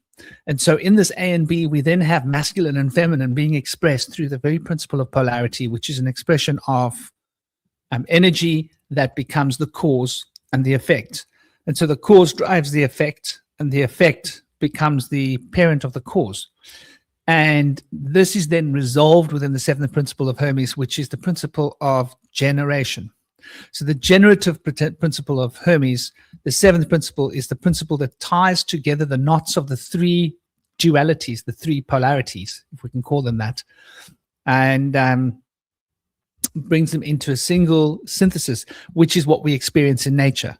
So nature is neither masculine nor feminine, right? if you want to put it in. And so there's another ood when you use this word of neutral. The neutral is also relating to the field of rhythm and the field of vibration. For the field of rhythm and vibration, they don't exist of their own. They are modes in which polarity can exist and modes in which the correspondence can exist, if that makes sense. So in that way, we can see that this idea being expressed here, which basically, where is that words? Where are they? Pi. So yeah, the English word neutral, they're telling us it comes from there, but it actually, Latin, but it actually comes from pi. And so we can see that not having to choose between one and the other is really what is defined by the seventh principle of Hermes. So the neutrality then is actually very much connected to nature, in a sense, I think, the word neutral and nature. Even though you can't see a direct etymological connection, in terms of the associations related to the roots of the meanings, they imply the same thing as the seventh principle of Hermes.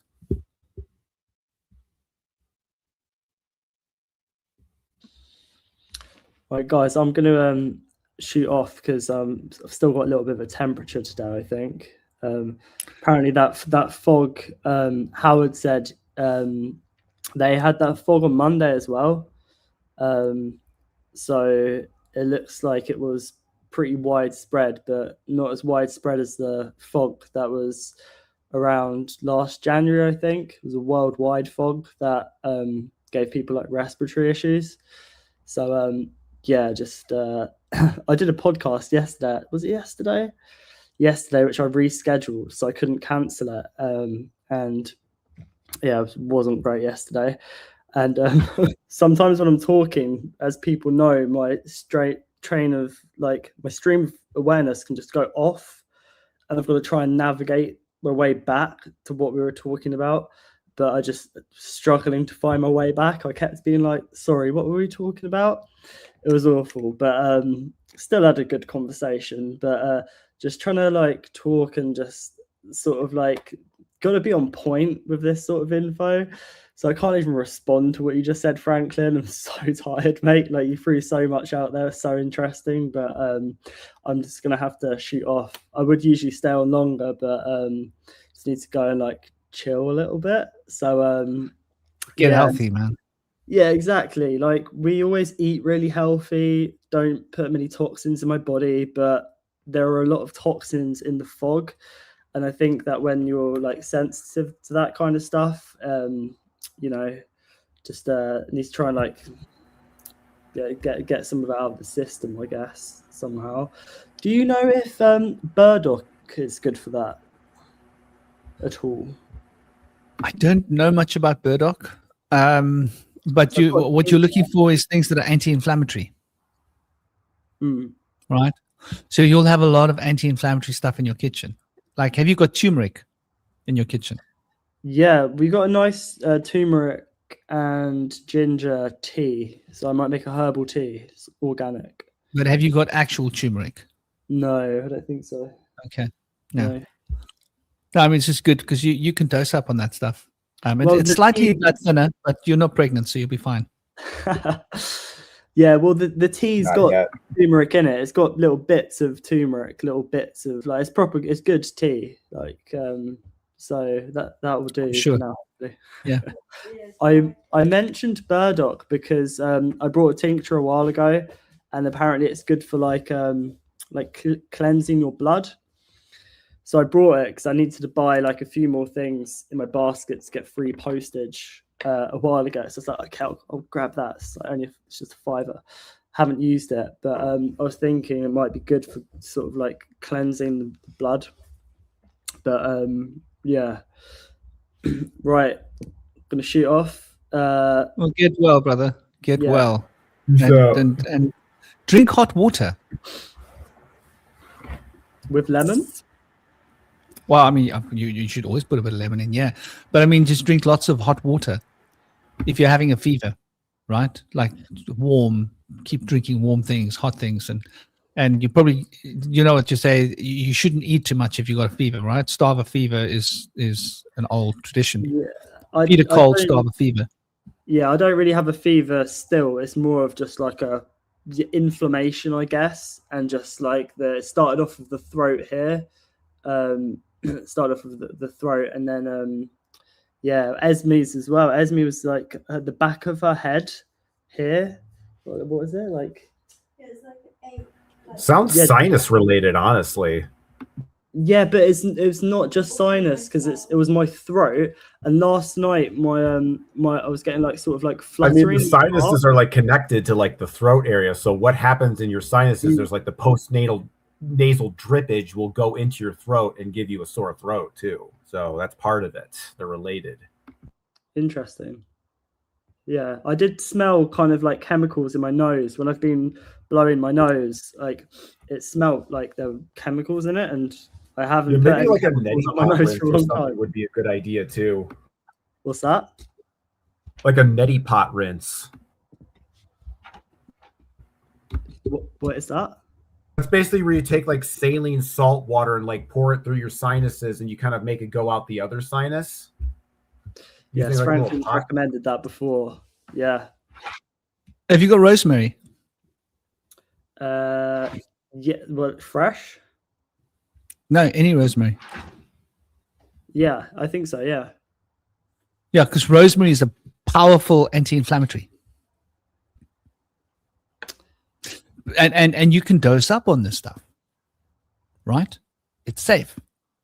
So when you make your tea, bang in like a teaspoon of rosemary, a whole fat teaspoon of rosemary with your tea, and let it stand in. Warm the cup up first, yeah? And then put your rosemary in the cup and your tea bag in the cup, and then pour your hot water in, and then put it like a saucer over the top so that it can stand for a long time and really steep. Yeah. Rosemary is really good. Yeah, there's quite a lot of rosemary around here, like fresh from the bush. I always smell All the someone better. walk past, and I get the boys to take a bit off and smell it as well because it's really good for your memory too.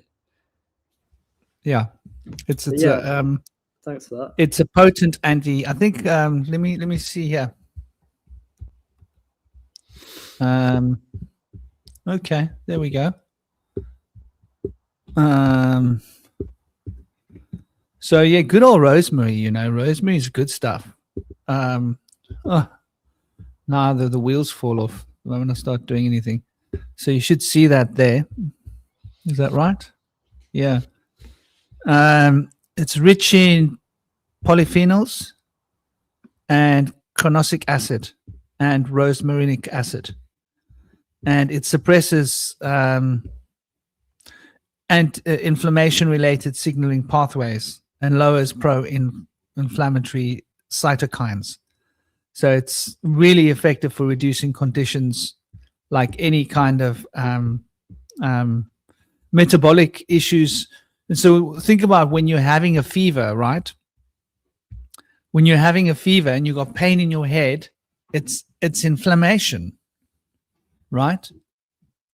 So the inflammation is what's causing the problem. So if you put stuff in your body, a lot of stuff in your body that's anti-inflammatory, that's going to help with the symptoms. But so if you have a fever, for example, because say, for example, toxins or heavy metals, and you have a fever or like runny nose because it's your body trying to like get this synthetic stuff, this alien stuff out of your body. If you have a fever, would taking anti-inflammatory stuff counter that, or would it just sort of help to sort of because having a fever is good, but also it gets to the point where if you're so inflamed, that can also be bad too. So would that anti-inflammatory stuff still help your body to combat what it needs to? But just imagine for a moment that the inflammation is a necessary response, right? However, the problem with the inflammation, it's the same with an injury, by the way. You got a sprained wrist, a sprained ankle, a sprained neck, sprained body. The inflammation is there to protect the system, right? But at the same time, it prevents enough blood from getting there, and it prevents enough endocrine action, right? So the endocrine system is what removes the toxins, and the blood is what brings all of the energy and the necessary raw materials for it to heal. So the inflammation reduces the circulation, reduces the active detoxification of that area. So it starts to build up toxicity due to the inflammation. So when you remove the inflammation, you make everything work better, as well as removing the source of suffering, or some of it. Interesting. I'm thinking as well, because Howard's just said in the chat, and I am going to go in a second. Howard just said in the chat that COVID vaccines were meant to mess up the sinuses, nose, and throat as well. They have come up with ways of putting what's in the jab like in the air. I'm not sure if it's like a way of putting like vaccines through the air. I'm not sure if it needs to be directly put into you from a mask, but it would not surprise me if they started like putting that stuff literally in the air.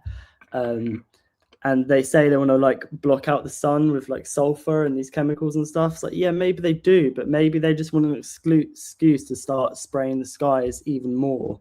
Who knows? But yeah, anyway, thanks for the advice. I'm going to collect some rosemary tomorrow morning. Yeah, much love, guys. Take care. Talk soon. Big love. Take it easy. Sleep well. I hope both you and Esme feel better and wake up feeling refreshed. Much love, man. Take care. It's been an honor having you, and I'm sure you'll feel 150,000 times better by the morning. Maybe 145,000, whatever. Wow. So we have been going for 4 hours and 25 minutes. Cosmic, what other ideas do you have that you want to... I was just thinking about the fog. Like one of my favorite things to do when it's foggy outside at night is like to take a laser pointer and shine it outside. That is so cool, man.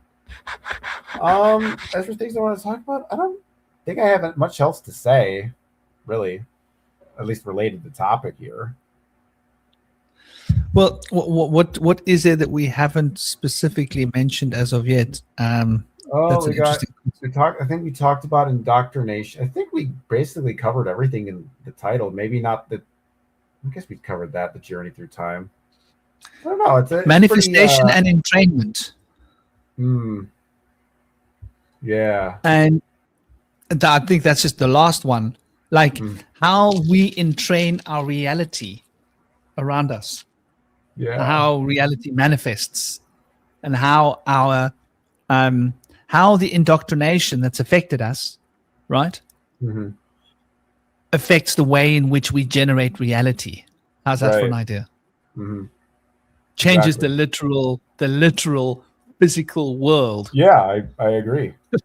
That's what the whole Zerfikes concept is about.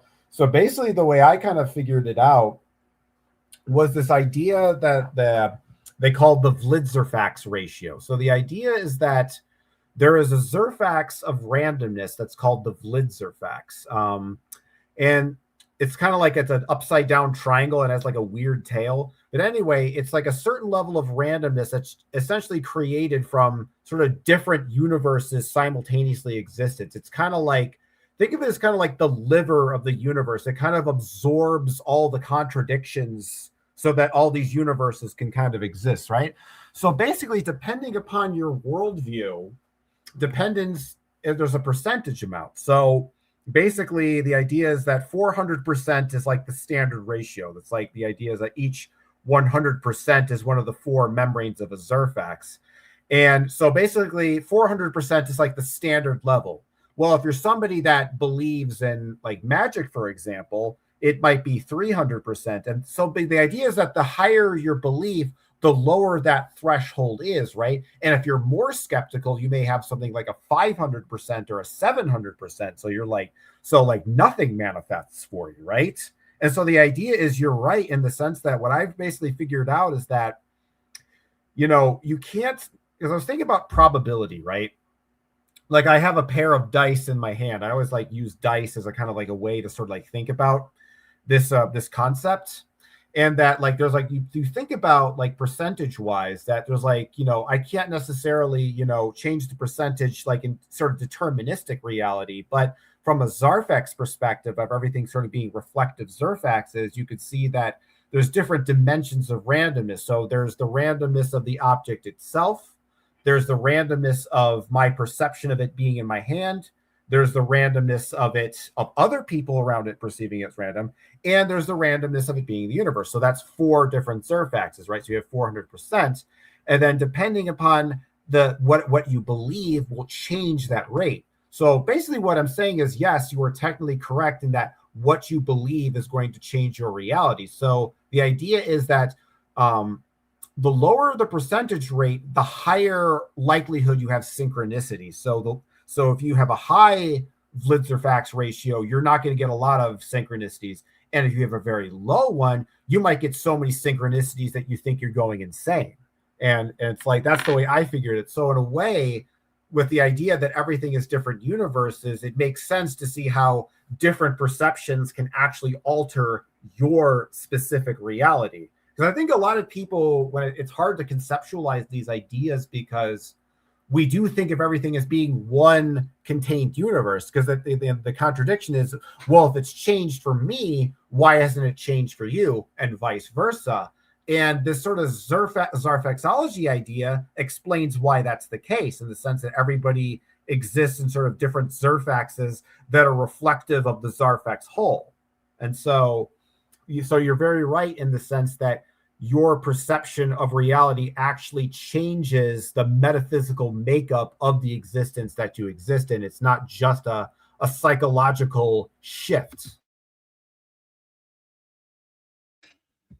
Yeah, and that's quite interesting. Like we don't imagine that the fluid plasma that we are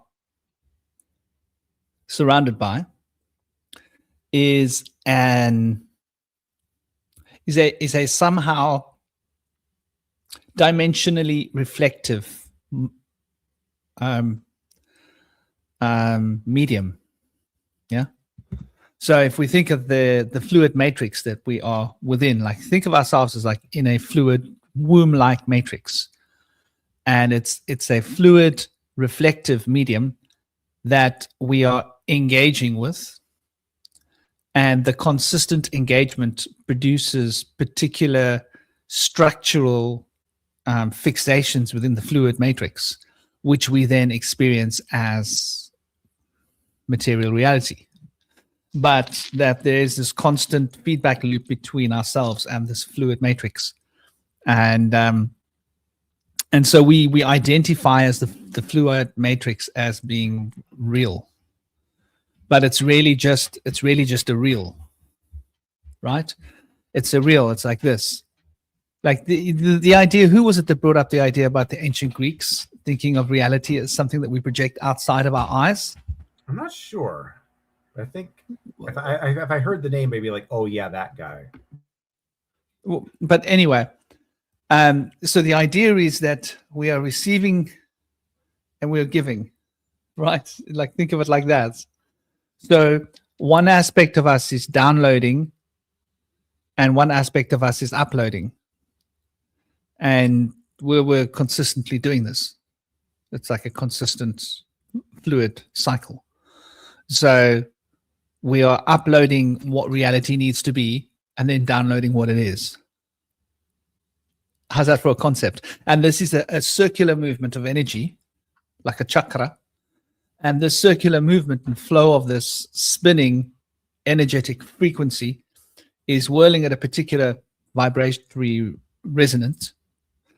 And that there's lots of these little spinning wheels all happening simultaneously, producing a field of vibrational resonance. And that field of vibrational resonance is what we are reacting to. And based upon that field of vibrational resonance, the electromagnetic spectrum is what we experience as a result of this whirling of consciousness. And this then is identified in our brains specifically in our brains, by the parietal lobes, right, where the idea of solidness is dreamt up, which we then experience as a physical solid reality. But actually, it's just all electromagnetic fields reacting to other electromagnetic fields. And we're navigating the reactions of this electromagnetic fields through a field matrix that we call our bodies, which is a series of resonating, vibrating fields of the electromagnetic spectrum. And this electromagnetic spectrum vibratory field is actually an expression of another field, which we call in Vedic cosmology the pranic field, right? And this pranic field then, so if you look at it in terms of the Kabbalah, how do they explain it in terms of the Kabbalah? I wish I had a nice picture to show you guys. Do I have a nice picture? I don't have a picture. I've got one on my other laptop that I usually use. I'm using my Windows laptop today. I just didn't have time to rig it all up. I was making food for my boy. I was cooking curry and rice, and then I was like, damn, got alive. I'm not going to start up the other machine. I'm just going to use the one that's there. But yeah, so this field of pranic energy is expressing the resonant field of the electromagnetic spectrum. But this field of pranic energy is really what we are exchanging with the matrix. So they speak about the Aleph, which represents in the tarot. Oh, yeah, I do have pictures to show you. And he said he didn't have pictures. Well, I wasn't telling the exact truth. Full tarot Trump. Let's get it up, baby. Let's get it up, baby. Now watch, they're going to send me pictures of Donald. Like, they've been doing weird stuff with the AI lately, to the point where I'm asking myself questions like, is this for real? Like, am I the only one that's experiencing this madness? Have you guys in the chat, in the group, have you guys noticed some like absolute madness? So here we go, is the symbol of the Fool, right? And this represents the field of energy, all the potential. It comes out of the sun. It holds within it everything. There's the flower representing, the life that it nurtures. And it's the idea of stepping off of this precipice also represents that it crosses a great divide to be here. So you could think of the electromagnetic spectrum as that divide that the prana has to connect with us through, right? In a sense, that platform that he's on is not exactly near physicality, right? It's up there in the sky, up there in the clouds. You've got to step off of that in order to be here. And that means there's a step down of vibrational resonance. And that vibrational resonance of step down is really what we're talking about when we talk about the electromagnetic spectrum.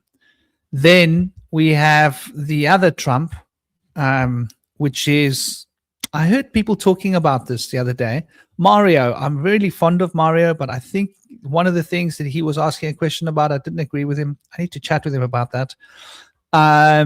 But he's a good guy. He's a good researcher. Solid work. What is Mario's channel again? Shout out to Mario's channel, Symbolic Studies. He does a lot of good work. Bless him. So the next one then is this one.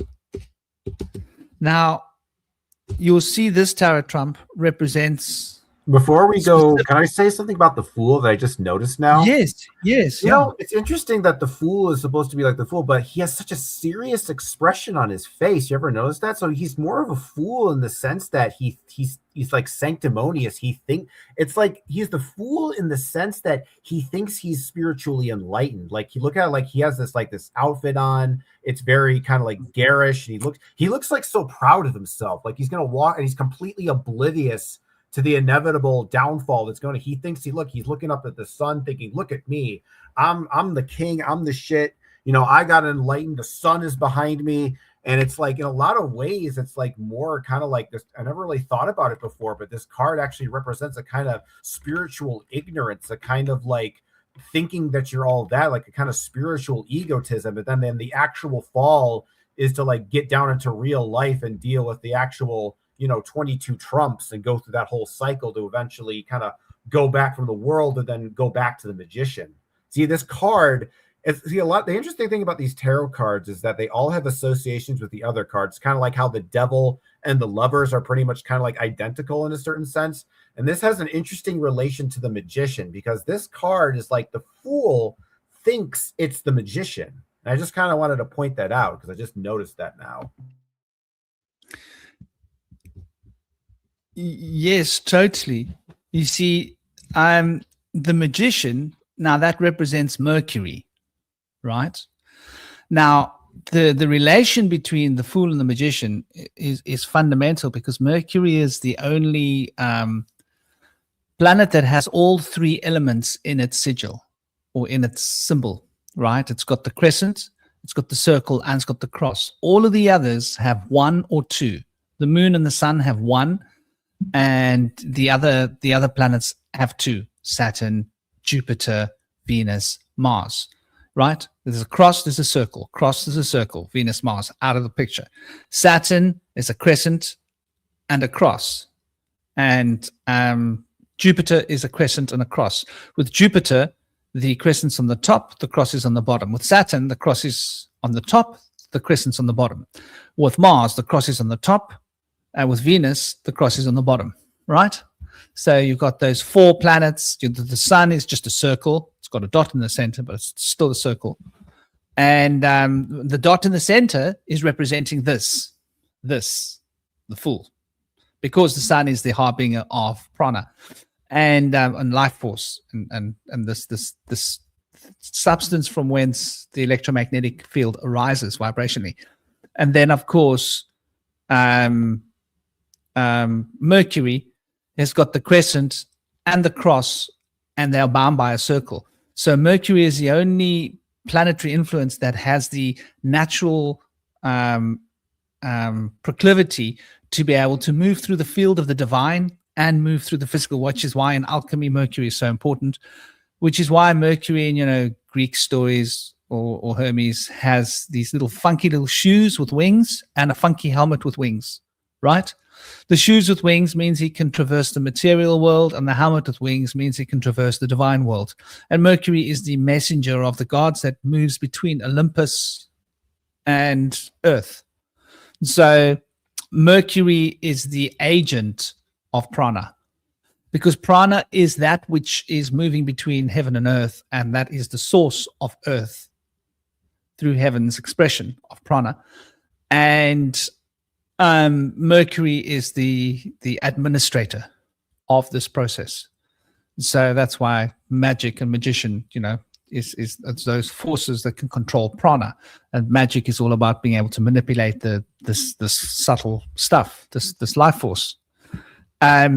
So and then the third element. What's the third element? Let me get it for you guys quickly. Final judgment. So you'll see here. So there's these three elements here, and let's get that on, baby. Have we got it? Yeah, we got it, mate. We got it, mate. So, sorry. I haven't done this one. So we've then got the element of water, and so this prana, by the way, is related to the element of air. That's why we breathe in the pneuma. In the ancient Greeks, they called it the pneuma. And the pneuma is the source of this magical power that you breathe in the breath. And in the Vedas, you breathe in the prana. And but all things contain prana. All things contain pneuma. Food contains it too, especially if it's healthy and raw. The more you cook it, the more you break down the pneuma, the prana. So don't overcook your food is I think the moral of that story. So this then becomes the receptacle of reflection, and this is the cup, the chalice in which the air is being reflected. And obviously you can see in the symbol here is hanging from the Tau cross, that's the T, which gives us an element of earth, right? So earth is what comes into being because of this receptacle nature of mem, the element of water that receives this breath of life. But in order for the breath of life and the element of this earth to come into being, you need a third magical ingredient. And that third magical ingredient is obviously the element of fire. Now, why the element of fire is so important is because there has to be an alchemizing effect. So there's these two elements have got to be alchemized together. And so the alchemization between this, so this represents the element of fire, that judgment. You'll notice like the red cross in the center there. And the red cross is the crossing of these 2 points, right? The crossing of the prana coming, and the crossing of the reflection of the prana off the proverbial waters. This is the waters that they speak about in the Bible. The other one was the waters that we speak about. You notice that beneath us, there's water. I don't know if you can see it in this card. There's water in the background, right? Is that ice? Is that clouds, snow? And you almost want to think that there's water underneath them, right? It's like they're floating in the sea or in the water or something. And then there's this air element of the cloud, right? Above. And so this fire is what's producing the steam, and the steam is what drives the cycle. And so it keeps the spinning of this process. So the fire is the light, right? The light is the information. The information that is being carried is represented by the light, the fire. The receptacle that is reflecting this light and energy back at us is the element of water, which we can see here is bound to time. Time is bound to the water. And the principle of life that is being imbued within this informational sphere of reflection is the fool. So these three elements then represent how did we get onto this, Cosmic? What was the original thing we said? I think somehow we were trying to tie this to, like, I don't know, quantum space-time or something like that, and the principles of how it relates to consciousness. Oh yes, prana. Prana and the so yeah, these three principles are what keeps the wheel turning. And so from a Kabbalistic perspective, these three elements are the key. And so light is that representative of information. And these three coming together represents this amalgamation between information, between life, and between resonance, the resin of water. You see, here's a very interesting point. It's like how water resonates. Nothing resonates like water does. And we completely relate reason to not being emotional, right? But when we think of resonance, water is the reflection. To reflect is to reason, right? Like you see someone sitting under a tree, staring off into the distance. You say, you look like you're in a state of reflection. Yes, I am. I'm reflecting upon something important. That's what water does. Water reflects, right? So like it gives us an insight into the true nature of water and the true divine feminine element. And obviously this is represented by a bull. So this is the bull of heaven. This is the apis, bull of heaven as well. That's why this card is represented by Aleph, which is a bull. The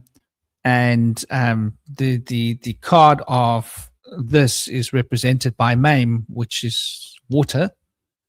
And the card that's representing the element of fire is a Shane, which is a tooth, and a tooth represents that. What is eating?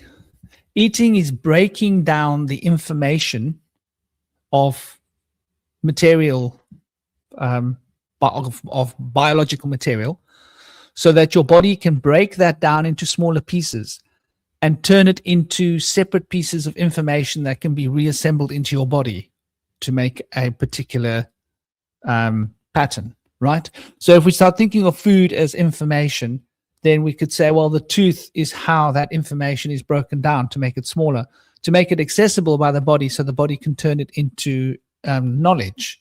And then the knowledge that the body extracts out of food becomes the body, right? Keeps the wheel turning.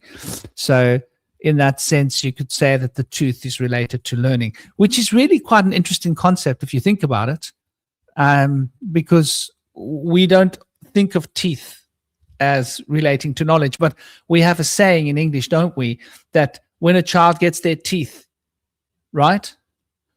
What is that saying? Like, when a child gets their teeth, then they're ready. When you get your wisdom teeth, isn't that right, Cosmic? I mean, I know the term wisdom teeth, but not in that context. Well, I mean, that's why we call them wisdom teeth, right? Yeah. Because now you've got your wisdom, you've got your teeth. When you're young, you don't have your teeth, you don't know anything. You're like, you're unformed. Once you've got your teeth, you know, you've got knowledge now. It's the same for animals. When an animal gets mature and they get their proper teeth, that animal now is fully, it knows. It knows, it's learned how to hunt, right? If it's a hunting animal, or it knows what it needs to eat. It's learned how to survive through the process of getting towards having its teeth. So those elements then represent the electromagnetic field as well. That's another point of the three elements of an electromagnetic field, right? So you've got the fire element, which is an expressive element, right? Expressing outwards like fire. You've got the water element, which is containing, moving in, absorbing. And then you've got the air element. And the air element is flowing between the fire and the water, right? So if we think of what an electromagnetic field is, we see it as a line on a paper like that, but that's not what it is. It's actually something that's a toric field that's going like that, expressing, impressing, expressing, impressing, expressing, impressing, in 3D, like an uncoiling 3D spiral. And when you look at it from the side in 2D, it looks like this little squiggle on the page, right? That's the frequency. So that expression, that expansive expression is fire, expressing. That contraction into, and notice I use the word contraction. So look at the element of water. What is water doing? It is hanging upon Saturn's tower. Saturn represents contraction. So the element of water is literally hanging upon the cross of Saturn, which represents contraction. And so the legs and the arms being crossed like that are an ood towards the contraction, right? Everything's pulling in towards itself. It's contracting towards itself. It's folding in on itself, time folding in on space. And when we look at this, what do we see? We see these signs of expression. Arms held out in front of themselves, arms held out, wide arms by the little child. Look at all the people in the distance. They're all expressing outwards. So this is the outward expression. This is the inward contraction. And this is that connection force, right? Which is sort of the moving. He's the one that's moving, right? Notice both of these other forces are totally, please tell me I've got this on the screen. Thank you. Thank God for that. This is static. It's not moving specifically, right? And this is static. It's not moving specifically. But the element that is moving is the prana. And the prana is moving between this. So you could say that the very source of matter from a Kabbalistic occult perspective is the pranic field reflecting in upon the waters, and the waters represent the resonance. So the electromagnetic spectrum, right? This is where we get to the electromagnetic spectrum, is represented here. Here is the electromagnetic spectrum, because this is the contracts. This is how it becomes physical matter. So the pranic field has to go through this hanged man principle. In other words, the prana is literally hung upside down. It's inverted. And the inversion of the pranic field becomes expressed as an electromagnetic field. And this is what we are relating to specifically. And so, yeah, in a nutshell, that is sort of how the consciousness, which is prana, which is the life flowing through us, which is empowered by the fire, the shin, which is the information, which is imprinting upon the astral field, right? And becoming an etheric structure. And that etheric structure is the acoustic thiomatic resonant field, which we are experiencing also as an electromagnetic field. And this then is what we're experiencing. And then our brains put all of this into context in the parietal lobes after the information of our senses is filtered by the thalamus and the pineal, except for smell. Smell gets away. Smell gets like get out of jail card. Sense of smell just bypasses the whole story. But then the parietal lobes basically construct this dream. And so from a shamanic perspective, we speak about dream time, and we say that like we're living in dream time because it's all just a dream that's created in our brains by the parietal lobes, this physical reality. But this physical reality from a shamanic perspective consists of 3 dreams, right? And so we speak shamanically of these 3 dreams. So we speak of, we speak of the dream of the divine world, right? That fire element. Then we speak of the dream of the underworld, right? You see this underworld hanging upside down on the tree, Odin going to the underworld. There we go. There's a reason for that. And then we speak of the dream of the middle world, right? The middle world is that energetic movement between the divine and the underworld. This is where the power moves. So when you in that sphere of reality, that's the one that affects. You could say that this is the formative realm, right? This is the formative realm. This is the realm that is forming reality, right? This is the archetypal realm of pure information, right? And this is the realm of the integration, right? And the integration between the archetypal information and the formative structures that become physicality is the field of the motion of energy. And the motion of energy we call energy motion. And we've abbreviated this word energy motion to emotion. So when we're experiencing emotion, we're experiencing the qualities, and the qualities are a reflection of the motion of particular energy moving through us. So these 3 elements then come together, and that consciousness is really the substance of the final amalgamation. And then the final amalgamation of this obviously represents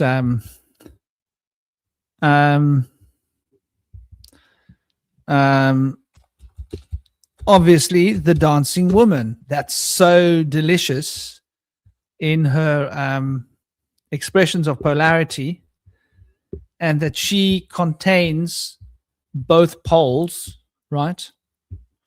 And she then brings everything together. She brings together all these principles. And in the principles of bringing together all of these fundamental principles, she holds within her hands these 2 double-ended wands.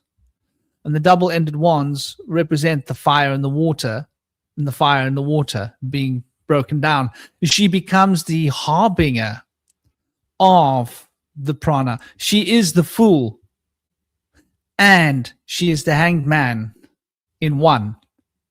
and she holds the rods of archetypal imprint in her hands. And so her dance, you can see that her leg is almost crossed like the hanged man, only she's upright. Unlike the hanged man, she's not stuck. She's in motion. She's more akin to this than she is akin to this, even though she's holding this in her form, in her body. And the trumpet of the angel that's bringing this frequency of being is what she controls with these two wands. And these double polarities of the polarity that she expresses gets externalized as 4 elements. And the 4 elements are thus an expression of the polarity, which is fundamental. So we're talking here about the 7th principle of Hermes, manifesting multiplicity, but into a state of singularity, which is the physical world, because she is the whole world in one wreath. And that whole world in one wreath has taken all of these elements and brought them into one dynamic system.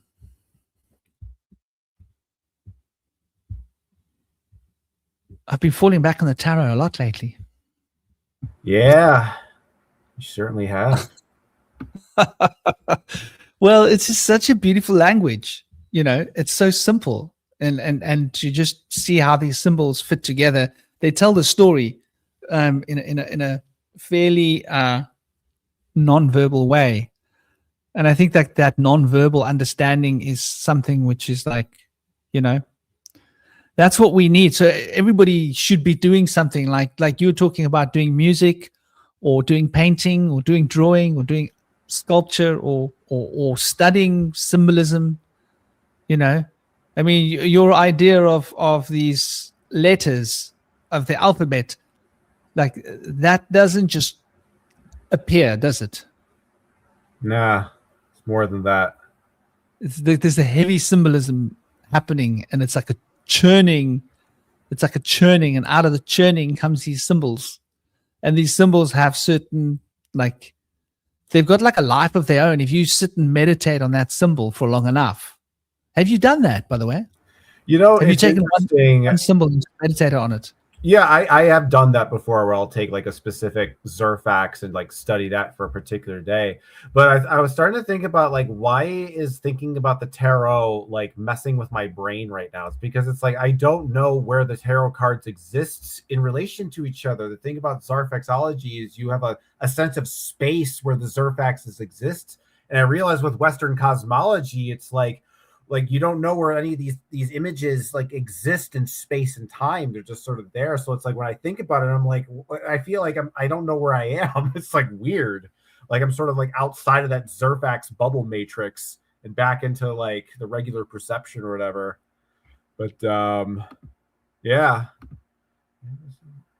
I think that the major arcana is very misunderstood in Western cosmology, because it doesn't represent, like the minor arcana represents that quite well.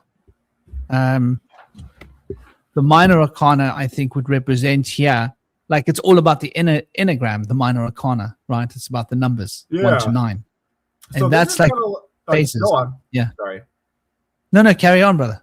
So this is kind of more how I kind of like have conceptualized the idea of you know, how consciousness sort of flows through things. So think of each one of these, like if anybody doesn't know, these are the ideas, these are Zerfaxes.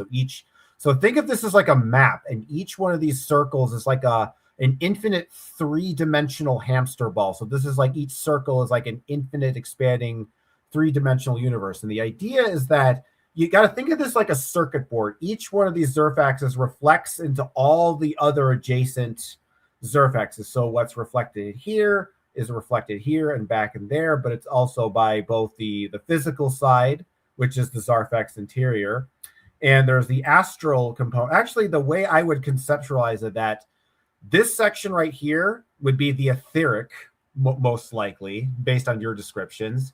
Then I think, actually, no, these two sections right here would be the etheric, because this is more form. And when you talk about the astral, you say it's more, because this is the realm of just like, you know, colors or whatever, and that would be the more abstract part.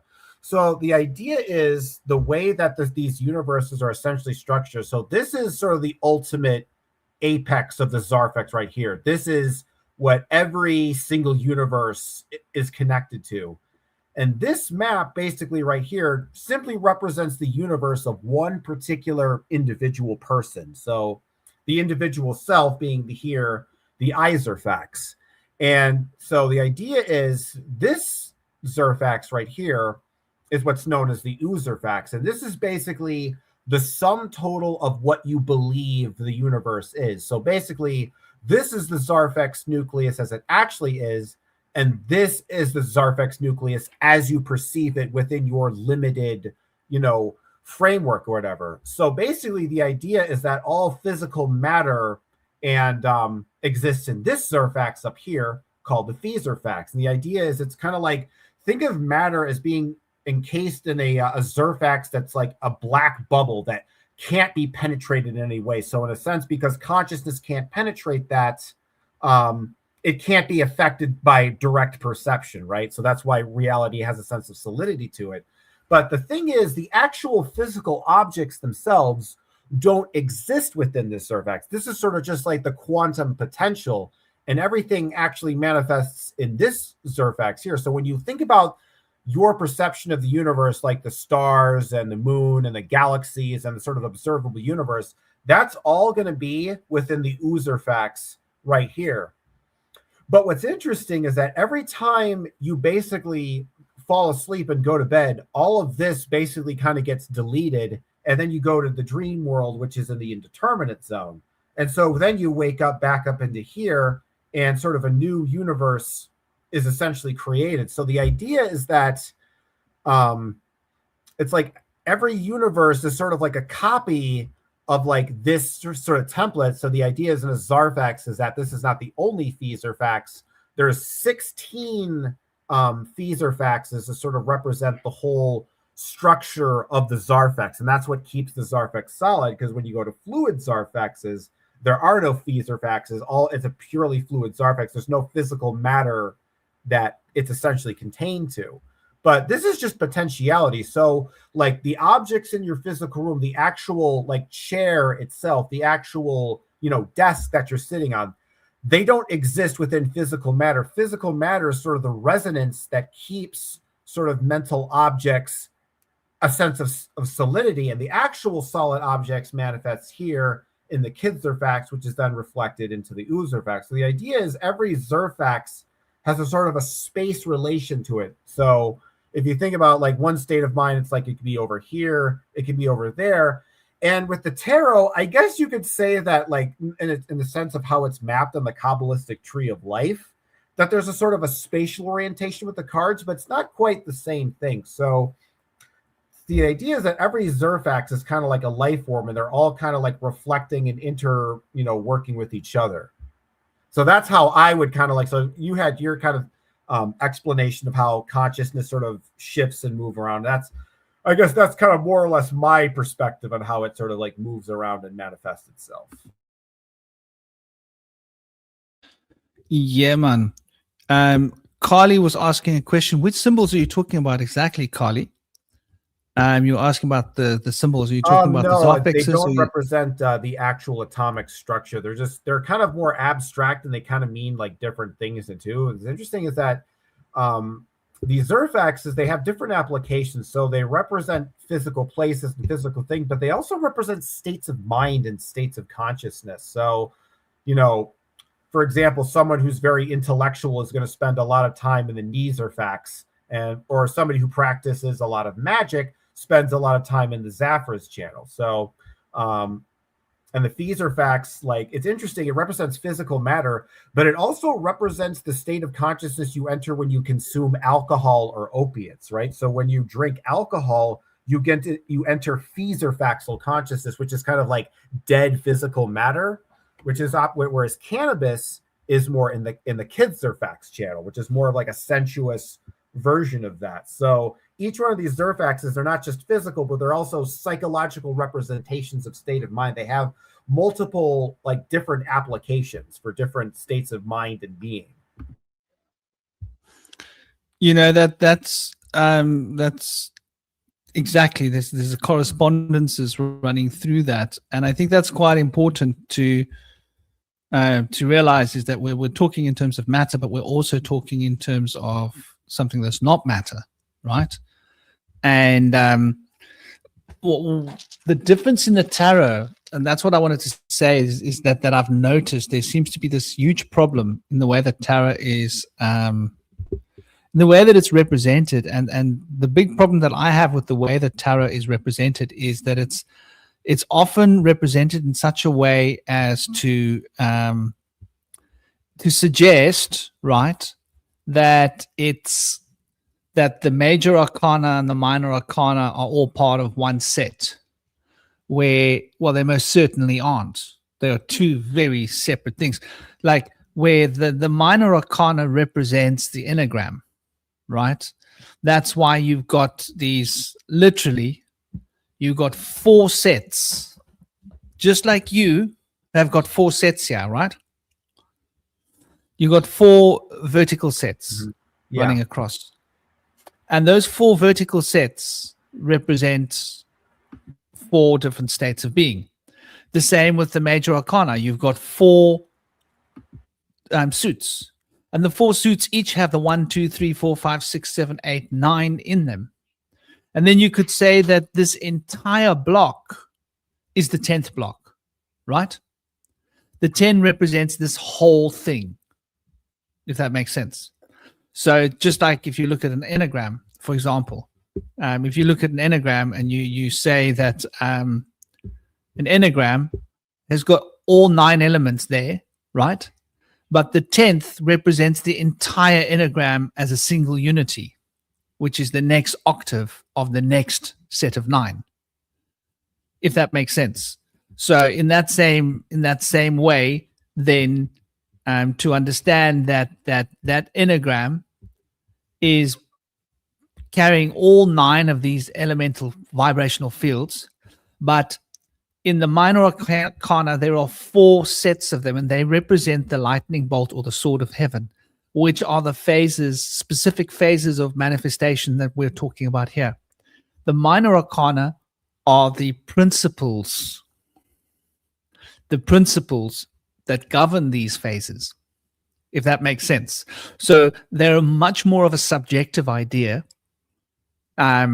even though that subjective idea will be reflected, like you said, like these are both mental, psychological things as well as physical things, right? There's a correspondence happening here. Yeah. That it's not just one thing. It's now in the tarot, they've broken that into the minor arcana and the major arcana, where the minor arcana represents the manifestational states. The major arcana represents the internalized field of consciousness that is causing rise to those manifestational states. So that's quite interesting, like it's and this is something that you'll often see people trying to associate the minor and the major arcana in ways they don't realize that there are 2 separate systems, right? Like the major arcana is the enneagram. I mean, the minor arcana is the enneagram, and the major arcana is the language that we can use to understand the enneagram, if you want to put it into like conceptual terms.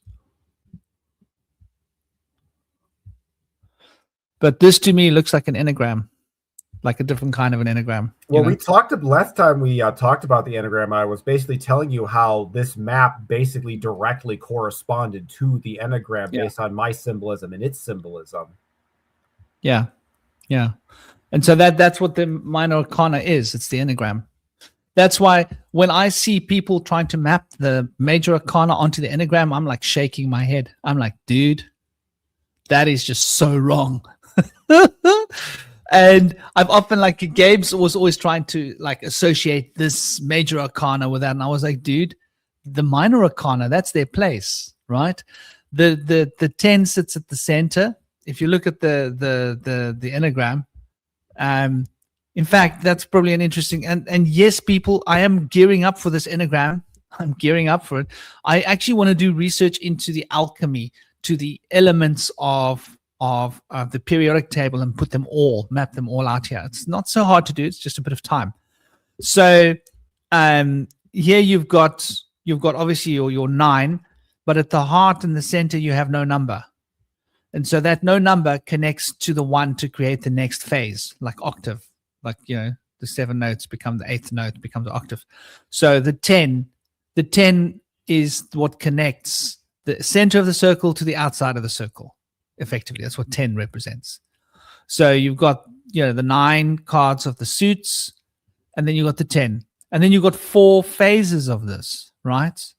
So you've got like 1, 2, 3, 4, 5, 6, 7, 8, 9. Then you've got, 10, 20, 30, 40, 50, 60, 70, 80, 90, right? Then you've got 100, 200, 300, 400, 500, 600, 700, 800, 900, right? Then you've got that field reflected outside of itself again, right? And that's where we can say that you've got the completion of the 10s, the 100s, and the 1000s in one system, right? Reconnecting to itself in 3 phases of 3. And so if you look in this enneagram, if you look carefully, what you will see is, and people, I don't want you to get your minds too blown now, because I probably shouldn't be jumping this far ahead, but like on some level, I can't help myself. So if you look at the blue and you look at the yellow, these are relationships between the minor arcana, which are represented on the outside, right? And these relationships between the minor arcana are what the major arcana are. And no, it's not an accident that you happen to have 9 yellows and 9 greens. Sorry, and 9 blues. It's not an accident at all. And that makes 18, right? And then if you look at the green, what do you see? You see 3 triangles, the 3, the 6, and the 9, right? And those 3 triangles are once again representing, and here's where we get back to this point again, those 3 triangles are representing the Fool, the Hanged Man, and the Judgment cards, as those represent the fundamental states. Those 3 fundamental states that Tesla was talking about, the 369, that's represented by those 3 fundamental triangles. So you've got those 3 fundamental triangles here that literally, when you break down the numbers, they literally relate to these elements. And then you've got the 18 other connections. And obviously, when you add the 18 to the 3, you end up with 21, right? And then you've got this most fundamental reflection of it all coming together as a single structure. And this single structure, the card of the earth, you see her dancing inside a cosmic egg, right? And the cosmic egg, the wreath that she's dancing in, is the circumference of the toric field that produces this reality. And so the 10th relationship that connects all the other relationships to each other, in the same way that Malkuth is a reflection of all of the other states and contains within it all of the other Sephirot, right, is what ties and connects all of these together to form the 10th sphere. So that 10th sphere, that element of this circle, is then represented by the world, and she is moving and dancing around through all of the numerations of the enneagram. So you can see here, you got a tree of life. You got the 22 parts representing the 22 sets of relationships between the numerations, and then we have the numerations themselves. So the numerations, the minor arcana, is how we have to map out all the elements. When you see these people try to map out the major arcana with this element and that element, I'm sorry, noobs. They don't know, because they haven't really been initiated into the occult. They don't really understand what they're talking about. Because if they understood what the major arcana represents, it's very subtle, It represents the internal subjective aspects of our consciousness. However, that's the serpent, right? That's the serpent that is ascending in the tree of life, which is those forces within us that are producing this journey back towards unity. However, the disassociation of unity that produces this unified field of physicality is the sword of heaven, or the lightning bolt, Zeus's lightning bolt, and that is what brings about the multiplicity and brings the numerations into form. And it's interesting you were talking about circular curves as opposed to angles earlier, Cosmic, because you get like a rather interesting perspective, essentially fits the into a idea curve. that mind space has a curvature to it, just like in terms of like perception, like, because you think about it, like if mind space didn't have a curve to it, like we could access the Akashic records so easily, like anyone could possibly do it. But the fact that there's limitations in perception shows that there's a curvature to these mind spaces, right? So there's there's curves and orbs that we kind of have to dig through and steer around. But by understanding that the curvature perception exists, that you can overcome the curvature and see what's beyond it. It's a kind of like you can't really transcend your limitations until you understand what the limitations actually are, kind of thing. The curve. Yeah, man. That's jazz. Don't break the rules until you know them. Yeah. Don't break the rules until you know them. I remember this guy used to say this to my mother all the time, because she used to go for jazz workshops. She used to go for jazz lessons. And she used to teach ballet at this place when I was a little boy. And I used to have to go there, and I used to get terribly bored. And I wanted to go out and walk around in town, in Cape Town, all on my own. And she was like, no, it's not safe. And so I had to stay in the school, but it was pretty cool. There was like different things happening everywhere. And she would teach her ballet class, and she would get classes there. She would take classes in the jazz. And I remember this guy constantly saying, no, don't break the rules until you know the rules. He used to say it over and over again. And my mom was like, her head would go down, and she'd be like all shy because she wanted to play her bass guitar and like thump out, the things. But yeah, fond memories of me being a little boy and wandering around this huge old building, not huge, but it seemed big because I was small, of all these big rooms where there were different people doing all sorts of artistic, creative stuff. And I remember wandering around, just being really bored, thinking bloody hell, what am I supposed to do? So I'd go and listen in on these classes and listen to these people carrying on. Childhood. You got to love it, man. Anyway, dear brother, shall we call it? It's 5:21. Yeah, it's getting pretty late. I hope you're going to have a good day, man. Taking you it too, easy. buddy. Big love, dear Cosmic. Always an honor, as always. Namaste. Blessed be to everybody in the chat. It's been a ball. I hope you guys have enjoyed yourself. I hope you got what you came for. Cosmic dude. Yeah. Why don't you create a channel? Shit, you can do that after now. It takes you 2 minutes. Go and create a YouTube channel and put your Cosmic picture on there and just pick your name, Cosmic Prankster, right? Probably already do it. And secure your name. And then once you got your name, go in and in the settings, you want to make it so that you got your unique